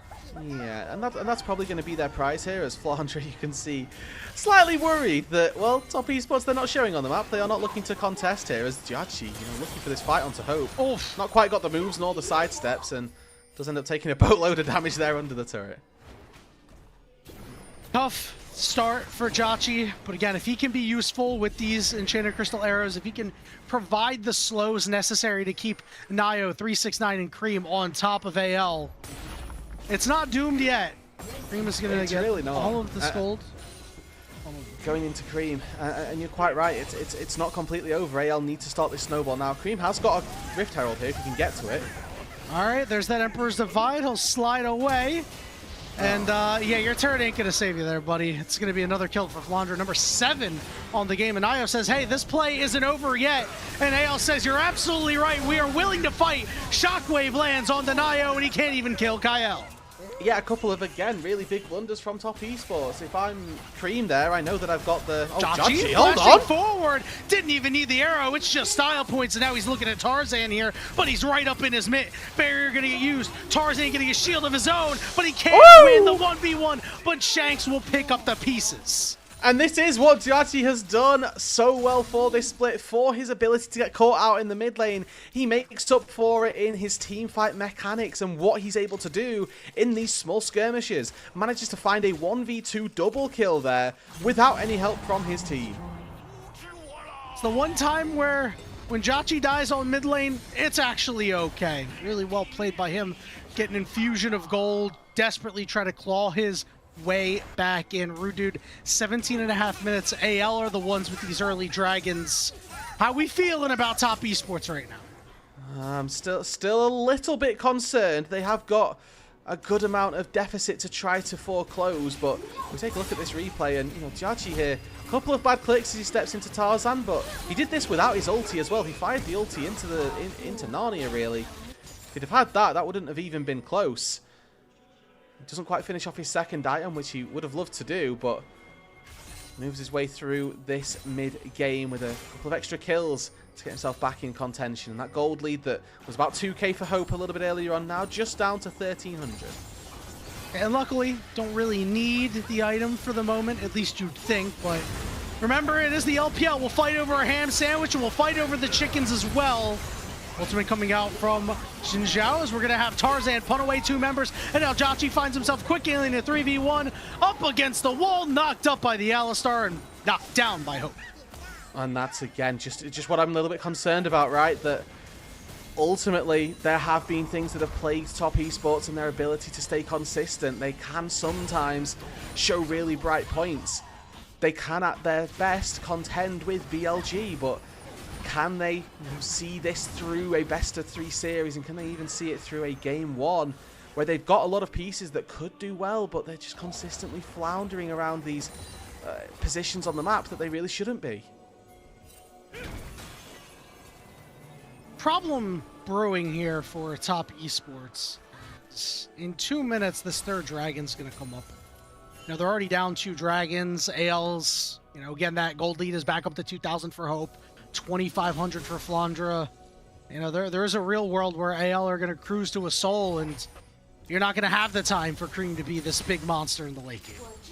Yeah, it is a Cloud Soul here, which, I mean, if you're looking at it for an Alistair, feels really good. The rest of anyone's Legend, it is just a good amount of capability to fire your ultis and move a little bit quicker. What I'll call out is the slow resist that it gives you, especially versus an Ashe, does mean that approach velocity, the capability with her passive to chase you down, does reduce significantly. And if we're looking at Jati being one of these big points in the late game, that Cloud Soul going to do a lot of work when preventing that. There's now a teleport bot side. The arrow does not quite land, but 369 will flash after Flandra. Kyle is coming in as well, but so is the rest of AL. Keeper's Verdict is going to knock out Cream. Jotchi doing what he can to just get as much damage on Tarzan as he can, but they're able to walk out without much of a problem. Yeah, if that arrow hits, then maybe we can see the Rumble falling, but they are losing their tier 1 turret on top side. They committed teleporting from their mid laner to make this happen.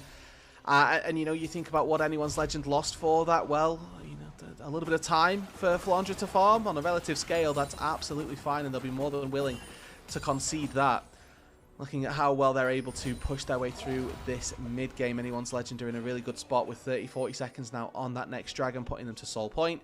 You'd like to think that it's going to be a relatively simple closeout. Take this dragon, focus your attention up towards that top side. We can look for the Baron afterwards. And from there, start to really lay waste to this game number 1. As long as AL doesn't put themselves in some poor positions, they should be okay. And we'll be anticipating that Top Esports should pass up on this dragon and wait to the last one, and that's where they will go and make their stand. We do see a lot of pings coming down on this bottom side, though, so perhaps Top Esports, much like many LPL teams, do not want to give this one up without a fight. And they've just hit a couple of good breakpoints. Jachi has got that Phantom Dancer. You've got 2 items on Cream as well. Ulti available for 369 in just a couple of seconds here. Otherwise, we are looking across the board at pretty much everything being available outside of that flash for 369. Channels a Q here in the brush, not quite going to be able to find anything. The dragon started. Okay, knocked up against the wall as Nio. Now it's Kyle getting to the back line. Big double knock up as well with the equalizer splitting everybody up. And they're really going after Jachi and Nio now. Tarzan and Flandra leading the way, Crescent guard. And the turret could be there, but a shockwave by Shanks will squelch any attempt at a comeback. A triple kill for the Orianna. And Feng Yue can't escape either. That is an ace for anyone's Legend. And that should be game 1 signed for anyone's Legend. Shanks with a massive shockwave turns the fight fully into their favor. It looked a little bit dicey to begin with, Yanni, but they were able to see it through. And that man in the mid lane for anyone's Legend truly held up his end of the bargain. This engage to start off with, okay, we enchanted Crystal Arrow the Alistair. We land nothing onto these crucial targets, and Kyle's able to find a double knockup onto the 2 crucial members of Top Esports. Keeper's Verdict punts away some of their front line, and then actually anyone's Legend getting a little bit split. Actually, Jarchi gets a chance to start free firing here, but Shanks puts the ball on the Rumble, moves it into the center of 4 people, lines them all up, and dissonances down another. An incredible team fight for the anyone's Legend mid laner, and one that he will not be forgetting anytime soon. You mentioned Cream getting split up in that fight. It's something that we've seen happen a lot so far for Top Esports this season. He just does not end up in the same place as everyone else. It was a difficult fight for him to try to navigate, but he is the strongest member of the team, and not having him there almost guaranteed death for Top Esports. During that replay, AL picked up the Baron. They're going to go ahead and pick up the Dragon and put themselves on soul point. On this Baron here, you'd like to see them, as anyone's Legend, start taking out these tier 2 turrets, maybe begin to apply some pressure onto the tier 3 gold lead at the minute. 7,000 gold. You'd like to think by the end of this Baron, they take all of the platings on those inner turrets and maybe a little bit more as well, as starting to worm their way into this bot side jungle, start to choke out top esports and make them feel like their days in game number 1 are numbered. They certainly are, dude. Let's see if they can hold the line. They're going to go right after Cream. Shanks over the wall, waiting to make a play as Kyle is going to be taken out and will fall. Big double knockup is there. Shanks forced to flash away as now they're looking at Flaundra, but Flaundra's got that flame spinner on, drops the equalizer down to top esports, has to run for the hills. 369 will fall. It's a 4v4 as Nio and Tarzan are going to go at it. A little bit of help from 369. 3v3 down to the bot side as Nio wins the 1v1 and is now looking for the big flank. Shanks is going to be the target. Shockwave on top of himself, just trying to get away. And top esports will still look for more on the slow on Hope, but Jachi's up too far and no one can help. Nio and Cream getting low as Fengyue dies, and it's a 3v2 flipped on its head. Cream, half HP. Nio flashing after Shanks, desperately trying for something, anything. The Emperor's Divide whiffs, and it's another ace for AL. And top esports consistently see these angles, but they're just not able to see them through. A massive fight in the bot side should open up the base and maybe just open up game number 1. AL now making good work of that Baron, knocking down these turrets as you mentioned. Gold overflowing from their pockets, Rude Dude. A 9,500 gold lead as all of the carries have everything they could ever want. Yeah, and it's not going to get much easier for top esports here as that gold lead, as you've mentioned, continues to balloon up to a large quantity that really isn't looking too good for top esports. That Infinity Edge very close to being finished for Hope as well, and on that break point, probably just thinking that the team fights aren't anywhere near possible. We're nowhere near an Infinity Edge for Dachi. He might like to be able to finish off a 3rd item before the game ends, but I just don't think he's got it in him. Same to be said for Cream as well. All right, we're teleporting 369 in. We have to go here. This is what we want. Enchanted Crystal Arrow will not land on anybody. Keeper's Verdict lying in wait, knocks away Nio. This could be the turnaround for AL if they want it. It looks like they will walk out as Flaundra makes his way up. Yeah, he's going for a deep flank as well. Going to look to go through that Raptor pit and line up an equalizer through the jungle maybe, but he's just a little bit slow, and this topside fight has still continued. They're disconnected here. Tarzan goes in, and the rest of AL will knock out a couple of members of top esports. Gonna look for a 3rd here as Kyle looks to get the punt back. 369. He's a tanky guy, but unfortunately, anyone's legend are far too fed, and Flaundra just 1v2ing on the backside. Oh my goodness. Nio, get out of there.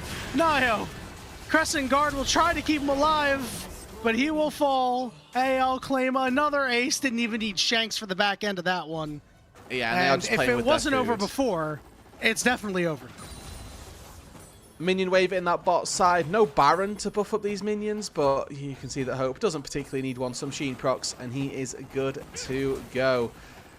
Turret's going to fall in the bot lane. It looks like that's about all the damage that anyone's legend are going to look to put out this time around. Maybe need to start working on where their waves are for when they win all of these fights. But you can see good engage from Tarzan as Cream a little bit too far forward here. Good shockwave link up between Shanks and Tarzan. A classic duo there for the shockwave pairing, and Flaundra just decides, actually, Jachi, you can't step up to me like that. Lands one harpoon and knows that that's enough.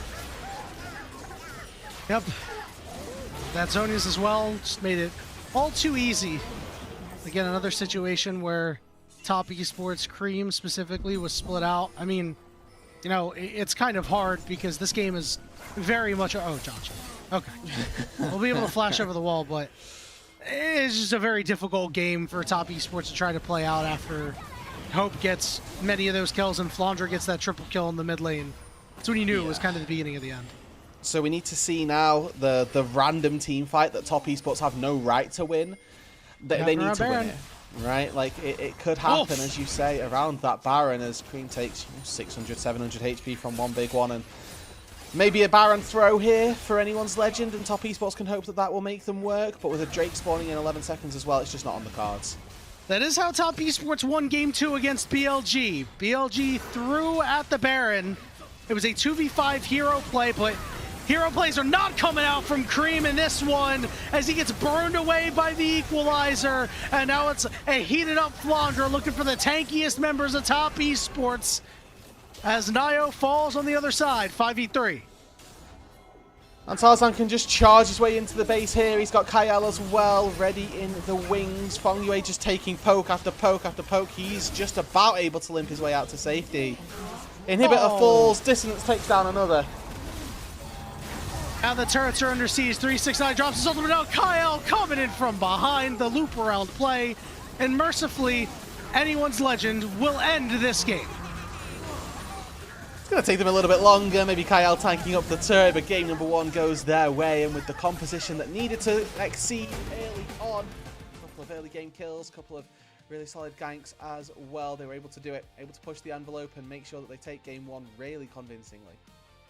Yeah, it was a rough game for Jochy down in the bottom lane, Rude Dude. I mean, you know, dying in the 2v2, dying in a 1v1, dying in a 1v2. It just continues to happen to this guy, and you know, this is a guy that we've seen flashes at times. Be like, hey, this guy could be pretty good, but if he continues to do this, he's not going to have success. And Group Ascendant, Top Esports is not going to have success. Yeah, there are, like you say, flashes of brilliance, really good spots from Jochy mechanically. But it feels like that step up into this top level, he sort of succeeded a little bit last year where he was on a really failing roster and he looked like the brightest point. Now he's on a roster that has got a lot of bright spots around him, and he seems to be the piece that can sometimes be dragging them down. Not the best of showings for him, unfortunately, in game number 1, but obviously got plenty more, still got a second and maybe even a third game in them to try and turn around that narrative. Really? Always true, always true. Maybe they can get to that third game. You know, again, things were not ideal for the side of Top Esports. Again, they had, they lost that first game against BLG. They were down in that second game, but that's where they were able to kind of turn things around. So, you know, game one, they don't care. They're like, you know what? It's whatever. We can lose it. We got 2 more for a reason. We play best of 3s for a reason. So, AL over on that side. I mean, it just felt like it was Kyle making all these plays, setting things up early, Hope getting things done in those 1v1s. So who's taking away player of the game honors? You know, I'm still okay with Hope taking it on the Corki. I think he did a lot of good damage. I think he was finding those plays early on, and those damage stats don't look like they're dissuading me all that much, but maybe Flandre able to take a 11-2 performance home, puts a good amount in his back pocket as well. I think there'll be a good split of the votes here. Highest KP 11-2, and that was 15, I think? That's ridiculous. I actually can't remember the last time I saw a Rumble with such an impressive stat line like that. That is the kind of stat line you see in solo queue. It is, and it's typically from an absolutely stomping top laner, and you know, it didn't really feel like 369 was getting dookied on. It just so happened that Flandre was consistently able to outplay in certain instances and turn fights back around in the others. It was a numbers game, really. I mean, 369 in the straight-up 1v1 was performing, but then everybody was able to start showing up on the side of AL. It kind of shows the difference in, you know, the jungle, mid lane, and bot lane and how they played, right? You know, Nio had that great early first play, but after that it felt like Tarzan said, all right, that's fine. I'll start making my plays now. We saw Shanks roam, have great teleports, great map movements. We didn't see that sort of thing at a Cream.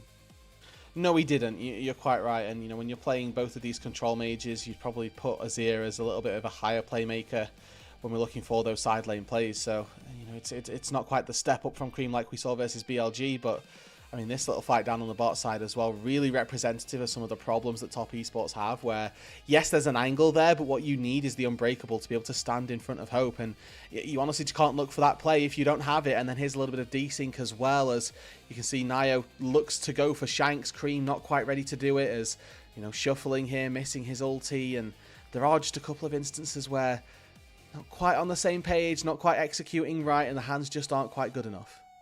Yeah, it's been a recurring issue for Top Esports. You just have to clean up one of those things at a time. I think the hands could be the easiest thing, but these miscommunications keep occurring.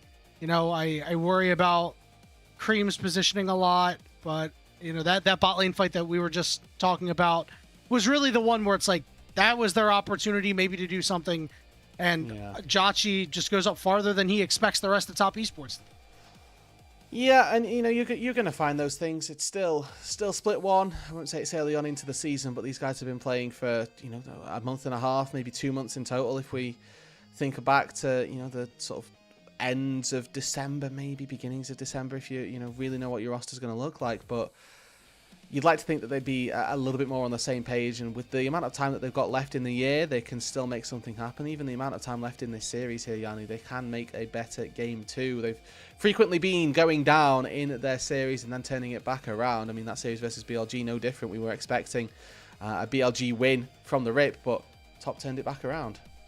Tarzan going to get your player of the game. I think it is a totally ethical player of the game that puts him up to 6 MVPs. It separates him from Kyle, who has 5. They were tied for second. Now Tarzan stands alone in second place. Things not looking good for top esports, but not completely doomed, Dude. There's still opportunities for them to go and come back and force a game 3. Take a look at the split of player of the game votes. A lot of votes everywhere. Votes. Yeah, from one another. 4 for Tarzan gives him the win there, and I mean 2 for Flandre I think is good enough. I would have liked to see some of those other ones go his way as well though. No love for Shanks, but you know what? That's okay. When everybody plays well, not everybody can grab votes. We're gonna go ahead. We're gonna go and take our break, and when we return, we'll get into the draft for Game 2 between AL and Top Esports. Go grab a drink, and we'll see you soon.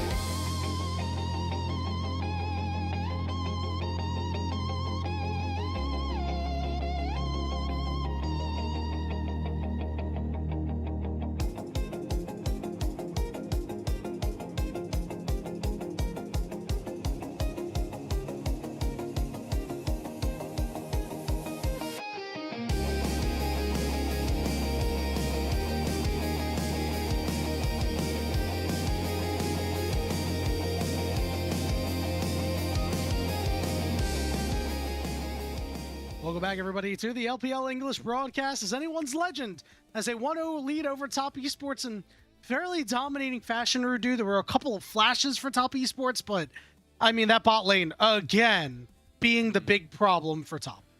Yeah, they definitely struggled in their series versus BLG. I think they kind of found their feet as we moved a little bit later on into the series, and they're going to need to do the same thing here again.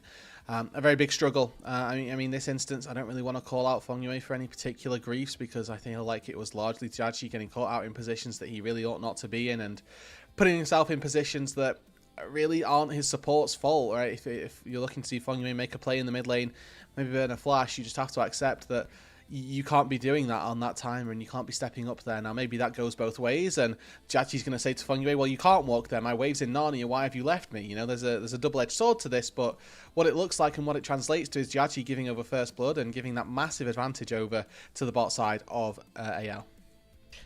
Yeah, and I think Top Esports is at their best when they are being aggressive themselves and really pushing forward. And you know, as much as the Braum can, you know, be good for counter engage, not always the greatest at going forward and making it happen. Sure, with the Ashe, it's okay, but it doesn't link up as well with your jungler. So I'm looking for something a little bit more in that vein coming through for Game 2 for Top Esports. What do you think?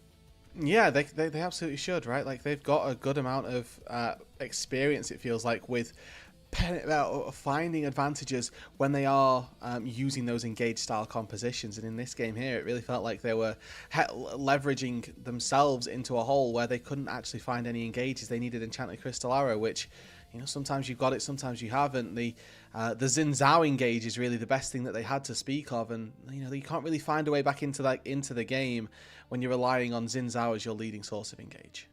Yeah, and there were times where Nio was going in when he really shouldn't have earlier in the game. You know, sins are forgiven late in the game when things were not going well. But, you know, we talked about champions that we kind of want to see him play. So the Xin Zhao was one of them. I think that's his first loss of the year on it. But Pantheon, Vi, Wukong, all champions that he's seen success on.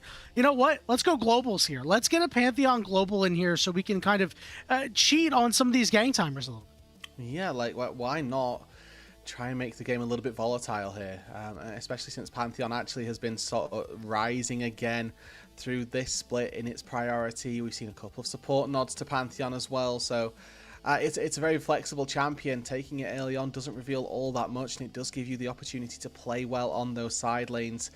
Maybe start to help out Shanks, or rather punish Shanks rather for taking these more control mage oriented picks, and help out Cream. If we're going to go for an Akali, go for these side lane split push style picks. It's a pretty good way to be able to do that.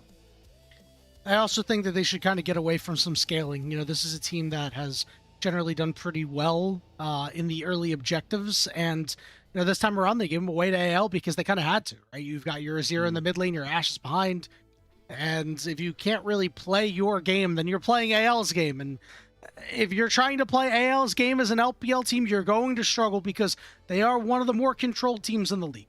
Yeah, and it does feel a little bit sad as well, seeing this series, if it is to be a 2-0, seeing this series as a 2-0. 2025 was my introduction to the LPL, and AL versus Top Esports was the marquee matchup for 2025. This was the big hitter that you looked forward to. Exactly. Every single split, you knew that these two teams were going to face in some massive clash, and hoped that it would be a really massive performance, a really entertaining series. We've got here a Top Esports that are just slightly under the weather, maybe under the radar of strength that we hope for them. And then anyone's legend team who seem to have found some semblance of strength. There have been a couple of series, right? The two losses that they took where we were questioning a little bit about them, but overall they have done very well. And you know, it's not that same series that we got to see from 2025, and that just makes me a little sad. I agree with you. It is kind of unfair to compare the two, though, right? Because you know, AL's bringing back all 5 members. They only lost Tabe, which, you know, is a big loss because of the impact that everybody's seen Tabe have. But I mean, Top Esports, there's a Kanavi-sized hole in the jungle, right? And Nio has done his best to try and fill that. But this bot lane's completely different. We know Jackie Love is, at the moment, slated to come back. We will, you know, see. There's really been no news on that front. And you know, whenever you could add Jackie Love to your team, generally it's a pretty big plus. So We'll see what they do in the support role. I think Fengyue has struggled at times, but I wonder if it's just because the bot lane as a whole is not working. Yeah, and maybe you change one of those pieces and the whole thing becomes a lot better as a product. And it's a tricky question, a difficult question to try and answer, especially as a GM when you know that you've got to try and find different pieces. You've got potential for other players to slot back into your roster. Do you want to try and find a new player in this support role or in the AD role, or are you going to wait for Jackal to come back, or do you want to stick with Nio here? Do you want to stick with Cream and 369? Is Cream's time on this roster coming to an end if he can't perform as well as the rest of the pieces around him? These are a lot of questions that I personally did have, because I thought that they were an organization that had sort of reached their peak, reached their apex. We're now into the draft now, Yanni, for game number 2, and we talked about that global use the Akali power to do that, but instead they ban the Akali, and it's not going to be an opportunity for Cream this time out. I like that you mentioned maybe Top Esports has hit their peak. You could be right about that. I think we need to see Cream unlock that second gear of being a more facilitating mid laner. He's got the lowest KP of any mid laner in Ascend, second lowest in the entire league, just above Hai Chao. I think, Cream is like at 58% or something like that. He's got to be more active in helping out. He just tends to be I'm going to lane and try to win the game kind of guy. AL getting their first pick, it's going to be that Yunara. Typical answer here is just Thresh Aphelios, or at the very least Aphelios, and we might get to see the Thresh locked in alongside it. I mean, with Jarvan banned, it's not as highly sought after, but you could still benefit from repositioning the Aphelios as always. That one gets locked in, and now it's a question of whether or not there are any high priority junglers, mid laners, or top laners that these guys might like to take. With the Ambessa still up and available, that might be one to consider, but Nio here, we talked about his champion pool, and it may be getting a little bit pinched with the Jarvan and the double Fearless bans already. The Vi gets locked in, and there's no surprises there. I really like that Vi lock-in because it keeps the door open for the Thresh. Thresh, typically in the Yunara, not so great. You don't have that guaranteed lockdown for this hyper carry, and Thresh would play really well into a Pantheon if AL locked that in, but now Tarzan is the one that gets to cheat on globals. Yeah, and that's never a benefit if you're playing up against it. I was going to say here that your typical pairings with Yunara are the Lulu. Again, a Thresh can pair pretty well into that. You hook the Lulu, one-shot her, and then the Yunara doesn't typically have the damage to 2v1 like that. But we'll see what jungler ends up getting picked up here by Tarzan. Expectation is that they match that and make sure that there's a good way to get on top of this Aphelios. Make sure that Vi as well has a nice little pairing into the mid lane for Top Esports. Cream has been able to pull out an Ahri. He's been able to pull out something that can pair up nicely, and with Talia still actually on the board, wouldn't be a surprise to see that one get taken in that second round. You see this Thresh hover, I think you could go for either mid or support here. You are going to lose a lot of options to get Jhachi out of trouble if you don't pick the Thresh here, so I think Top Esports are under the gun a bit here.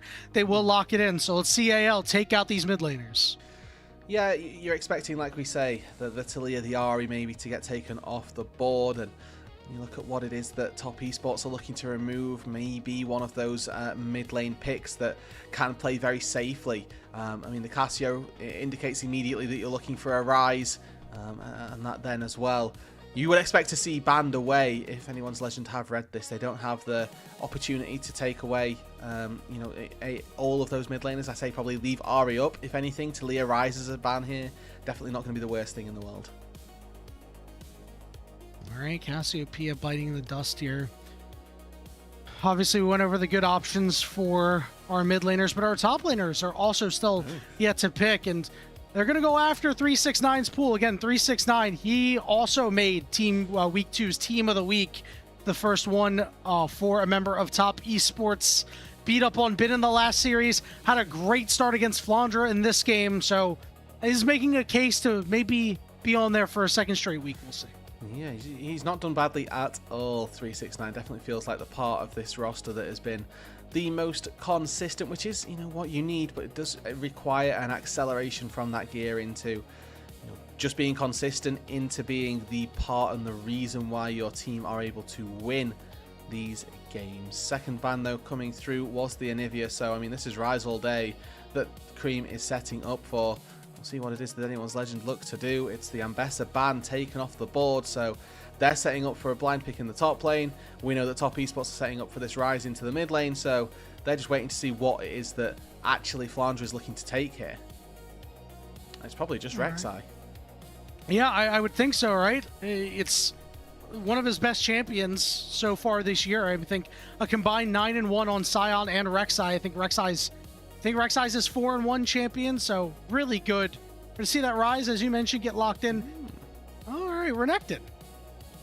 Not against this either. I think you've taken away some of the good matchups. I do think that Renekton has a pretty good time of things versus the Ambessa, but either way, it gets taken off the board and prevents some of that dive coming through.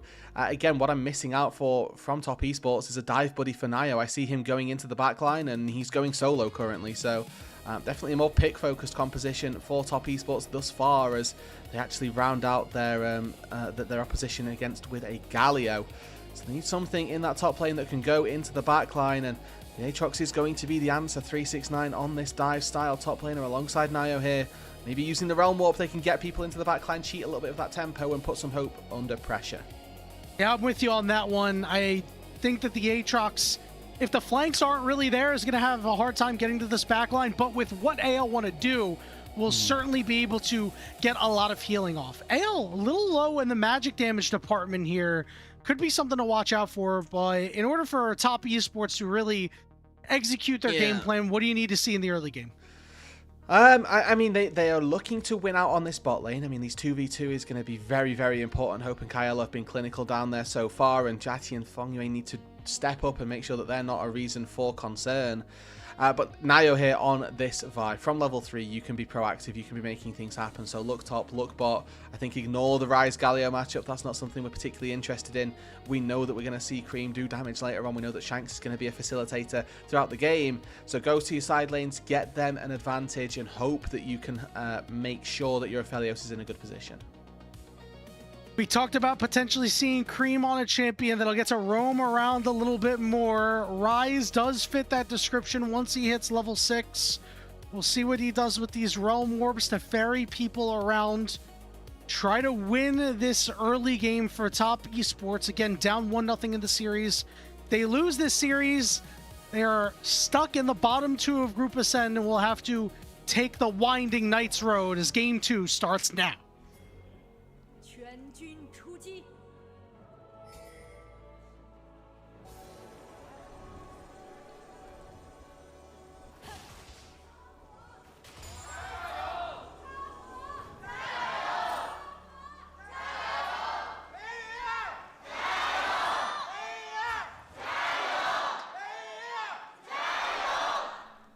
Okay, crowd, we're going to need to be a little bit faster on those. Camps spawned 30 seconds earlier.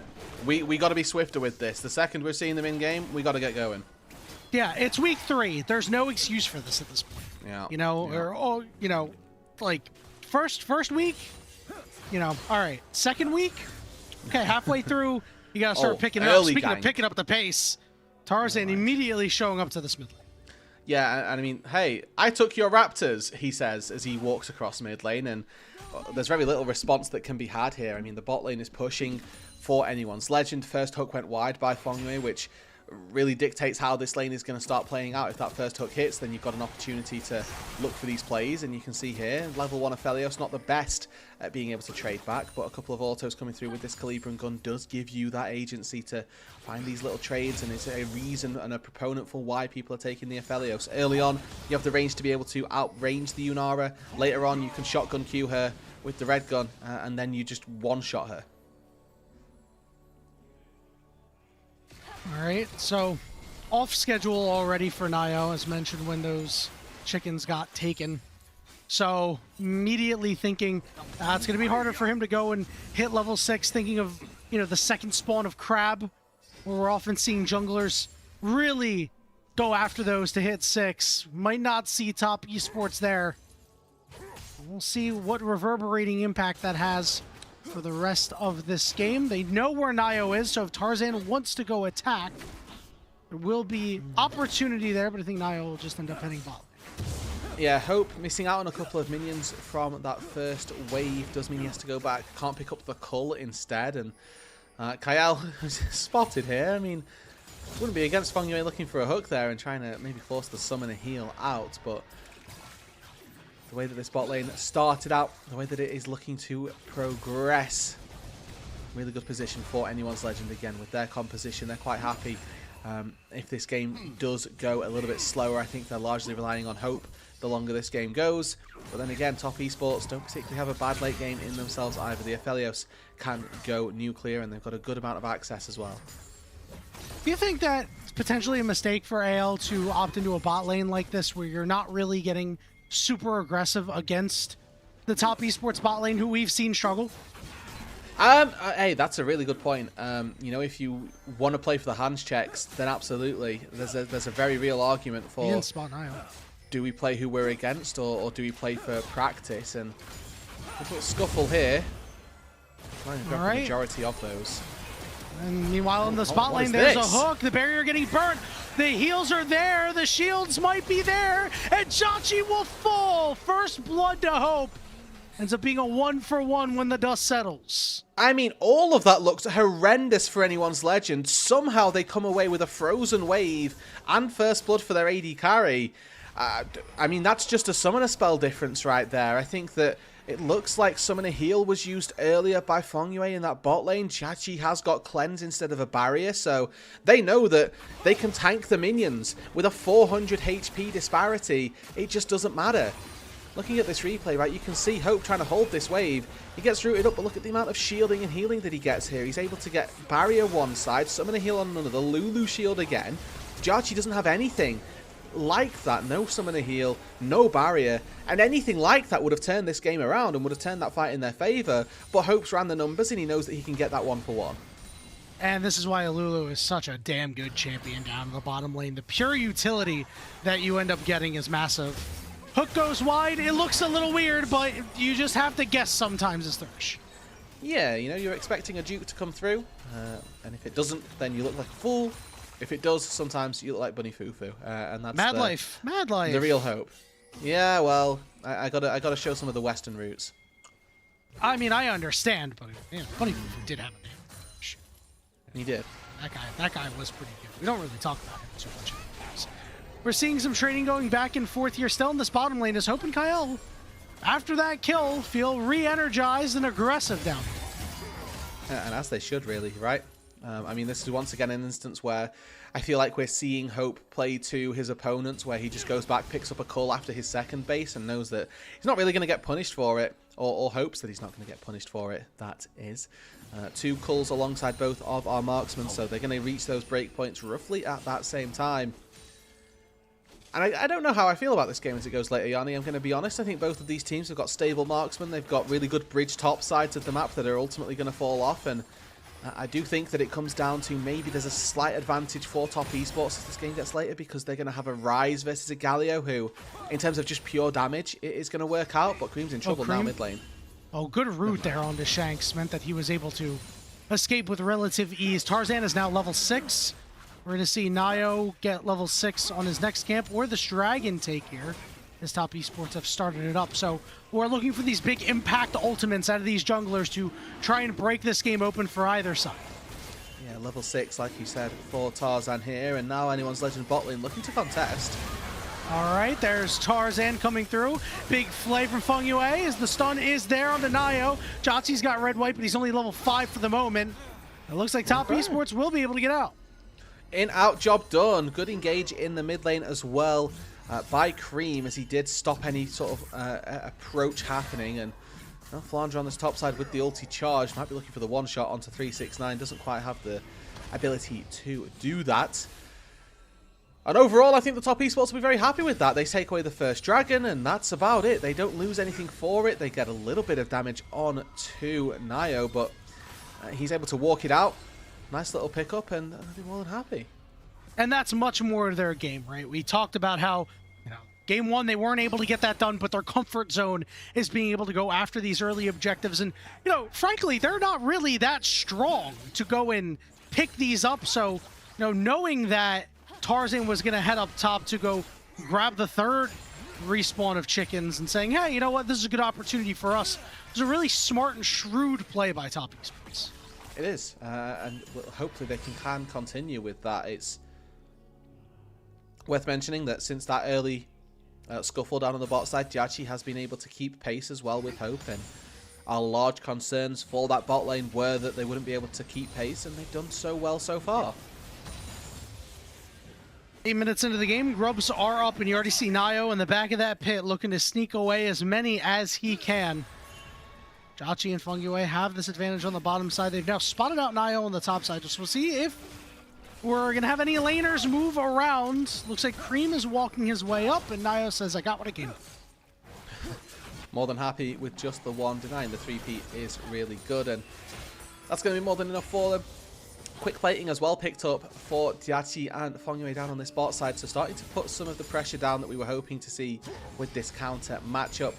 Thresh again, pretty decent versus the Lulu in the laning phase. You hook her, she dies, but as this game gets later, the value of a Lulu definitely going to start to reign supreme as you can buff up whoever it is that you're looking to. And you see Tarzan and Nio here dueling over some Raptors. Roots down. Do we want to actually go in? Tarzan's got that fully stacked passive. Shanks looking to attack Cream. Knockup is there. Taunt's going to land on both members. Good buffer by Nio, but Nio could be the one in trouble. We're going to see the hero's entrance. Another root going down as Cream rebuffs any opportunity. Meanwhile, on the bottom side, we're seeing the ultimate Adalulu used and transcending oneself. Hope with a dodge, but is also very, very low. Flash out by Hope there, and this is that roam from Nio now into the bot side. Has no ulti, but does have flash. She's got no way to get in. And anyone's legend down on that bot side losing out a little bit here. Top Esports are able to find the 2v2 in their favor. All summoner spells burned except for our support's flashes. And it does mean that anyone's legend falling a little bit behind that curve. And we're seeing a reasonable gold lead come out from not only your bot lane, but your mid lane as well. If you're Top Esports, you've knocked down 2 plates. You've got a very sizable CS lead for Jachi. So despite the early death, things looking pretty solid for the Top Esports bot lane. A byproduct of Tarzan not making his impact known yet. He did have this problem in their last match against JDG on the Pantheon, where his first ultimate didn't actually happen until 20-ish minutes, and they didn't get their first kill until 24 minutes. Yeah, I think he was level 10 or something daft like that. Like he was spending some time in the jungle before he actually moved his way out of there, but he needs to show that he can do a little bit more on this Pantheon. I think something that we've been a little bit lacking from him in that sense. But you know, Top Esports, we talked about their strong points. I do think that when Diachi is on form, he can be one of the better performing AD carries that we've got. Doesn't typically miss position in these team fights necessarily as a problem. And so far we haven't seen those egregious plays that we saw from game number 1, right? He hasn't gone up and got caught out 2v1, hasn't yet been caught out on a bounce out from a dive or from a crashed wave. So for Top Esports, I think this game is going really nicely, going pretty well for them, as Cream so far probably the richest member in the game, just farming up versus the Galio without really any problems. It's about 20 seconds till this next dragon. Tarzan is going to stop the recall, as we're going to have a Lantern Flash play. The root's there, the hook's there too. Lots of damage coming through. Polymorph to turn it around, and Hope is trying to kite out, dashes away, and Fungwei can't get to him before the shield does. Hope is 3-1. And that's just the difference of a second. Any extra stats and Hope falls. But Jachi there, not able to make it stick. Anyone's legend in the 2v2 once again come out on top. It's so damn close, Root, dude. I mean, I thought Top Esports bot lane had W written all over it on that play, but Kyle expertly clicking his buttons. Let's take a look at this replay.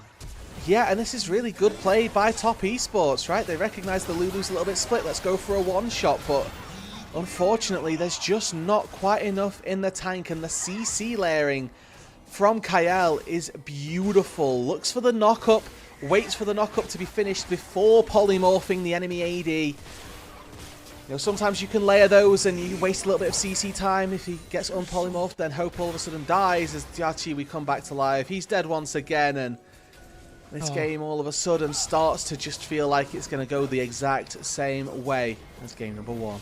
And now AL is just taking complete control of this bot side jungle. Not much for Nio to do.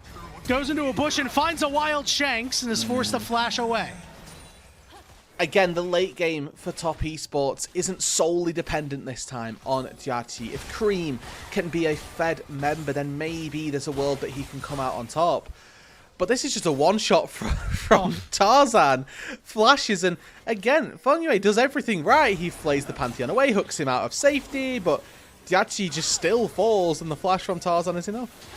Yeah, the one bad thing he did was back on a ward. Speaking of wards, they're attempting to clear and retake this bottom try. Hope in a dash to the side. He's transcended, and the Arc of Ruin plus the autos does just enough. On the other side, Shanks is wrapped up Cream, and now it's Jiachi and Nio against the world. But the hero's entrance slams Nio to the dirt, and Hope will run down Jiachi. Red, white, I don't give a damn. I'll take this fight. And Hope comes away with another massive fight down on the bot side. Kael there to support as well. Anyone's Legend take all 3 members that they want. Cream's able to walk back to the mid lane as, well, to be honest with you, it's just Shanks decided he didn't want that fight anymore. Ulties onto his jungler and gets the get out of jail free card. Dragon secured for them as well, and I mean, this game is going from bad to worse. Cream not really getting enough support in this one to keep him going. We take a look at that top lane as well. It's the only area of the map that we've not particularly seen anything from. And that's also Flandre with a 500 gold lead. We take a look at this replay. Fengyue misses the hook, and that is just then all of your threat gone. This Thresh is so live or die by that death sentence, and unfortunately, if it doesn't hit, don't sign anyone up for it. Good luck here from Hope as well. Knows that he doesn't just have to settle for the Vi. He knows that he wins this 1 versus 1, and despite Tiachi's best efforts, not quite enough in the tank to take down the Yunara. 2 fed already. It just feels like the story of this game for Top Esports bot lane, so close yet so far. It was a really good effort out of them early on, but again, Jiachi getting caught at that one moment, a couple of miscues here and there, as you mentioned about the Thresh hook. Just kind of, you miss one and you sign yourself up for the death sentence. I think the big story of this game, though, is this mid-jungle duo not linking up. Typically, you want to, you have your standard pairings for Vi, right? The Ahri, the Talia. You took the Ryze. It doesn't have the greatest pair up, and Cream has the 0-0-0, the cardio stat line right now. Hasn't been able to use his ultimate to have a positive man fight for Top Esports, and now they're on an island. It's going to be a 3 versus 3 with the potential of globals joining later on. Cream and Shanks now dicing it out in the mid lane.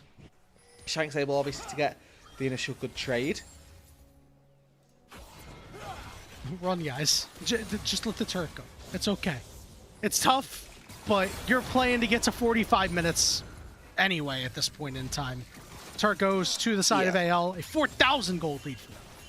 There's a world where parity is favourable for Top Esports, but again, I really think that actually, upon reflection, the power of an Enchanter is just far better than the power of a DPS mid laner. Galio still has function, where I think that Lanterns in the late game are about all that we can reliably consist of for Fengyue. He needs to show that he's got much more in the tank if he's going to be a powerful presence in this mid to late game. It needs to be hook after hook landing. And if those go wide, it really does start to feel like this game will be done. And, there's a school of thought where you kind of just hold your hook and, use your pressure that way. But yeah, you have to remember, the lights might be a little bright for Fengyue. He is the 2nd youngest support in the league. Just older by a year on Perukia and a couple months younger than Vampire. And, doesn't even have the tier 1 experience that Vampire has, right? So this is definitely a work in progress for this young man. And, again, there are some good moments out of him. I think he made some good enough Thresh plays in this particular game, but there's also going to be some moments where he does look every bit like the rookie he is. And obviously for Top Esports here again, their hopes from this series to make it into the top 4, they are currently on that outside of it. Looking in, a win maybe gets them in a position where they could contend for that top 4, but anyone's Legend already 5-2, they're just securing themselves seeding at this stage. If Top can't manage to take this one home, it's pretty much locked themselves out of that top 4, and pretty much make the top 4 cemented. Herald for AL. Flandra knocking down this top turret, and top esports can't get much of anything except farm. It is dire straits for these guys, as you're not able to accelerate your Rise. You're unable to accelerate your Aphelios either. It is so tough right now.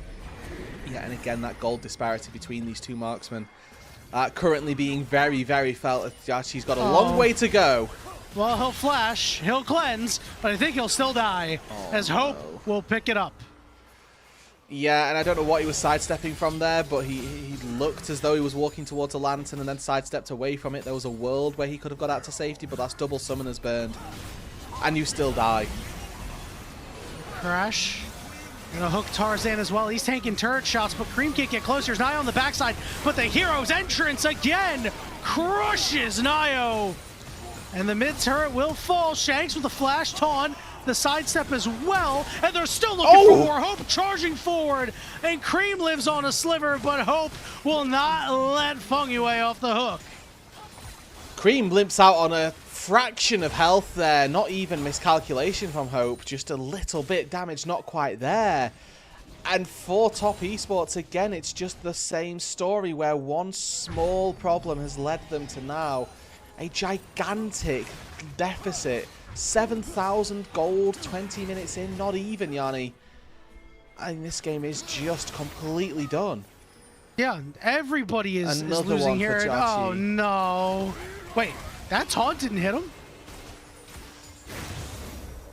Anyway, Riot we're killing like he's had a bad Flandra. enough day. We are killing Flandra. Top esports, Nio links up with 369. I mean, this is completely independently as well that Flandra has been able to take that top tier 1 turret. You get a replay of what happened in the mid lane here. Really good positioning from Hope. He stands and sort of face checks, damage checks Cream down 3 levels and just knows that he's going to be able to do a little bit more. Speaking of Cream. And defending. Yeah, bot side not looking good. Oh, that's just mean. It's a good heads up play though by Kyle. Not even using the polymorph, using the ulti there to find the knock up, stop Cream from getting into that and making sure that he falls as well. And the last bastion of KDA is 369. Soap and Shanks. Yeah, top there. 3,000 total kills. Congratulations to them. 369. We'll see if he ends up dying this game, or if he wants to try to save that KDA. Might be his only shot at trying to make Team of the Week, as this game, definitely not his. Flandra, obviously we haven't talked about it much, but he has soundly defeated 369 in this one. Yeah, and you know, without particularly any interaction from elsewhere as well. Shanks though caught under the turret. Okay, if Chachi had actually prepped his white gun there, I think that could have been a lot more dangerous, but Shanks was able to get out of really any danger. I mean, he's gone a little bit of armor to begin with here, but doesn't particularly have too much, as Nio's just been spotted queuing into the bot side jungle, and a lot of missing pings came through there. They're looking for Hope underneath this turret, but I don't think they're going to be able to find it all that easily. No dice. Any play that they can try is just getting snuffed out at this point. The good news is, dude, again, we have seen many teams throw at Baron. Top esports just needs to survive to that point. Will they be able to do that is the question. I don't know what the answer is. I'm leaning toward no, and so is the predictor model. Yeah, well, they would probably be correct. I know that I've had my beef with this prediction thing in the past, but this time round, I think we're pretty aligned. This game is looking pretty disastrous, and barring, again, any miracles and maybe Hope having to take a really elongated break from using his hands, this game should be over. I think Hope could put the game on autopilot at this point. I think still do just fine. Has this 3-item spike, has that Infinity Edge, is just doling out more damage than anybody can. Here we go. There's that Realm Warp, but the taunt from Shanks will cut it off. There's a Lantern. The knockups are there. Nio's been polymorphed, and the Dark Passage will go unclicked. Yeah, Cream is dead.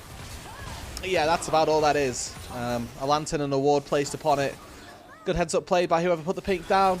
Guy on top side equals Baron, and anyone's legend here.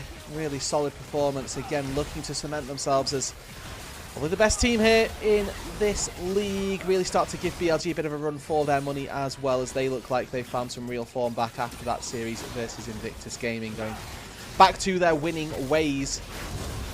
And secure themselves the Baron, put themselves in a very good position for the remainder of this one. And with a 10k gold lead, you'd expect this one to be finished within the next, I'll give it, 5-10 minutes.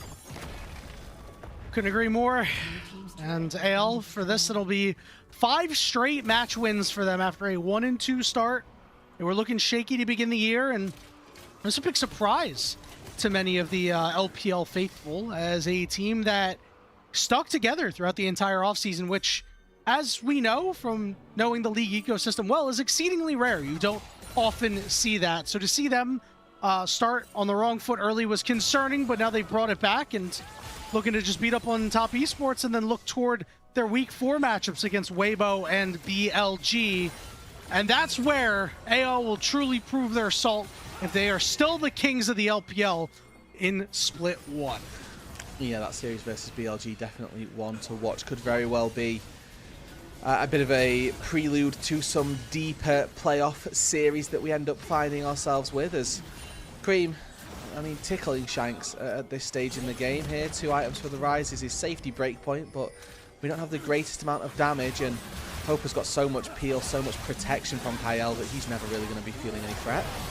Okay, we're targeting at Yunara, but the protection from Shanks, Hope just goes over the wall. Hope is in the base of Top Esports and in the face of Top Esports. A double kill for him. Now he wants Nayo. He's tanking up the turret. He hasn't cared about anything this game except the kill count. Triple kill for Hope. The push is on, and I believe the game is over. Yeah, I was a bit generous with 5 minutes here, Yanni. They've already taken the mid inhibitor. They've got 3 people staring down these Nexus turrets. Nayo with no ulti. What on earth is he going to do? All right, my jungler's flying in. And Flanger will pick up, well, might not be the last one. Feng Yue says new challenger approaches. And they're going to go right after him. They're going to go pad those KDAs as best they can. All right, he's stuck in the fountain. He's not going to die, but I know the Nexus will. It is a 19-2 kill score for anyone's legend as they run over Top Esports. Yeah, and the second that bot lane, had just the smallest of tweaks, the whole wheels fell off of the bot lane bus. A 0-7-1 finish for Jachi in this game. Definitely not a highlight-worthy performance, and one that he'll be looking to soon forget, as that was, really, really quite poor. Lots of really difficult deaths to watch. Obviously, the 2v2 looked really close to begin with, but the second that it didn't go his way, it all of a sudden just completely cascaded into a full-on disaster. And on the other side, Hope, again, we said the bot lane meta is great for him. His chance to be the shining star, have the ball in his hands in 2026. He did not disappoint on this Yunara. It was, again, he's just the disrespect later in the game because they're up so far, but really playing on a knife's edge early, squeaking out those wins. Yeah, they were able to play like you mentioned, right to the limit, and even from that early 2 versus 2 where they went 1 for 1, and he's just playing with an extra 400 HP of summoner spell knowledge, it gives you that understanding that actually he knows what it is that he's looking to do, and he's actually very aware of what the limits are of this bot lane. So the fact that he was able to take that and then extend that into another 2v2 later on where they did end up finding that double kill, that's one of those double kills that you just think, wow, well, we probably shouldn't have got away with that, but we have done anyway, and now the game just plays itself. Yep. And that is the best feeling as an AD carry player. I know you know that feeling. I know that feeling all too well also. Anyone's legend improving to 6-2. Top Esports falling to 3-6. And that will put them on Knight's Road. So they're going to have to contend with Group Perseverance and maybe even some Group Nirvana teams. Let's look forward a little bit for Top Esports. They've got one more match. It'll be on the second to last day of the regular season. That'll be against JDG. This is a JDG team that has also had its own host of problems, dude. I just don't know if I saw enough out of Top Esports today to be able to confidently say that they could win. We're going to need to see some big bounce backs, especially at a guy like Nayo. It was not up to the task today. No, I mean, I think Today, absolutely not. I mean, we saw very little from a lot of these players. I mean, you can argue 369 didn't lose any of the game, but he lost that top lane just as gracefully as he could have done, even though he had counter pick. So it's a little bit questionable in that sense as well. The rest of the team didn't particularly hold any candles to this. I don't think Fongyue had a bad series, but I don't think his Thresh inspired any confidence either. And then, you know, you're looking at Cream in that mid lane, maybe one of the better performing parts of top esports, actually, where, you know, in seasons gone by, that hasn't been the case. In this split in particular, he's been doing pretty well. Game number 2 here, held his own, had a gold lead once again, but as anyone's legend will very well know, Shanks isn't going to lose you the game. He's just going to be, there, he's going to do the graceful stuff that he has to do, and then be a massive team fight threat. I love that you were talking about Cream just a minute there. I mean, we've talked about the pillars of top esports being 369 and Cream. I think 369 has held up his end of the bargain ever since, you know, week 2 started. Obviously, you mentioned not the greatest series from him. Good at the start. It wasn't his fault this game. Cream needs to do more. This guy is just skating by on the fact that he has been one of the franchise players for top esports.